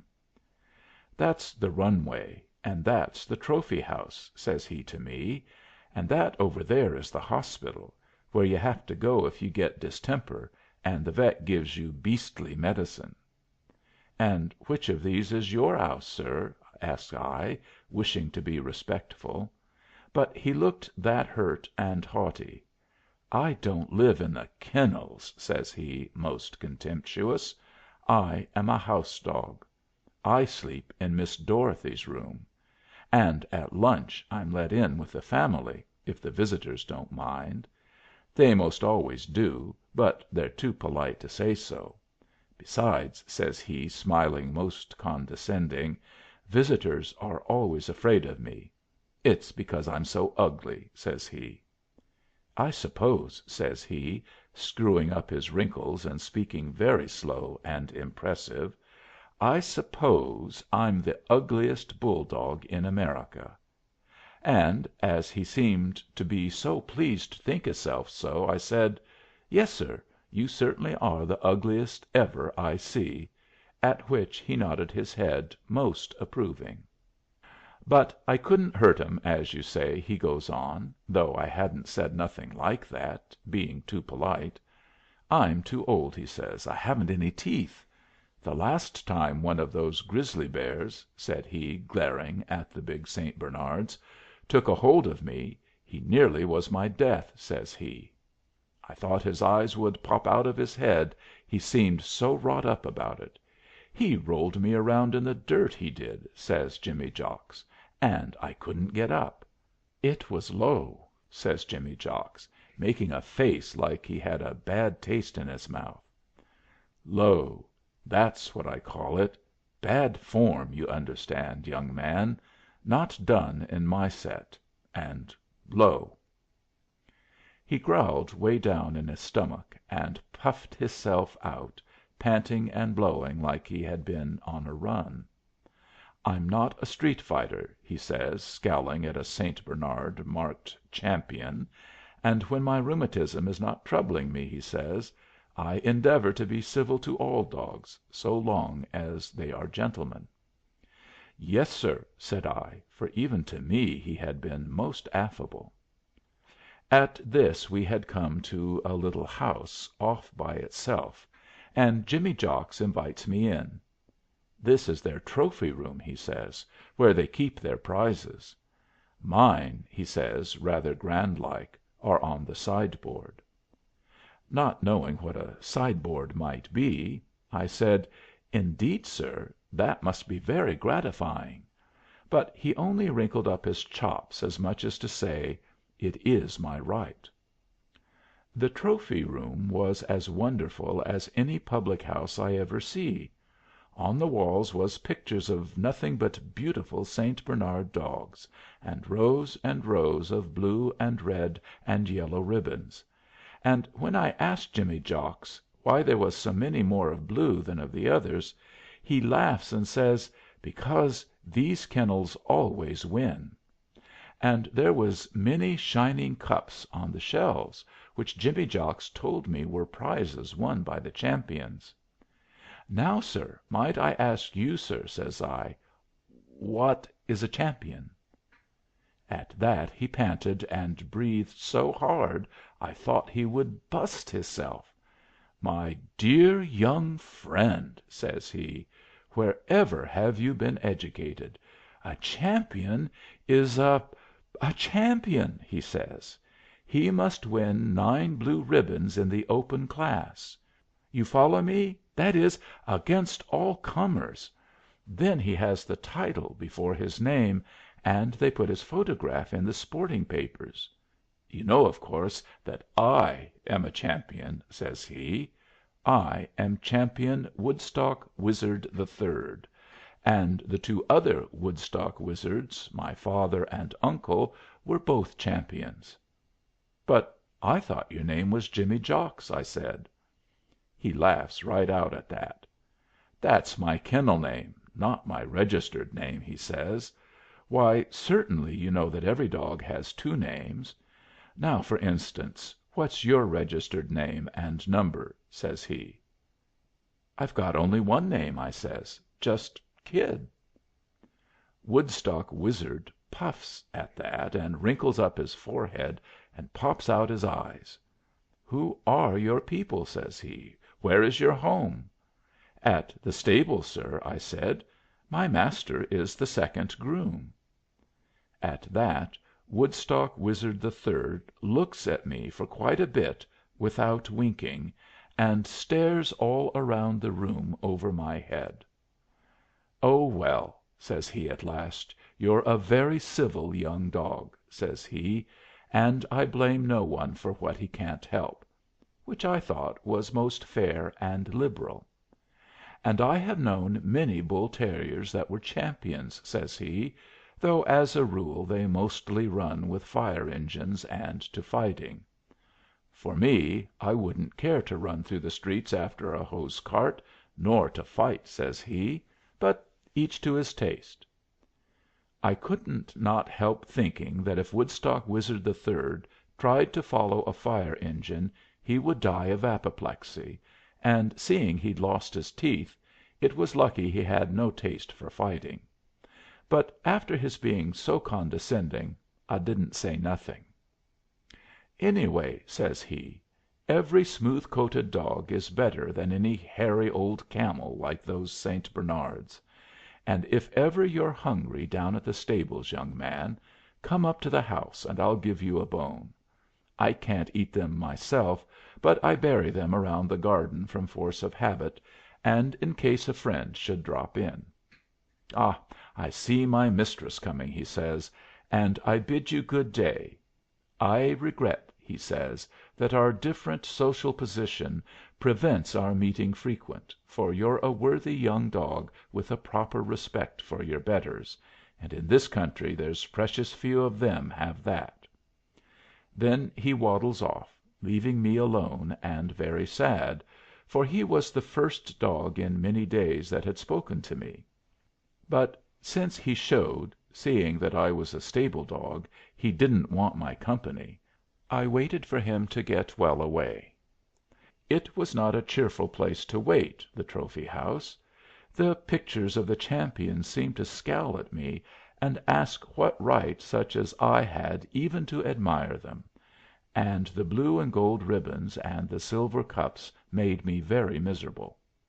I had never won no blue ribbons or silver cups, only stakes for the old Master to spend in the publics, and I hadn't won them for being a beautiful, high quality dog, but just for fighting, which, of course, as Woodstock Wizard III says, is low. So I started for the stables, with my head down and my tail between my legs, feeling sorry I had ever left the Master. But I had more reason to be sorry before I got back to him. The trophy house was quite a bit from the kennels, and as I left it I see Miss Dorothy and Woodstock Wizard III walking back toward them, and also that a big St. Bernard, his name was Champion Red Elfberg, had broke his chain and was running their way. When he reaches old Jimmy Jocks he lets out a roar like a grain steamer in a fog, and he makes 3 leaps for him. Old Jimmy Jocks was about a fourth his size, but he plants his feet and curves his back, and his hair goes up around his neck like a collar. But he never had no show at no time, for the grizzly bear, as Jimmy Jocks had called him, lights on old Jimmy's back and tries to break it, and old Jimmy Jocks snaps his gums and claws the grass, panting and groaning awful. But he can't do nothing, and the grizzly bear just rolls him under him, biting and tearing cruel. The odds was all that Wizard Woodstock III was going to be killed. I had fought enough to see that.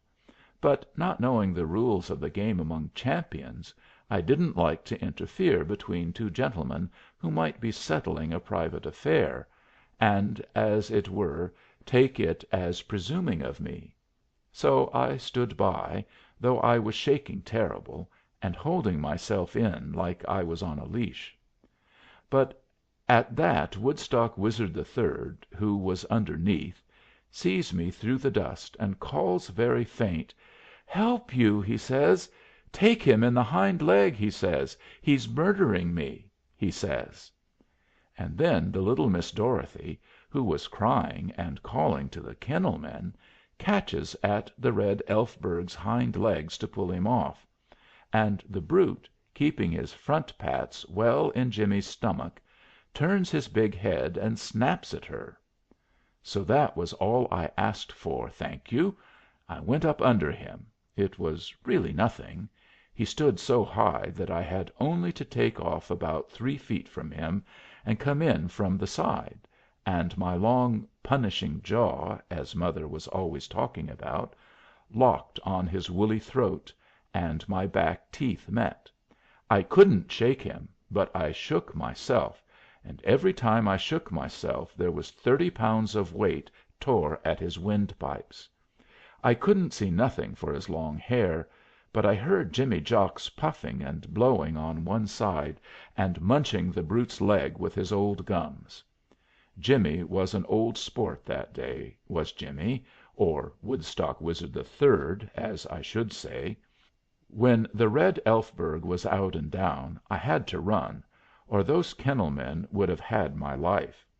They chased me right into the stables, and from under the hay I watched the head groom take down a carriage whip and order them to the right about. Luckily Master and the young grooms were out, or that day there'd have been fighting for everybody. Well, it nearly did for me and the Master. "Mr. Wyndham, sir," comes raging to the stables. I'd half killed his best prize winner, he says, and had oughter be shot, and he gives the Master his notice. But Miss Dorothy she follows him, and says it was his red Elfberg that began the fight, and that I'd saved Jimmie's life, and that old Jimmy Jocks was worth more to her than all the St. Bernards in the Swiss mountains, wherever they may be, and that I was her champion anyway. Then she cried over me most beautiful, and over Jimmy Jocks, too, who was that tied up in bandages he couldn't even waddle. So when he heard that side of it, Mr. Wyndham, sir, told us that if Nolan put me on a chain we could stay. So it came out all right for everybody but me. I was glad the Master kept his place, but I'd never worn a chain before, and it disheartened me. But that was the least of it, for the quality dogs couldn't forgive my whipping their champion, and they came to the fence between the kennels and the stables, and laughed through the bars, barking most cruel words at me. I couldn't understand how they found it out, but they knew. After the fight Jimmy Jocks was most condescending to me, and he said the grooms had boasted to the kennel men that I was a son of Regent Royal, and that when the kennel men asked who was my mother, they had had to tell them that too. Perhaps that was the way of it, but, however, the scandal got out, and every one of the quality dogs knew that I was a street dog and the son of a Black and Tan. "These misalliances will occur," said Jimmy Jocks in his old fashioned way, "but no well bred dog," says he, looking most scornful at the St. Bernards, who were howling behind the palings, "would refer to your misfortune before you, certainly not cast it in your face. I myself remember your father's father, when he made his début at the Crystal Palace. He took 4 blue ribbons and 3 specials." But no sooner than Jimmy would leave me the St. Bernards would take to howling again, insulting mother and insulting me; and when I tore at my chain, they, seeing they were safe, would howl the more. It was never the same after that. The laughs and the jeers cut into my heart, and the chain bore heavy on my spirit. I was so sad that sometimes I wished I was back in the gutter again, where no one was better than me, and some nights I wished I was dead. If it hadn't been for the Master being so kind, and that it would have looked like I was blaming mother, I would have twisted my leash and hanged myself. Chapter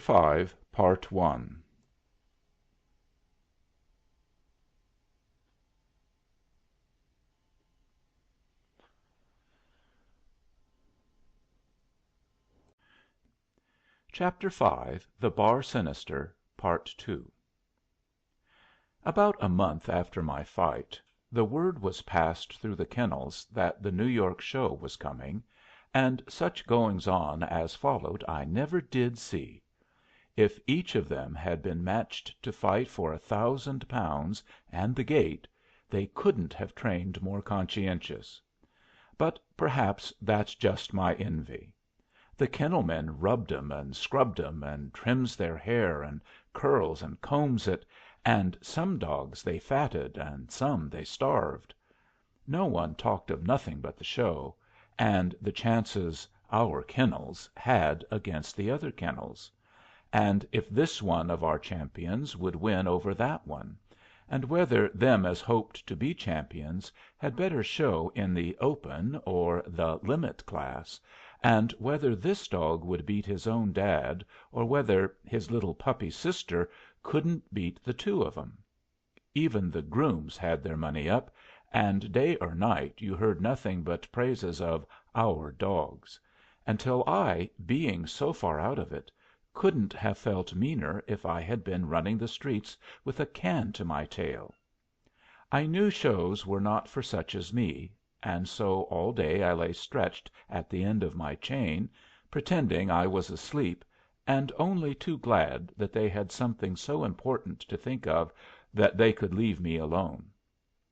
But one day before the show opened, Miss Dorothy came to the stables with Mr. Wyndham, sir, and seeing me chained up and so miserable, she takes me in her arms. "You poor little tyke," says she. "It's cruel to tie him up so. He's eating his heart out, Nolan," she says. "I don't know nothing about bull terriers," says she, "but I think Kid's got good points," says she, "and you ought to show him. Jimmy Jocks has 3 legs on the Rensselaer Cup now, and I'm going to show him this time, so that he can get the 4th. And if you wish, I'll enter your dog too. How would you like that, Kid?" she says. "How would you like to see the most beautiful dogs in the world? Maybe you'd meet a pal or two," says she. "It would cheer you up, wouldn't it, Kid?" says she. But I was so upset I could only wag my tail most violent. "He says it would," says she, though, being that excited, I hadn't said nothing. So Mr. Wyndham, sir, laughs, and takes out a piece of blue paper and sits down at the head groom's table. "What's the name of the father of your dog, Nolan?" says he.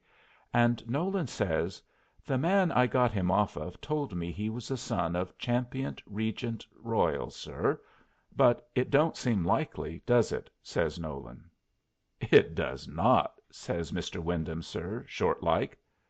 "Aren't you sure, Nolan?" says Miss Dorothy. "No, miss," says the Master. "Sire unknown," says Mr. Wyndham, sir, and writes it down. "Date of birth?" asks Mr. Wyndham, sir. "I unknown, sir," says Nolan. And Mr. Wyndham, sir, writes it down. "Breeder?" says Mr. Wyndham, sir. "Unknown," says Nolan, getting very red around the jaws, and I drops my head and tail, and Mr. Wyndham, sir, writes that down. "Mother's name?" says Mr. Wyndham, sir. "She was a unknown," says the Master, and I licks his hand. "Dam unknown," says Mr. Wyndham, sir, and writes it down. Then he takes the paper and reads out loud: "Sire unknown, dam unknown, breeder unknown, date of birth unknown. You'd better call him the Great Unknown," says he. "Who's paying his entrance fee?" "I am," says Miss Dorothy. 2 weeks after, we all got on a train for New York, Jimmy Jocks and me following Nolan in the smoking car, and 22 of the St. Bernards in boxes and crates and on chains and leashes. Such a barking and howling I never did hear. And when they sees me going, too, they laughs fit to kill. "What is this, a circus?" says the railroad man. But I had no heart in it. I hated to go. I knew I was no show dog, even though Miss Dorothy and the Master did their best to keep me from shaming them. For before we set out, Miss Dorothy brings a man from town, who scrubbed and rubbed me, and sandpapered my tail, which hurt most awful, and shaved my ears with the Master's razor, so you could most see clear through 'em, and sprinkles me over with pipe clay, till I shines like a Tommy's cross belts. "Upon my word," says Jimmy Jocks when he first sees me, "what a swell you are! You're the image of your granddad when he made his debut at the Crystal Palace. He took 4 firsts and 3 specials." But I knew he was only trying to throw heart into me. They might scrub, and they might rub, and they might pipe clay, but they couldn't pipe clay the insides of me, and they was black and tan. Then we came to a garden, which it was not, but the biggest hall in the world. Inside there was lines of benches a few miles long, and on them sat every dog in America. If all the dog snatchers in Montreal had worked night and day for a year, they couldn't have caught so many dogs. And they was all shouting and barking and howling so vicious that my heart stopped beating. For at first I thought they was all enraged at my presuming to intrude. But after I got in my place they kept at it just the same, barking at every dog as he come in, daring him to fight and ordering him out, and asking him what breed of dog he thought he was, anyway. Jimmy Jocks was chained just behind me, and he said he never see so fine a show. "That's a hot class you're in, my lad," he says, looking over into my street, where there were 30 bull terriers. They was all as white as cream, and each so beautiful that if I could have broke my chain I would have run all the way home and hid myself under the horse trough. All night long they talked and sang, and passed greetings with old pals, and the homesick puppies howled dismal. Them that couldn't sleep wouldn't let no others sleep, and all the electric lights burned in the roof and in my eyes. I could hear Jimmy Jocks snoring peaceful, but I could only doze by jerks, and when I dozed I dreamed horrible.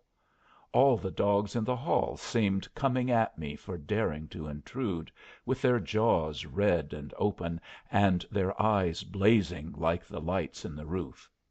"You're a street dog. Get out, you street dog!" they yells.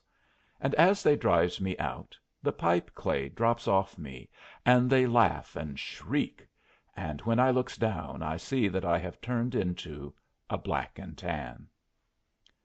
They was most awful dreams, and next morning, when Miss Dorothy comes and gives me water in a pan, I begs and begs her to take me home. But she can't understand. "How well Kid is!" she says. And when I jumps into the Master's arms and pulls to break my chain, he says, "If he knew all as he had against him, miss, he wouldn't be so gay." And from a book they reads out the names of the beautiful high-bred terriers which I have got to meet. And I can't make them understand that I only want to run away and hide myself where no one will see me. Then suddenly men comes hurrying down our street and begins to brush the beautiful bull terriers, and the Master rubs me with a towel, so excited that his hands trembles awful, and Miss Dorothy tweaks my ears between her gloves, so that the blood runs to 'em, and they turn pink and stand up straight and sharp. "Now then, Nolan," says she, her voice shaking just like his fingers, "keep his head up, and never let the judges lose sight of him." When I hears that, my legs breaks under me, for I knows all about judges.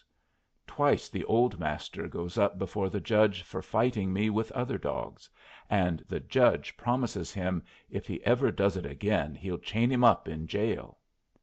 I knew he'd find me out. A judge can't be fooled by no pipe clay.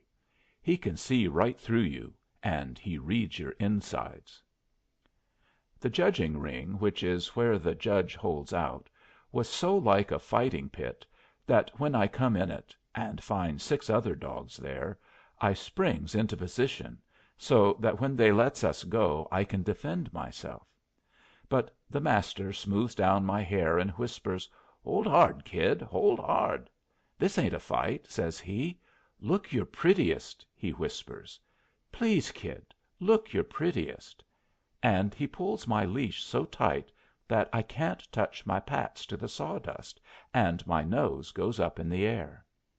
There was millions of people a watching us from the railings, and 3 of our kennel men, too, making fun of the Master and me, and Miss Dorothy with her chin just reaching to the rail, and her eyes so big that I thought she was a going to cry. It was awful to think that when the judge stood up and exposed me, all those people, and Miss Dorothy, would be there to see me driven from the show. The judge he was a fierce looking man with specs on his nose, and a red beard. When I first come in he didn't see me, owing to my being too quick for him and dodging behind the Master.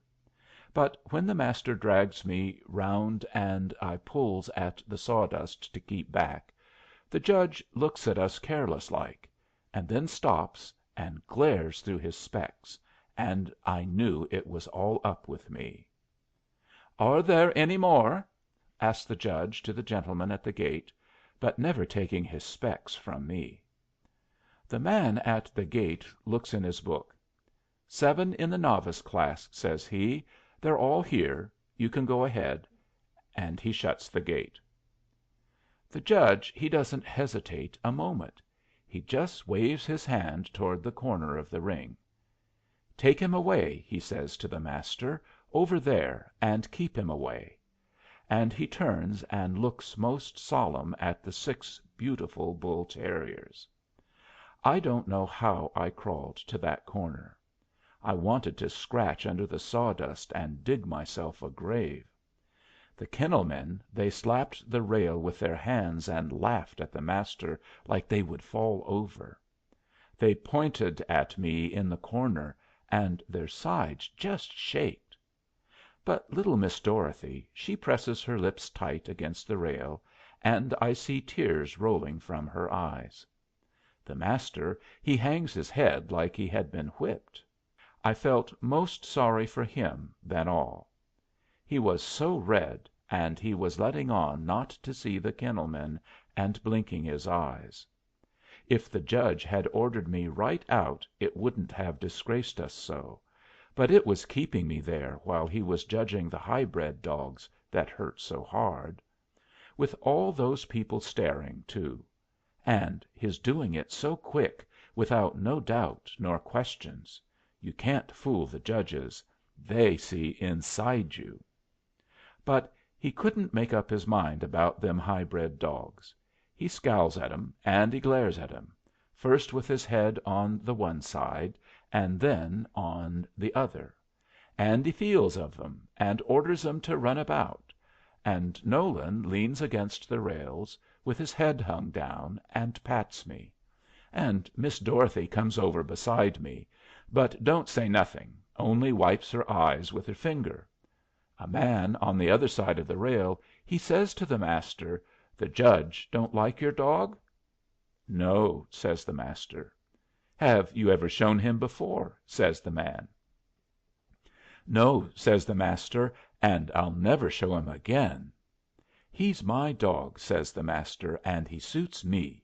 And I don't care what no judges think."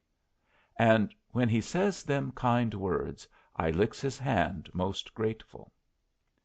The judge had 2 of the 6 dogs on a little platform in the middle of the ring, and he had chased the 4 other dogs into the corners, where they was licking their chops and letting on they didn't care, same as Nolan was. The 2 dogs on the platform was so beautiful that the judge hisself couldn't tell which was the best of 'em, even when he stoops down and holds their heads together. But at last he gives a sigh, and brushes the sawdust off his knees, and goes to the table in the ring, where there was a man keeping score, and heaps of blue and gold and red and yellow ribbons. And the judge picks up a bunch of 'em, and walks to the 2 gentlemen who was holding the beautiful dogs, and he says to each, "What's his number?" and he hands each gentleman a ribbon. And then he turned sharp and come straight at the Master. "What's his number?" says the judge. And Master was so scared that he couldn't make no answer. But Miss Dorothy claps her hands and cries out like she was laughing, "326!" and the judge writes it down and shoves Master the blue ribbon. I bit the Master, and I jumps, and I bit Miss Dorothy, and I waggled so hard that the Master couldn't hold me. When I get to the gate, Miss Dorothy snatches me up and kisses me between the ears, right before millions of people, and they both hold me so tight that I didn't know which of them was carrying of me. But one thing I knew, for I listened hard, as it was the judge hisself as said it. "Did you see that puppy I gave first to?" says the judge to the gentleman at the gate. "I did. He was a bit out of his class," says the gate gentleman. "He certainly was," says the judge, and they both laughed. But I didn't care. They couldn't hurt me then, not with Nolan holding the blue ribbon, and Miss Dorothy hugging my ears, and the kennelmen sneaking away, each looking like he'd been caught with his nose under the lid of the slop can. We sat down together, and we all three just talked as fast as we could. They was so pleased that I couldn't help feeling proud myself, and I barked and leaped about so gay that all the bull terriers in our street stretched on their chains and howled at me. "Just look at him!" says one of those I had beat. "What's he giving hisself airs about?"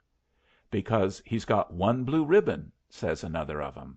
"Why, when I was a puppy I used to eat 'em, and if that judge could ever learn to know a toy from a mastiff, I'd have had this one." But Jimmy Jocks he leaned over from his bench and says, "Well done, kid! Didn't I tell you so?" What he had told me was that I might get a commended, but I didn't remind him. "Didn't I tell you," says Jimmy Jocks, "that I saw your grandfather make his debut at the Crystal—" "Yes, sir, you did, sir," says I, for I have no love for the men of my family. A gentleman with a showing leash around his neck comes up just then and looks at me very critical. "Nice dog you've got, Miss Wyndham," says he. "Would you care to sell him?"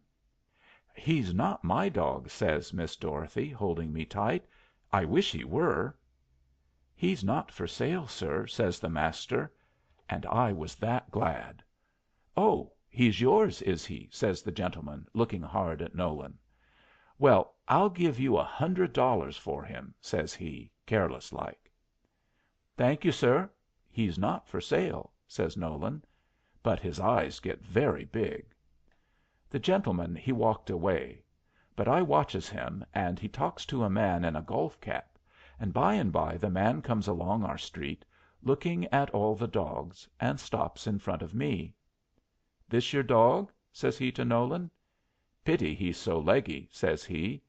"If he had a good tail and a longer stop, and his ears were set higher, he'd be a good dog. As he is, I'll give you $50 for him."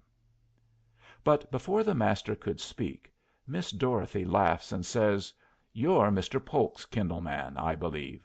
Well, you tell Mr. Polk from me that the dog's not for sale now any more than he was 5 minutes ago, and that when he is, he'll have to bid against me for him." The man looks foolish at that, but he turns to Nolan quick like. "I'll give you 300 for him," he says. "Oh, indeed!" whispers Miss Dorothy, like she was talking to herself. "That's it, is it?" And she turns and looks at me just as though she had never seen me before. Nolan he was a gaping too, with his mouth open, but he holds me tight. "He's not for sale," he growls, like he was frightened, and the man looks black and walks away. "Why, Nolan," cries Miss Dorothy, "Mr. Polk knows more about bull terriers than any amateur in America. What can he mean? Why, Kid is no more than a puppy. $300 for a puppy!" "And he ain't no thoroughbred neither," cries the Master. "He's unknown, ain't he? Kid can't help it, of course, but his mother, miss—" I dropped my head. I couldn't bear he should tell Miss Dorothy. I couldn't bear she should know I had stolen my blue ribbon. But the Master never told, for at that a gentleman runs up, calling, "326, 326!" and Miss Dorothy says, "Here he is. What is it?" "The winners class," says the gentleman. "Hurry, please. The judge is waiting for him." Nolan tries to get me off the chain on to a showing leash, but he shakes so he only chokes me. "What is it, miss?" he says. "What is it?" "The winners class," says Miss Dorothy. "The judge wants him with the winners of the other classes, to decide which is the best. It's only a form," says she. "He has the champions against him now." "Yes," says the gentleman, as he hurries us to the ring. "I'm afraid it's only a form for your dog, but the judge wants all the winners, puppy class even."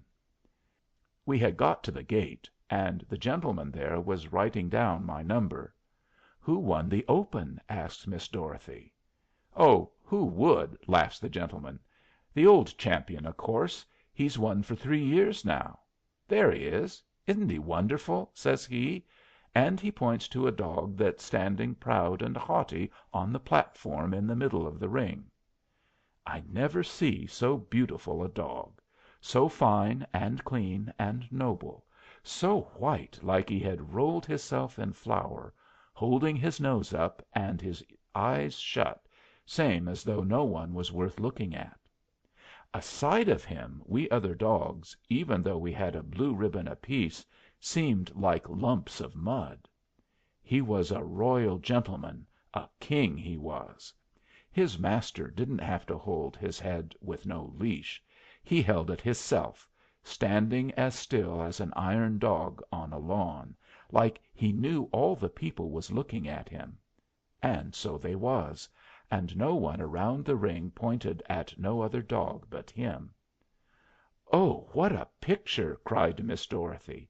"He's like a marble figure by a great artist, one who loved dogs. Who is he?" says she, looking at her book. "I don't keep up with terriers." "Oh, you know him," says the gentleman. "He is the champion of champions, Regent Royal." The Master's face went red. "And this is Regent Royal's son," cries he, and he pulls me quick into the ring, and plants me on the platform next my father. I trembled so that I near fell. My legs twisted like a leash, but my father he never looked at me. He only smiled the same sleepy smile, and he still kept his eyes half shut, like as no one, no, not even his own son, was worth his looking at. The judge he didn't let me stay beside my father, but one by one he placed the other dogs next to him, and measured and felt and pulled at them. And each one he put down, but he never put my father down. And then he comes over and picks me up and sets me back on the platform, shoulder to shoulder with the champion Regent Royal, and goes down on his knees and looks into our eyes. The gentleman with my father he laughs and says to the judge, "Thinking of keeping us here all day, John?" But the judge he don't hear him, and goes behind us and runs his hand down my side, and holds back my ears, and takes my jaws between his fingers. The crowd around the ring is very deep now, and nobody says nothing. The gentleman at the score table he is leaning forward, with his elbows on his knees and his eyes very wide, and the gentleman at the gate is whispering quick to Miss Dorothy, who has turned white. I stood as stiff as stone. I didn't even breathe. But out of the corner of my eye I could see my father licking his pink chops, and yawning just a little, like he was bored. The judge he had stopped looking fierce, and was looking solemn. Something inside him seemed troubling him awful. The more he stares at us now, the more solemn he gets, and when he touches us he does it gentle, like he was patting us.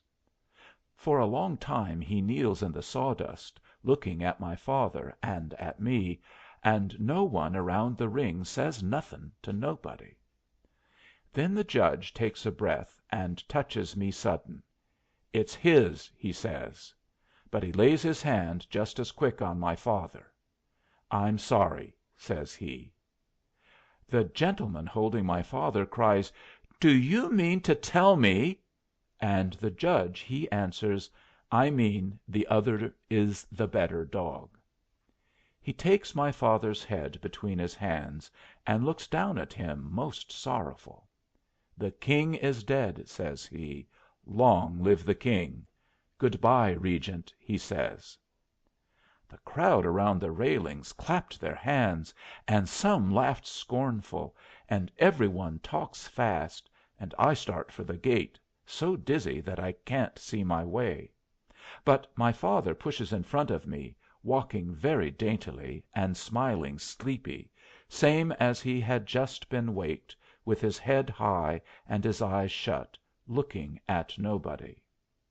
So that is how I "came by my inheritance," as Miss Dorothy calls it, and just for that, though I couldn't feel where I was any different, the crowd follows me to my bench and pats me and coos at me like I was a baby in a baby carriage.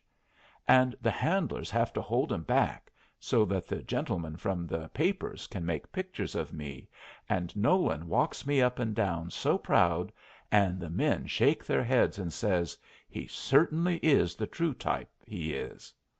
And the pretty ladies ask Miss Dorothy, who sits beside me, letting me lick her gloves to show the crowd what friends we is, "Aren't you afraid he'll bite you?" And Jimmy Jocks calls to me, "Didn't I tell you so? I always knew you were one of us. Blood will out, kid, blood will out. I saw your grandfather," says he, "make his debut at the Crystal Palace. But he was never the dog you are." After that, if I could have asked for it, there was nothing I couldn't get. You might have thought I was a snow dog, and they was afeard I'd melt. If I wet my pats, Nolan gave me a hot bath and chained me to the stove. If I couldn't eat my food, being stuffed full by the cook, for I am a house dog now, and let in to lunch, whether there is visitors or not, Nolan would run to bring the vet. It was all tommyrot, as Jimmy says, but meant most kind.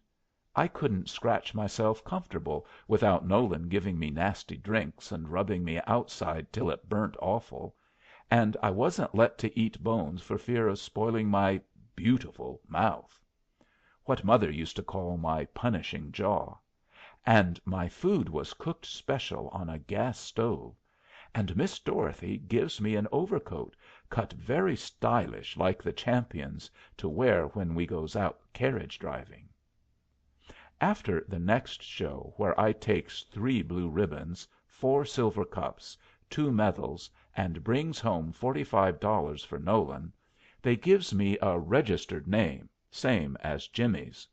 Miss Dorothy wanted to call me Regent Heir Apparent, but I was that glad when Nolan says, "No, Kid don't owe nothing to his father, only to you and hisself. So if you please, miss, we'll call him Wyndham Kid." And so they did, and you can see it on my overcoat in blue letters, and painted top of my kennel. It was all too hard to understand. For days I just sat and wondered if I was really me, and how it all come about, and why everybody was so kind. But oh, it was so good they was, for if they hadn't been I'd never have got the thing I most wished after. But because they was kind, and not liking to deny me nothing, they gave it me, and it was more to me than anything in the world. It came about one day when I was out driving. We was in the cart they calls the dog cart, because it's the one Miss Dorothy keeps to take Jimmy and me for an airing. Nolan was up behind, and me, in my new overcoat, was sitting beside Miss Dorothy. I was admiring the view, and thinking how good it was to have a horse pull you about so that you needn't get yourself splashed, and have to be washed, when I hears a dog calling loud for help, and I pricks up my ears and looks over the horse's head. And I sees something that makes me tremble down to my toes. In the road before us 3 big dogs was chasing a little old lady dog. She had a string to her tail, where some boys had tied a can, and she was dirty with mud and ashes, and torn most awful. She was too far done up to get away, and too old to help herself, but she was making a fight for her life, snapping her old gums savage, and dying game. All this I see in a wink, and then the three dogs pinned her down, and I can't stand it no longer, and clears the wheel and lands in the road on my head.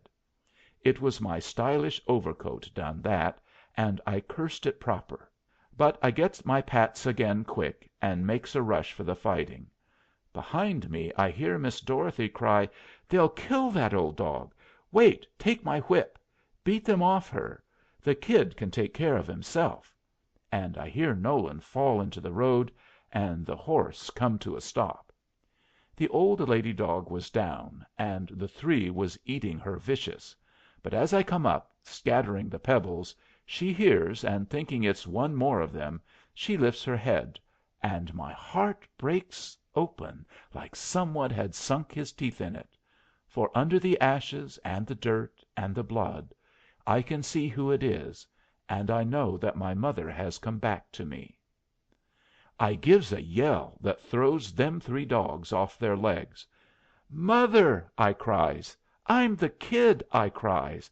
"I'm coming to you, mother! I'm coming!"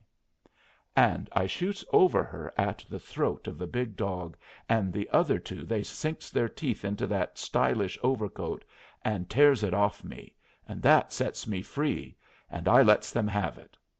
I never had so fine a fight as that. What with mother being there to see, and not having been let to mix up in no fights since I become a prize winner, it just naturally did me good, and it wasn't three shakes before I had 'em yelping. Quick as a wink, mother she jumps in to help me, and I just laughed to see her. It was so like old times. And Nolan, he made me laugh too. He was like a hen on a bank, shaking the butt of his whip, but not daring to cut in for fear of hitting me. "Stop it, kid," he says. "Stop it. Do you want to be all torn up?" says he. "Think of the Boston show," says he. "Think of Chicago. Think of Danbury. Don't you never want to be a champion?" How was I to think of all them places when I had three dogs to cut up at the same time? But in a minute two of 'em begs for mercy, and mother and me lets 'em run away. The big one, he ain't able to run away. Then mother and me, we dances and jumps and barks and laughs and bites each other and rolls each other in the road. There never was two dogs so happy as we. And Nolan, he whistles and calls and begs me to come to him, but I just laugh and play larks with mother. "Now you come with me," says I, "to my new home, and never try to run away again." And I shows her our house with the five red roofs set on the top of the hill. But mother trembles awful and says, "They'd never let me in such a place. Does the Viceroy live there, kid?" says she. And I laugh at her. "No, I do," I says. "And if they won't let you live there, too, you and me will go back to the streets together, for we must never be parted no more." So we trots up the hill side by side, with Nolan trying to catch me, and Miss Dorothy laughing at him from the cart. "The kid's made friends with the poor old dog," says she. "Maybe he knew her long ago when he ran the streets himself. Put her in here beside me, and see if he doesn't follow." So when I hears that, I tells mother to go with Nolan and sit in the cart. But she says no, that she'd soil the pretty lady's frock. But I tells her to do as I say, and so Nolan lifts her, trembling still, into the cart, and I runs alongside, barking joyful. When we drives into the stables, I takes mother to my kennel, and tells her to go inside it and make herself at home. "Oh, but he won't let me," says she. "Who won't let you?" says I, keeping my eye on Nolan, and growling a bit nasty, just to show I was meaning to have my way. "Why, Wyndham Kid," says she, looking up at the name on my kennel. "But I'm Wyndham Kid," says I. "You!" cries mother. "You! Is my little kid the great Wyndham Kid the dogs all talk about?" And at that, she being very old and sick and nervous, as mothers are, just drops down in the straw and weeps bitter.